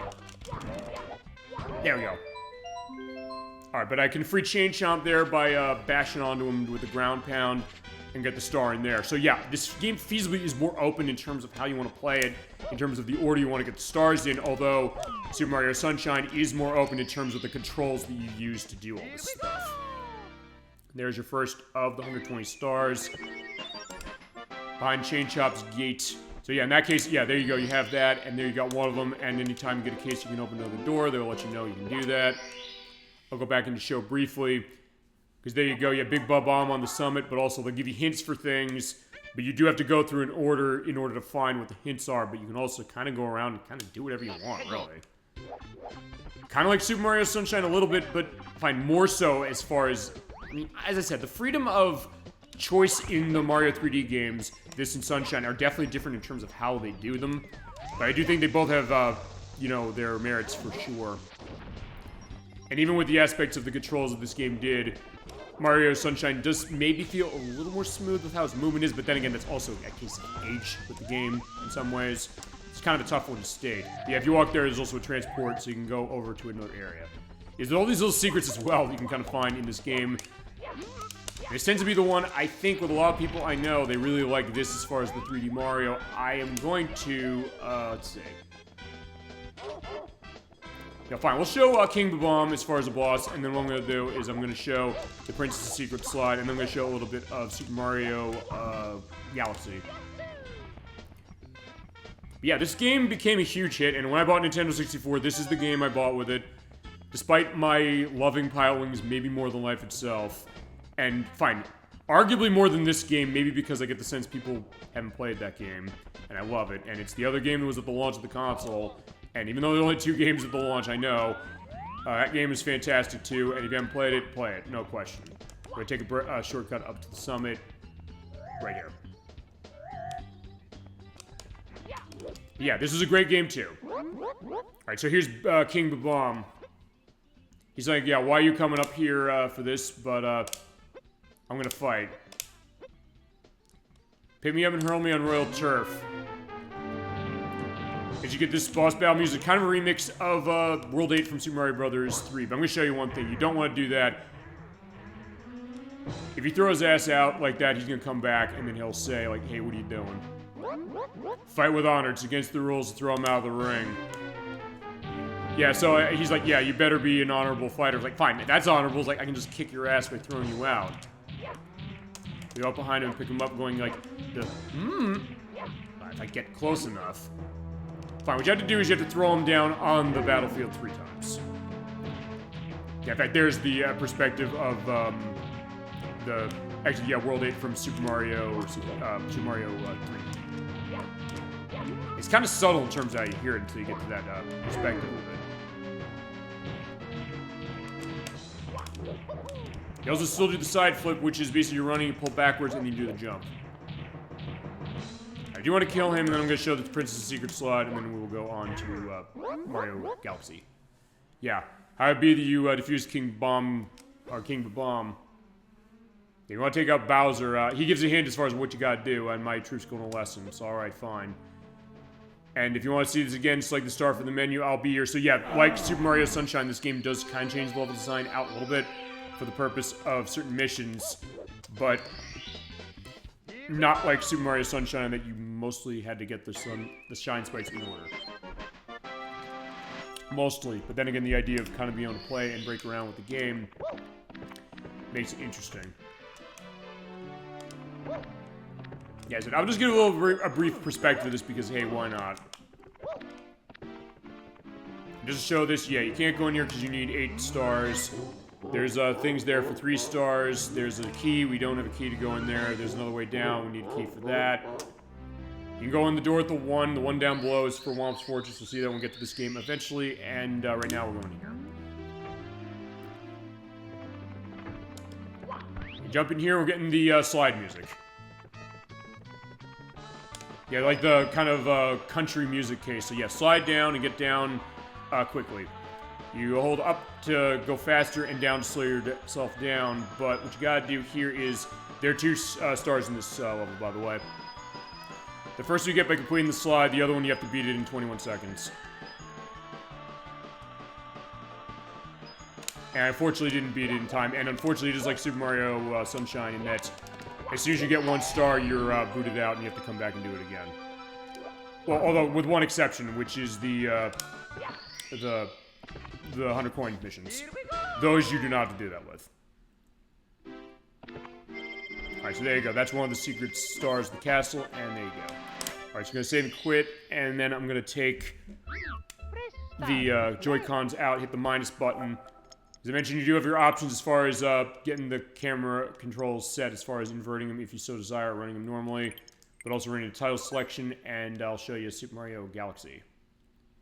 In this case, I will use the Joy-Cons because you can then play it like the Wii controls. But you can also use the Pro Controller, or basically any controller on them. Alright, so let's show you Super Mario Galaxy. It came out November 12th, 2007 for the Wii. It's the big Mario game on the console. The one that Kazan22 in chat tonight said, yeah, this is one of his favorites for the 3D stuff. Yeah, why did my Joy-Cons turn off again? But specifically, alright, here we go. One different thing about this compared to it on the Wii is that you don't have the Mii pictures you can use for your Planet save files. But you also do have motion controls running this way. Create the file here. It's your choice also if you want to see this version when we play this or see it on the Wii. I was wrong when I said a couple months ago that the Wii game was not widescreen. It is. This one does look better, and you can have the perspective of the controls, although I do love it on the Wii, as far as how the controls are, so feasibly that's the idea. Alright, so here is Planet Peach, so let's play. And give a perspective to this, because one thing about Super Mario Galaxy that is unbelievable is the presentation. And the plot of this one is that we're at 100 years of a great comet appearing above the skies of the Mushroom Kingdom, and it's a huge case, and there is Toad and Toadette, who was introduced, she was in Mario Kart Double Dash for Gamecube. They're sitting down on a date, seeing the stars shooting down, and it's a beautiful and romantic sight. And the Toads brought them back in the day and said, hey, they become a great power star. Should have been a very happy time to citizens of the Mushroom Kingdom, but there's something else going on. Oh no, it was that case, and that is the Night of the Star Festival, which celebrates it. So fast forward to today. Dear Mario, I'll be waiting for you at the castle on the night Yep. And that is Jen Taylor once again voicing Peach, just to go into that. So yeah, it's the night of the Star Festival. Mario wants to come by because Peach says like, hey, well, I want to give something to you. So yeah, he's going really happy. He's like, oh my god, I got invitation from the woman I love, specifically. Alright, here we go. And oh my god, the music in this game. The music in this game is so good, let me tell you that. It is a full orchestra for Mario. This is the first time they did it, and my god, it's incredible. Yeah, they had real instruments for Super Mario Sunshine. When they went full orchestra on this, oh my god, it is absolutely beautiful. And the game itself looks gorgeous. And on the Wii, it is one of the best looking games on the console. Yeah, the way the game plays on the Wii, so I get to show this perspective, is you move around with the nunchuck, or in this case with the other Joy-Con perspective. Moving with the analog stick, left analog stick. You can do aim and pointing with the right one. Point at those star bits. As soon as you point to them, they come towards you. There's a shake the controller specifically, or... Actually, I don't think I can do that yet, can I? Okay, I guess I don't... Right, I don't have the power to do that yet until someone with story. I'll show them a bit. If you do have star bits, hit the ZR button to shoot them out. Just look at this. Look at the art direction of this game. We talked sometimes about that, and Dogfin has indicated that multiple times on the show before. But just look at this. And honestly, I'm going to say this, I think we played this version as far as when we come to Super Mario Galaxy, because this game looked unbelievable on the Wii. The Wii version looks beautiful. And sometimes people's like, hey, was the Wii underpowered compared to the other systems? Which it was, with unbelievable art direction. This game looked terrific. And it ran at a great frame rate. But my god, just looking at the enhancements that this does, even on this system, this might be the way to go, no question. Unless you want to see the Wii version, I wouldn't say no on the Wii version, because I do have it on the Wii. And for Super Mario Galaxy 2, we need to use the Wii, because it still has not been re-released. Yeah, by going into the village on the Star Festival night, wait, we're getting shot. Crap. Yeah, this game is not waiting to make the stakes go high, because yeah, look back, the Doom ship in Super Mario Bros. 3. Yeah, so Bowser's not wasting any time saying, hey, I'm coming in, I'm gonna fuck shit up. That's kind of Bowser's deal, and yeah, look at that, yeah, it's surprisingly horrifying as far as Mario, but in the way that really gives you a sense of the tension, what's going on, and not a case of the feels you feel like, this feels like they shouldn't go this direction. Pay attention to Sonic the Hedgehog franchise, because like 2 years after Shadow the Hedgehog. Yeah, that game felt distasteful, this one, not at all. But it does get serious, like, oh my god, what's going on? And even Peach is out there saying, what am I gonna do?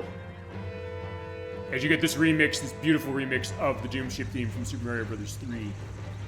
You ever heard that with a full orchestra before? Oh my god, it's unbelievable.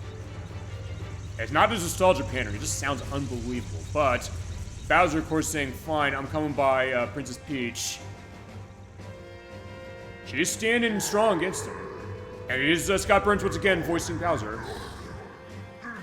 He's not speaking in full English like he was in Super Mario Sunshine, but still the same case, like, yeah, I want you to come out to space with me. He has the power of the Spirit Bomb from Dragon Ball Z, I guess, specifically. So he's gonna charge that thing up, and unlike Goku, where it took 3 episodes, he's saying, no, it's gonna take 30 seconds. She's looking in her eyes like, uh-oh. Meantime, I gotta go here are the Toads. What are we gonna do? He's scary. He's scared. Like, how could this happen? Panic and fear, panic and fear.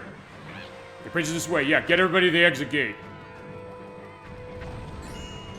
I don't know if my starbit case is gonna help anybody. Oh, wait, you know, I'll talk to you. Go to my happy place, try not to panic. Yeah, do that, but get out safe, everybody. The prince is just up ahead. She's saying help. Yeah, no question. They got Mario's on the case, no problem.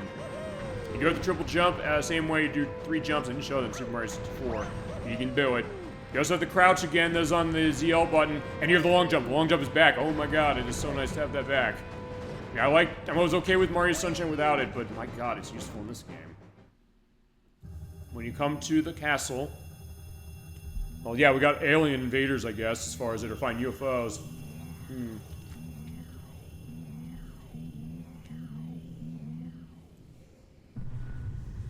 Yeah, fine. I just realized, like, fine, I'm done between Bob, Blast, and alcohol. Probably not a good idea. And water. It's like, fine. Like, yeah, 3 things for that. You do have the HD Rumble running as far as the Joy-Cons, or also on the Pro Controller if you're running it that way. Now, obviously, the motion controls in this game on Wii or on Switch are so good, it might be worth playing it that way. Although, Actually, in all honesty, I'll say this. This version does add traditional button controls to Super Mario Galaxy for the first time. And honestly, it's one of those things that, given the level design of this game, being as circuitous as it's going to be, and I'll show that in a little bit, I kind of think it kind of controls worse with the button controls. Even though it feels more traditional, there's something about the way it's kind of was designed around the specific movement of Wii, and also for the motion aspects that this game offers, and this version on this console. I'll say it might be better to play it this way. But it's good to have an option, like, hey, I don't want the motion controls, fine, you don't have to have them, but this is absolutely one of the best games in terms of running the motion controls for it. Yeah, Nintendo absolutely knew what they were doing, and if nothing else, there's a Kamek from Yoshi's Island coming back, where he's gonna strike us away. And like in Yoshi's Island, where some of his stuff didn't work out, and in Super Mario World, he's hitting right on target. Yeah, I'll say this. Yeah, if you even don't like motion controls, this is one of the best usage of motion controls that Nintendo ever did. And on the Wii, it also played terrifically. It's one of those that actually you can go back and it feels still really, really good. Because I'll say this, Nintendo never skimped when it came to the Mario games as far as the big line ones. Even Mario Sunshine, even when they were taking swings on that one. They were taking swings with this one, too, in the sense of saying, hey, we're going to take Mario to space. Question of if that would work well, but it really does. And then saying, hey, we're going to run in a circle like this on a planet. You're like, how's this going to work? This could be disorienting. It could be a preview to when we get to Sonic Adventure 2, which has aspects of that, and sometimes it feels a little off, but not with this one. Alright, so we gotta play with the bunnies. Just use the A or the B button to go. Yeah, come back, bunny.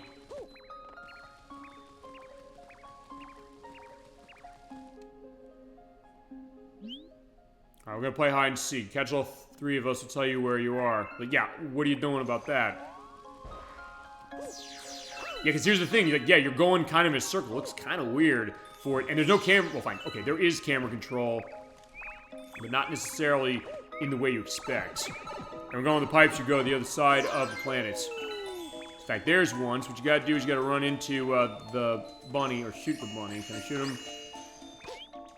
Yeah, sort of. Alright, you got me. Yeah, take also, I guess, a little bit of Mips the Rabbit, who's in Mario 64. Actually, yeah, we didn't have a case of that in Mario Sunshine, I'm realizing now. You get this wonderful dreamy music. I said, this is also I picked this game to look at as far as the final thing. Like, yeah, we're coming to the end of the show, the end of everything for it. I've been having a great time as far as everything with Mario Sunshine. Also jumping out this side. In this case, it's safe to do that. Other parts of the game, it's not going to be, but in this case, yeah, just keep going around finding the bunnies.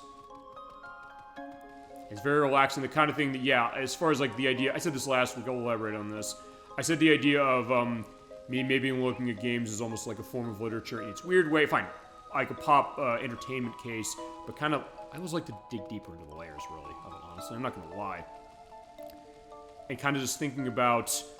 basically putting it to a perspective almost like an analysis of a book or a movie or a work of art, really. I mean, I remember somebody specific was like, hey, they do a book club case, and...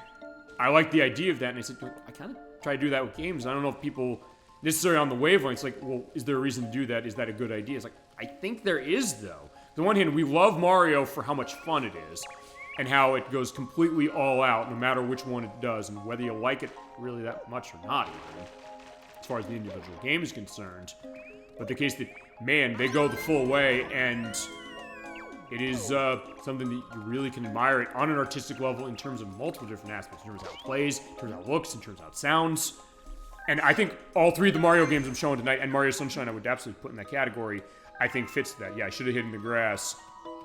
Really, yeah, we're seeing what those things are. They're not bunnies, they're little stars. We'll learn about them in a little bit. Get to go around and find the last one, who is in the grass, I think, so they said.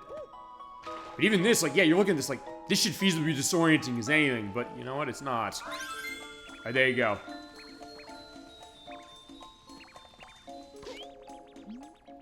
Yeah, I can't believe I let myself get caught. Alright, don't worry, bunny. Alright, so there we go. So yeah, maybe you can help Mama. What are you talking about?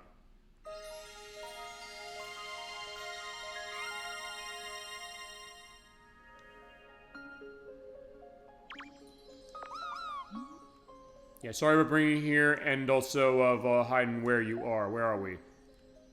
Yeah, the gateway to the starry sky in deep space is where we are.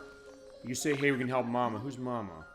Waiting up above. Help her with whatever she asks. Please do as she asks. Like, okay. Let's see what that's about. But, actually, there is a good reason for that, because it introduces one of the best characters in this franchise. Someone that people like more even than Peach in some ways.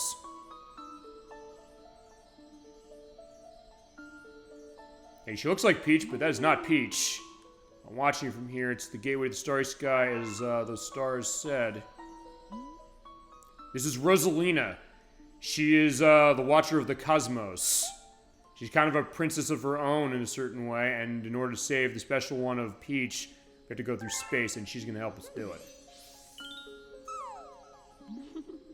And these are the Lumas. These are the stars specifically that are under her control, but cases that they're almost like her children, a little bit. Almost like Tronbon from the Mega Man Legends games when it comes to the Serve bots, but not as antagonistic. She's definitely more of a motherly figure, for sure. And saying, hey, I'm going to expect Mario that you're going to take care of him. Yep, here we go.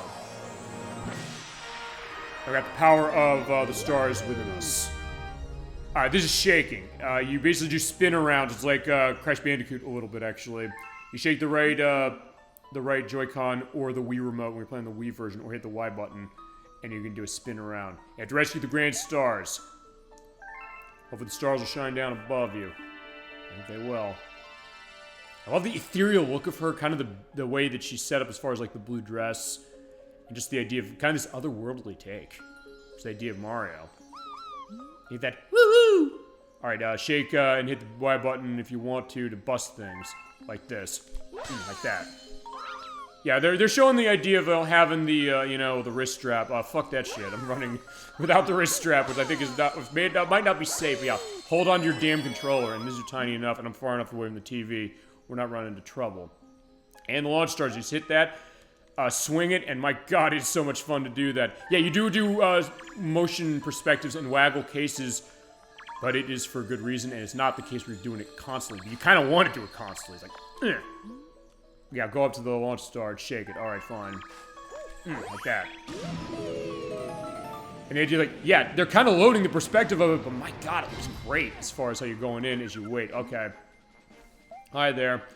I had a launch star ready, but a meteor smashed it, so you have to find star chips. I'll let you put it back together, so hit the glaciers and the crystals, I should say. And grab these things. You have to get 5 of them. Certain areas you have to do that while avoiding the meteors that come in. And here's a Goomba. Yeah, so Goombas are in space as well. They actually look a bit like the Goo Goombas from Super Mario RPG as far as the fact that they're discolored. Yeah, where are they? There's one more, and there's life. Of course, this does run on a life system the same way that Super Mario 64 and Sunshine did. And we get all 5 of the star chips. Yeah, you got an extra life. Okay, you get a Mario, which that actually is what they tend to canonically call lives in this. Jump in, swipe, and then you go. Also, I believe you do have the... Does it reset? Okay, fine. It sort of is reset. You hit the L button, put the camera right behind Mario. I don't remember if it had that on the Wii. I think it did, though.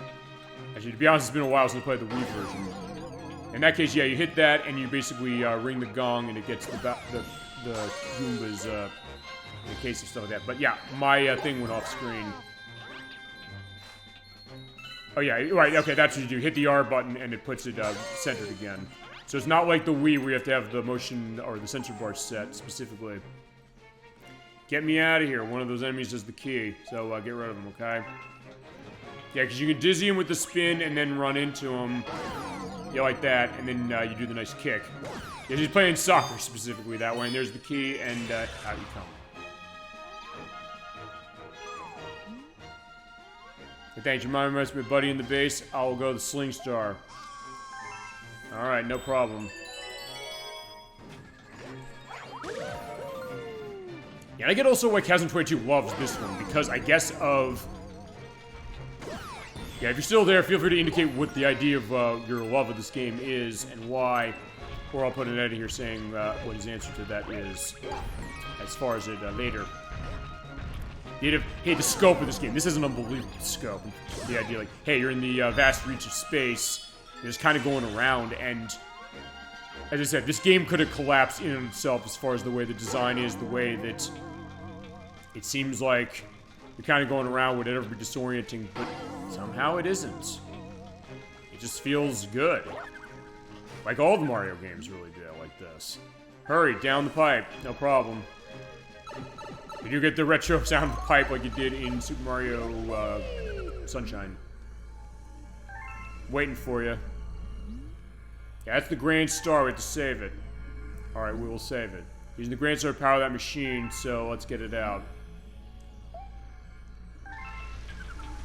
Save it before it's too late. I don't think you're on time limit, because yeah, this is intro. Case of it. Yes, this kind of is an intro sequence. I mean, Mario Sunshine had that too, although this is a bit different. What you gotta do is you have to walk on the pressure plates, turn them from yellow to blue, and you're all set.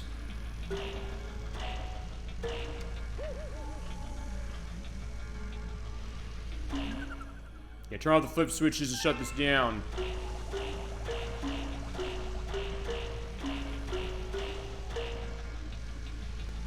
But I clearly have not hit them all, so I have to... Oh, shit, no. Yeah, I didn't hit that one. Yeah, you did all of them off, and then you get that out. Ow. Also, not as much of a case of, you know, getting yourself shocked when it comes to that as in Super Mario Sunshine. There you go. You get them all set. There you go. So there's our Grand Star.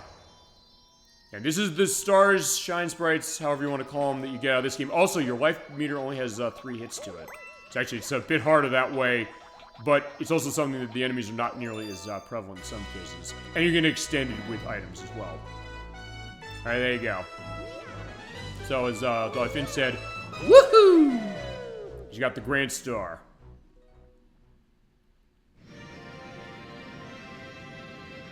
And you come back to the Luma Observatory. I think they have a specific name that's not that. We'll see in just a second. And I'll show the first level, and then that's going to be the end of the night, I think. It is in darkness, kind of like Super Mario Sunshine had. So we have to bring light back to it by getting the stars and getting all the Grand Stars. And a little bit of motif, actually, of the theme of Super Mario Kart in that.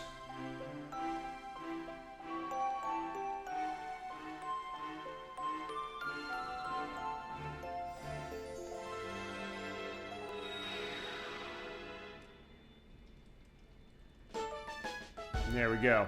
That was our first of, I believe, 240 stars in this, because actually there is a second quest as far as this game.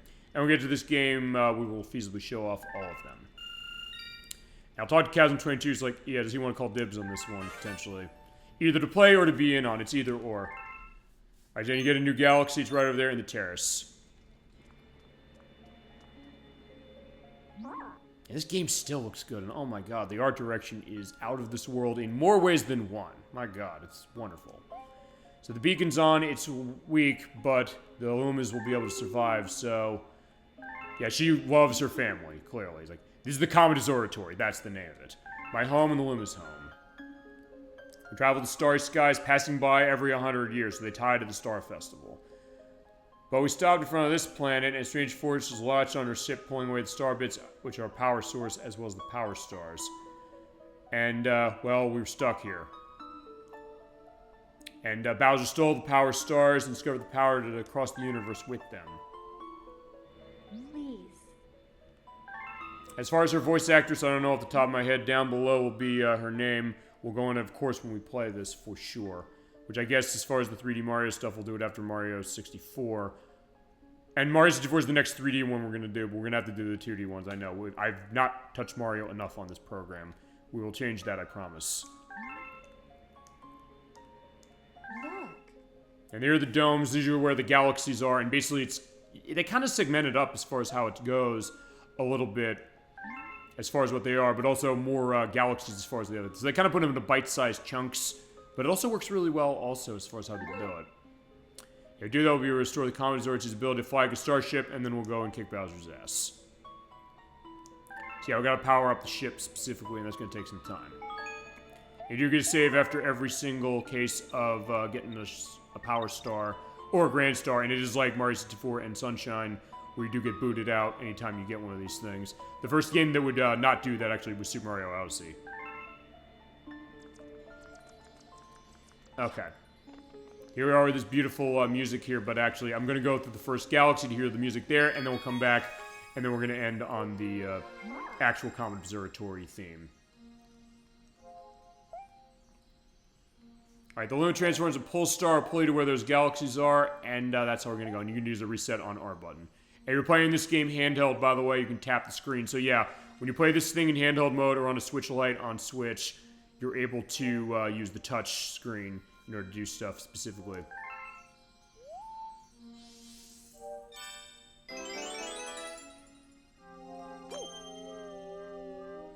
In that case, you just point to it and grab. And observed by the dome, and they have the number on them, just like Super Mario 64. To give a sense of where you can go based upon. And you have the stars, you basically unlock them, and then you can choose to go there, including the Good Egg Galaxy, which we're starting here first. We're getting some energy readings, so we have to go over there. You got 3 of them here, but we're starting here, and oh my god, take a listen to this music when we enter this place. Well, here we're getting ready for our great adventure, and our first challenge here is the Dino Piranha. Yeah, take a listen to this as we land. Yeah, you do the same flyby like Super Mario Sunshine does. Give you a sense of where you want to go.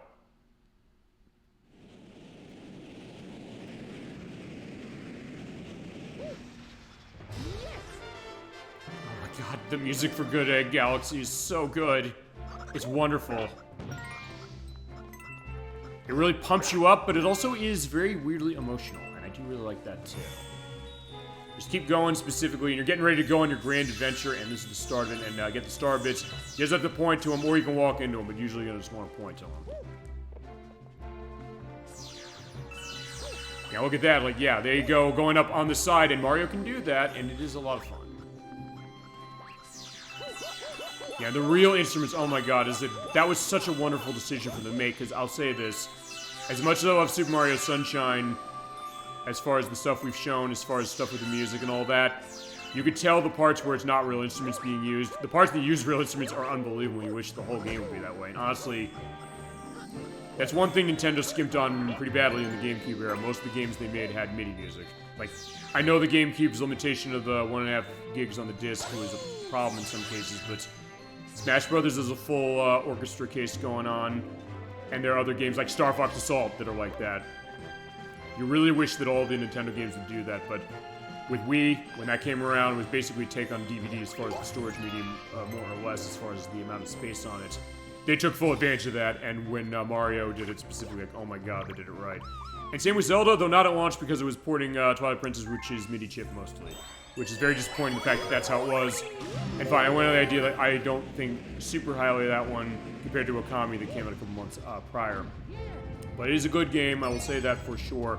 I guess in that case, that's to Zelda what Mario Sunshine tends to be with a certain case of people in the sense that, hey, they like it in some ways, but like, yeah, I wouldn't say it's the best one. Fine, I don't know if I'd say Mario Sunshine is the best of the 3D Mario games, specifically. But now that I understand it, I kind of like it more, and I do like the chances it takes. Although this game also takes chances too. For sure. I mean, they all do. But I mean, I still had a great time playing Mario Sunshine for the summer. It is a great case, and Bricks and Brie, once again, I thank you so much for making the quest on the show for Super Mario Sunshine.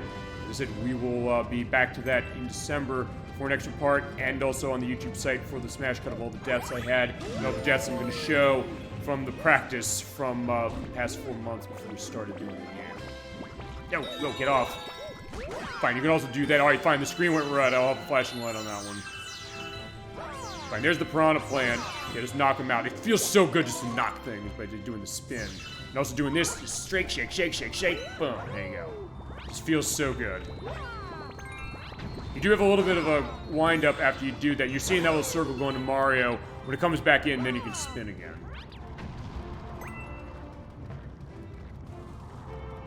You also have these little grass things. You spin them, they go backwards, but they can hit enemies and bust those boulders. In that case, what you want to do is you want to wait till they come by and then hit them like that.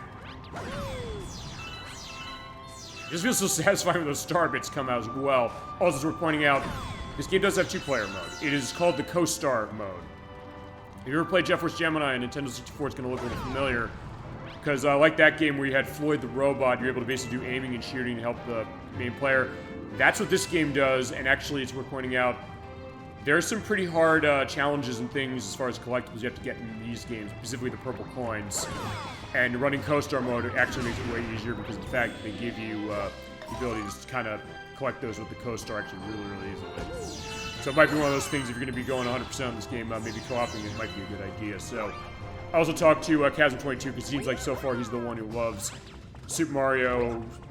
Why am I saying Odyssey? I keep thinking Odyssey, maybe because I'm playing on Switch, but Super Mario Galaxy, feasibly the most. I'll ask around. Also ask as far as if people want dibs on Super Mario 64 as well.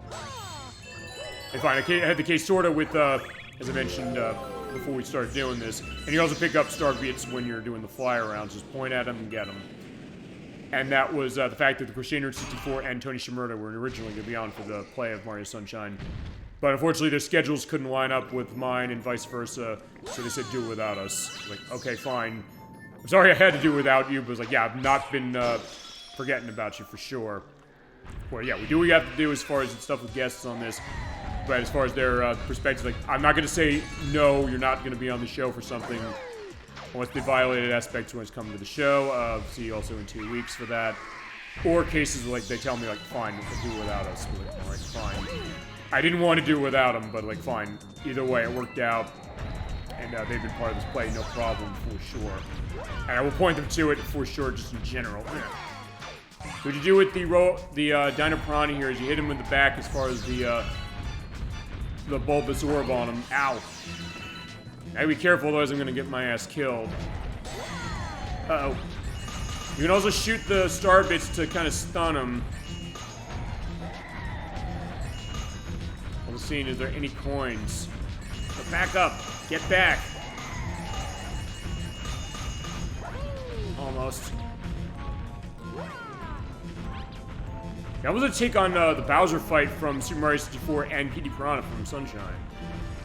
Hold still, let me kill you. Yeah, there we go. Just had to wait to get close and then swing. Got him. Like Mario tends to dictate its lowest threes when it comes to bosses. Now with that, you get a first power star.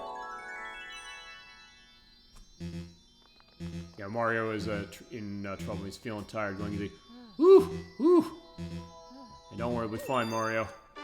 We made it. Woohoo! Yeah, it's definitely good stuff.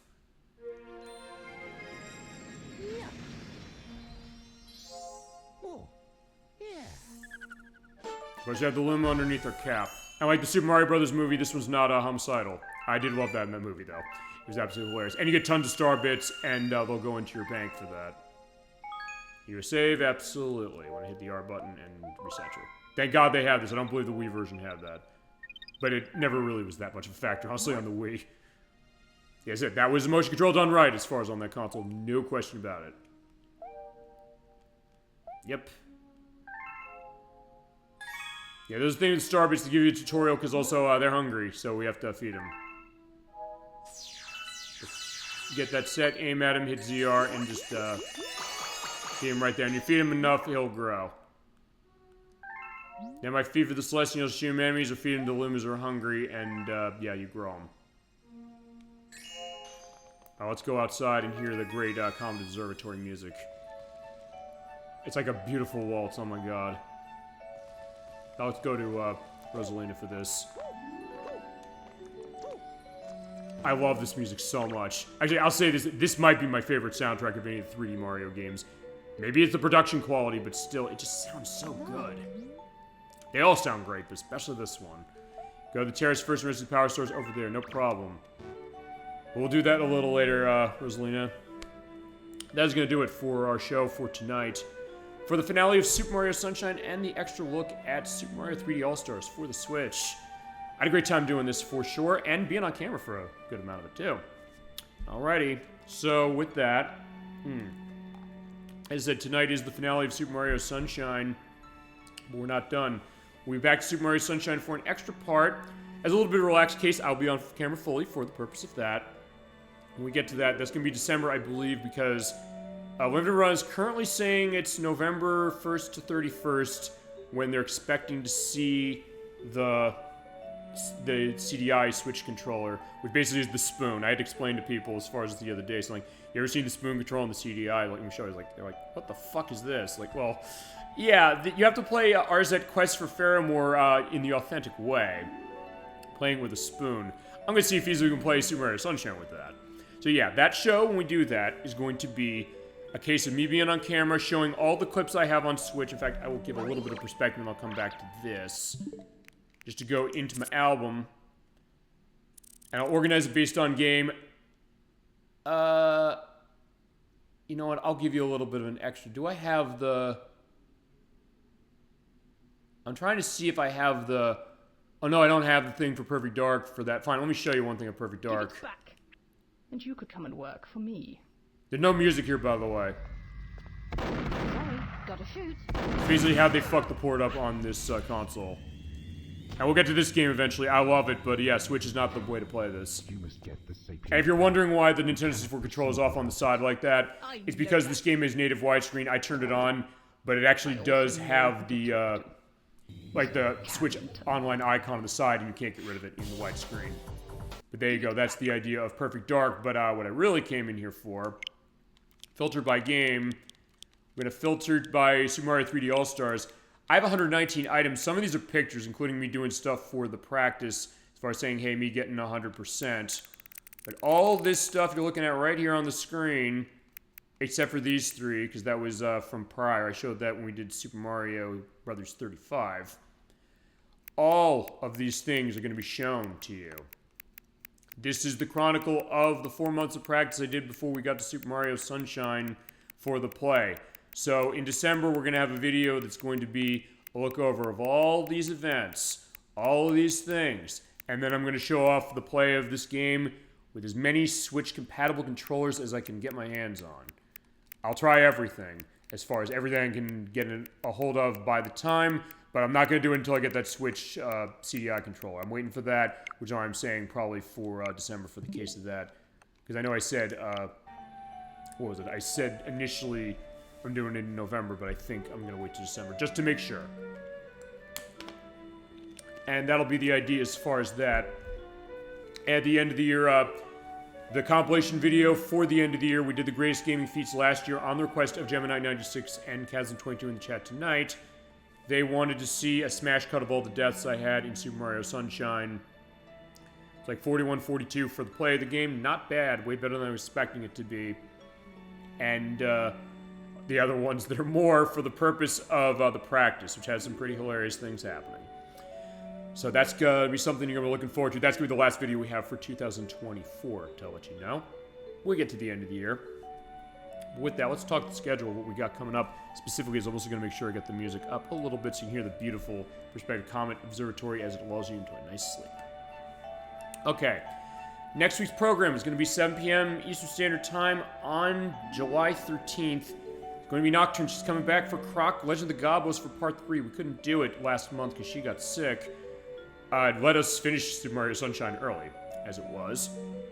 So, with that, I did confirm with her today. She is going to be set. She's coming into the new Super Bowl Game Saturday studio. She's going to see it for the first time. Will it be on camera for that? I'm not going to push that with her necessarily, but if she does want to, I'll say, hey, we'll do it.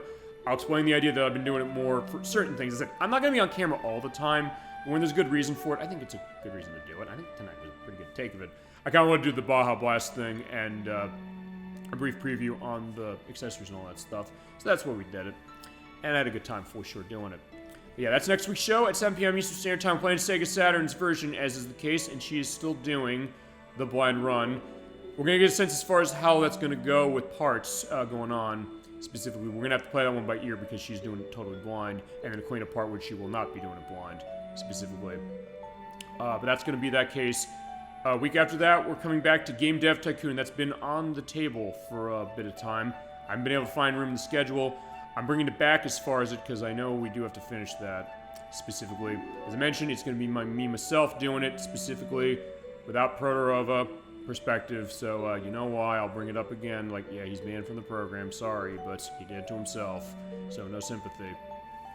But either way, I'm going to be getting through that. So also, just to give a perspective, it's not a case I'm doing that out of obligation. I do want to finish it, because I do like the game, Specifically, just is a case that why is it with a lot of the people I know who love that game, people who are not very pleasant. To put it mildly. That being said, it's a case that I do want to see what's going on. We're going to take our adventures with Tamsoft as far as the company. Yeah, we're rewriting the case of Tamsoft. The people behind the Onichanbara games. The new Bleach game that's coming out soon. And of course, the Battle Arena Toshinden games from PlayStation.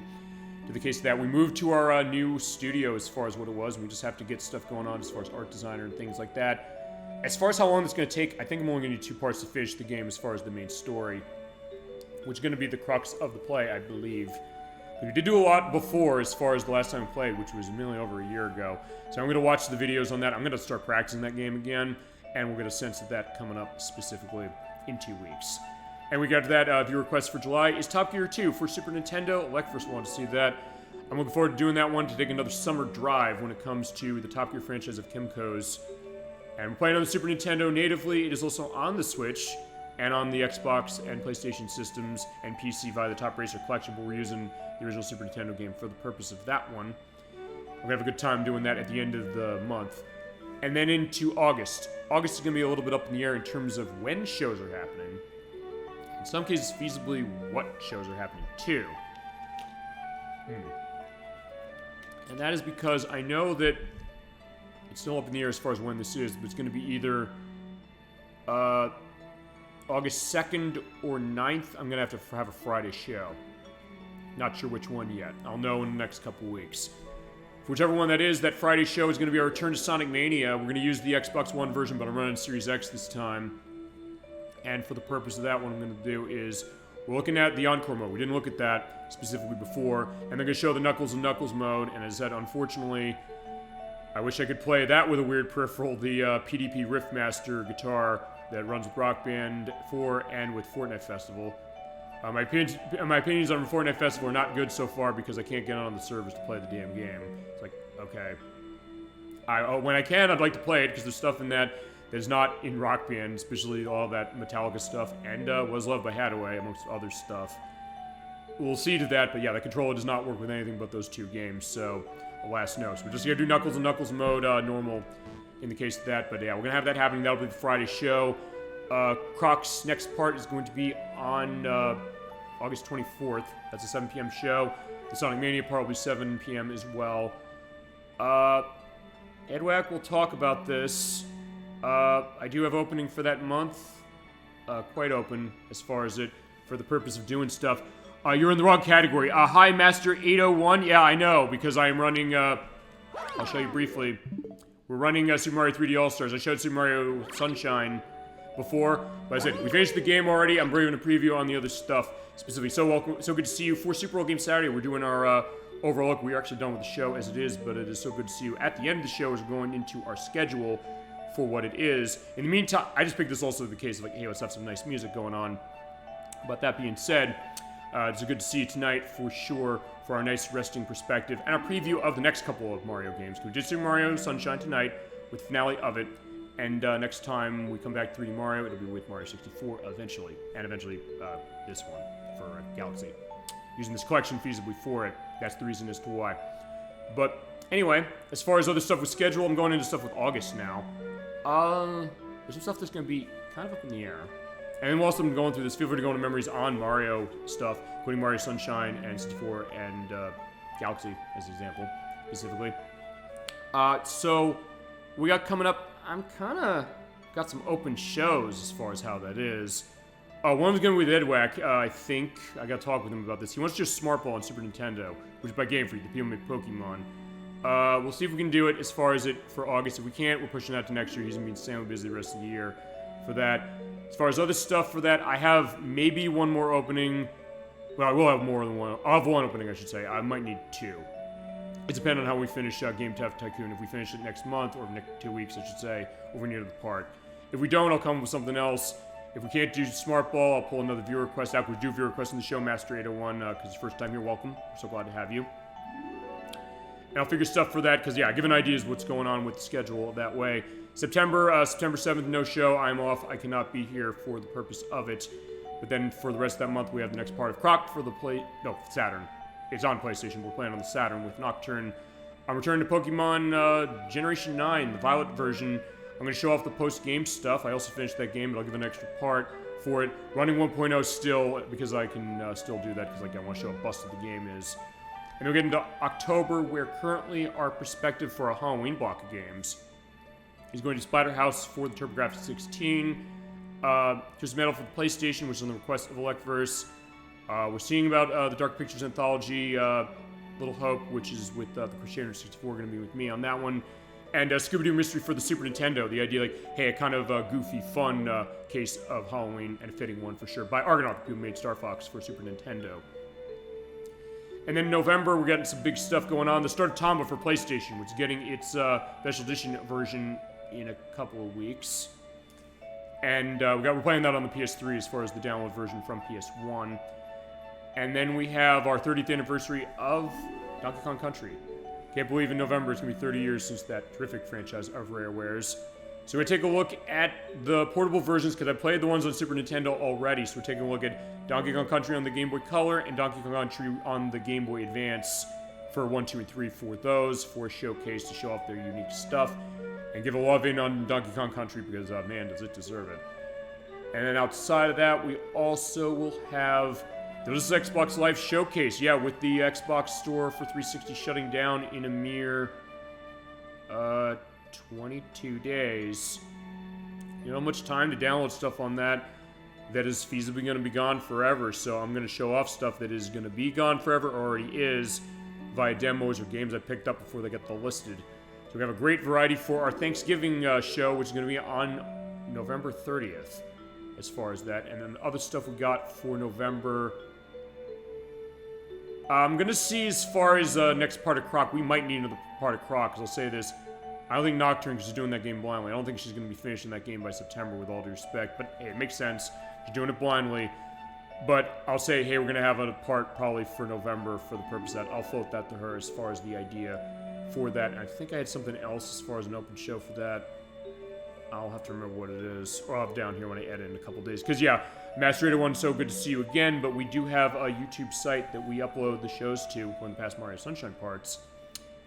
That'll be over there, and I'll have edits for them for purposes of things as well, and extra show notes or things I might not remember or get wrong when it comes to doing the show. And then December, we're going to have the next part of Tombo. We'll have the Super Mario Sunshine overview of the practice with the weird usage of peripherals. We're going to be showing off the DK bongos from Donkey Konga, playing with that thing. You can feasibly play the game with it. Not well, but it's hilarious. I'll be live on camera again for the purpose of that. We'll do Tetris and Dr. Mario for the Super Nintendo. I know that Electverse wanted to see that. Dolly Finn wanted to be in on that, so she'll be there. And we start Shenmue for the Dreamcast at the end of the year, for the last show of the year, specifically. And then we get to 2025. I'll have some ideas as far as what we're going to do for the purpose of some of those things. I do want to get to some of the games I know have been asked for that have been kind of sitting on the shelf. Stuff like BlazBlue, Calamity Trigger, Kingdom Hearts Rechained Memories, Shadow Hearts Covenant, and other stuff. And of course with guests, stuff they want to do. And other stuff I want to get to, including Rhapsody Musical Adventure for the PlayStation, amongst many, many other things. And we obviously continuing Shenmue and maybe Tomba, specifically. And if we do need even Croc to continue by then, we'll figure that. But as I said, I'll make sure as far as Nocturne, we'll talk about that next week, because next week is our show for Croc for No, I keep saying PlayStation. Everybody knows I'm PlayStation. We're playing on Saturn because we're different. And we like being different for the purpose of that. But anyway, so I think with that, that's going to be the case of it. We'll have our nice night as far as, just going into a dreamy sleep with Rosalina and Mario right here. So with that, thank you so much for watching Super Bowl Game Saturday. Thank you for joining us on the journey of Super Mario Sunshine, which is over, but only for now. We'll be back to it in a couple of months. So with that, thank you so much for watching the program, everybody. Hope you have a great rest of your night, a great weekend, and a great week coming forward. I will see you next Saturday at 7 p.m. Eastern Standard Time with Nocturne for Part 3 of Croc Legend of the Gobos for the Sega Saturn. Till then, keep being awesome, have a wonderful night, and take care, everybody.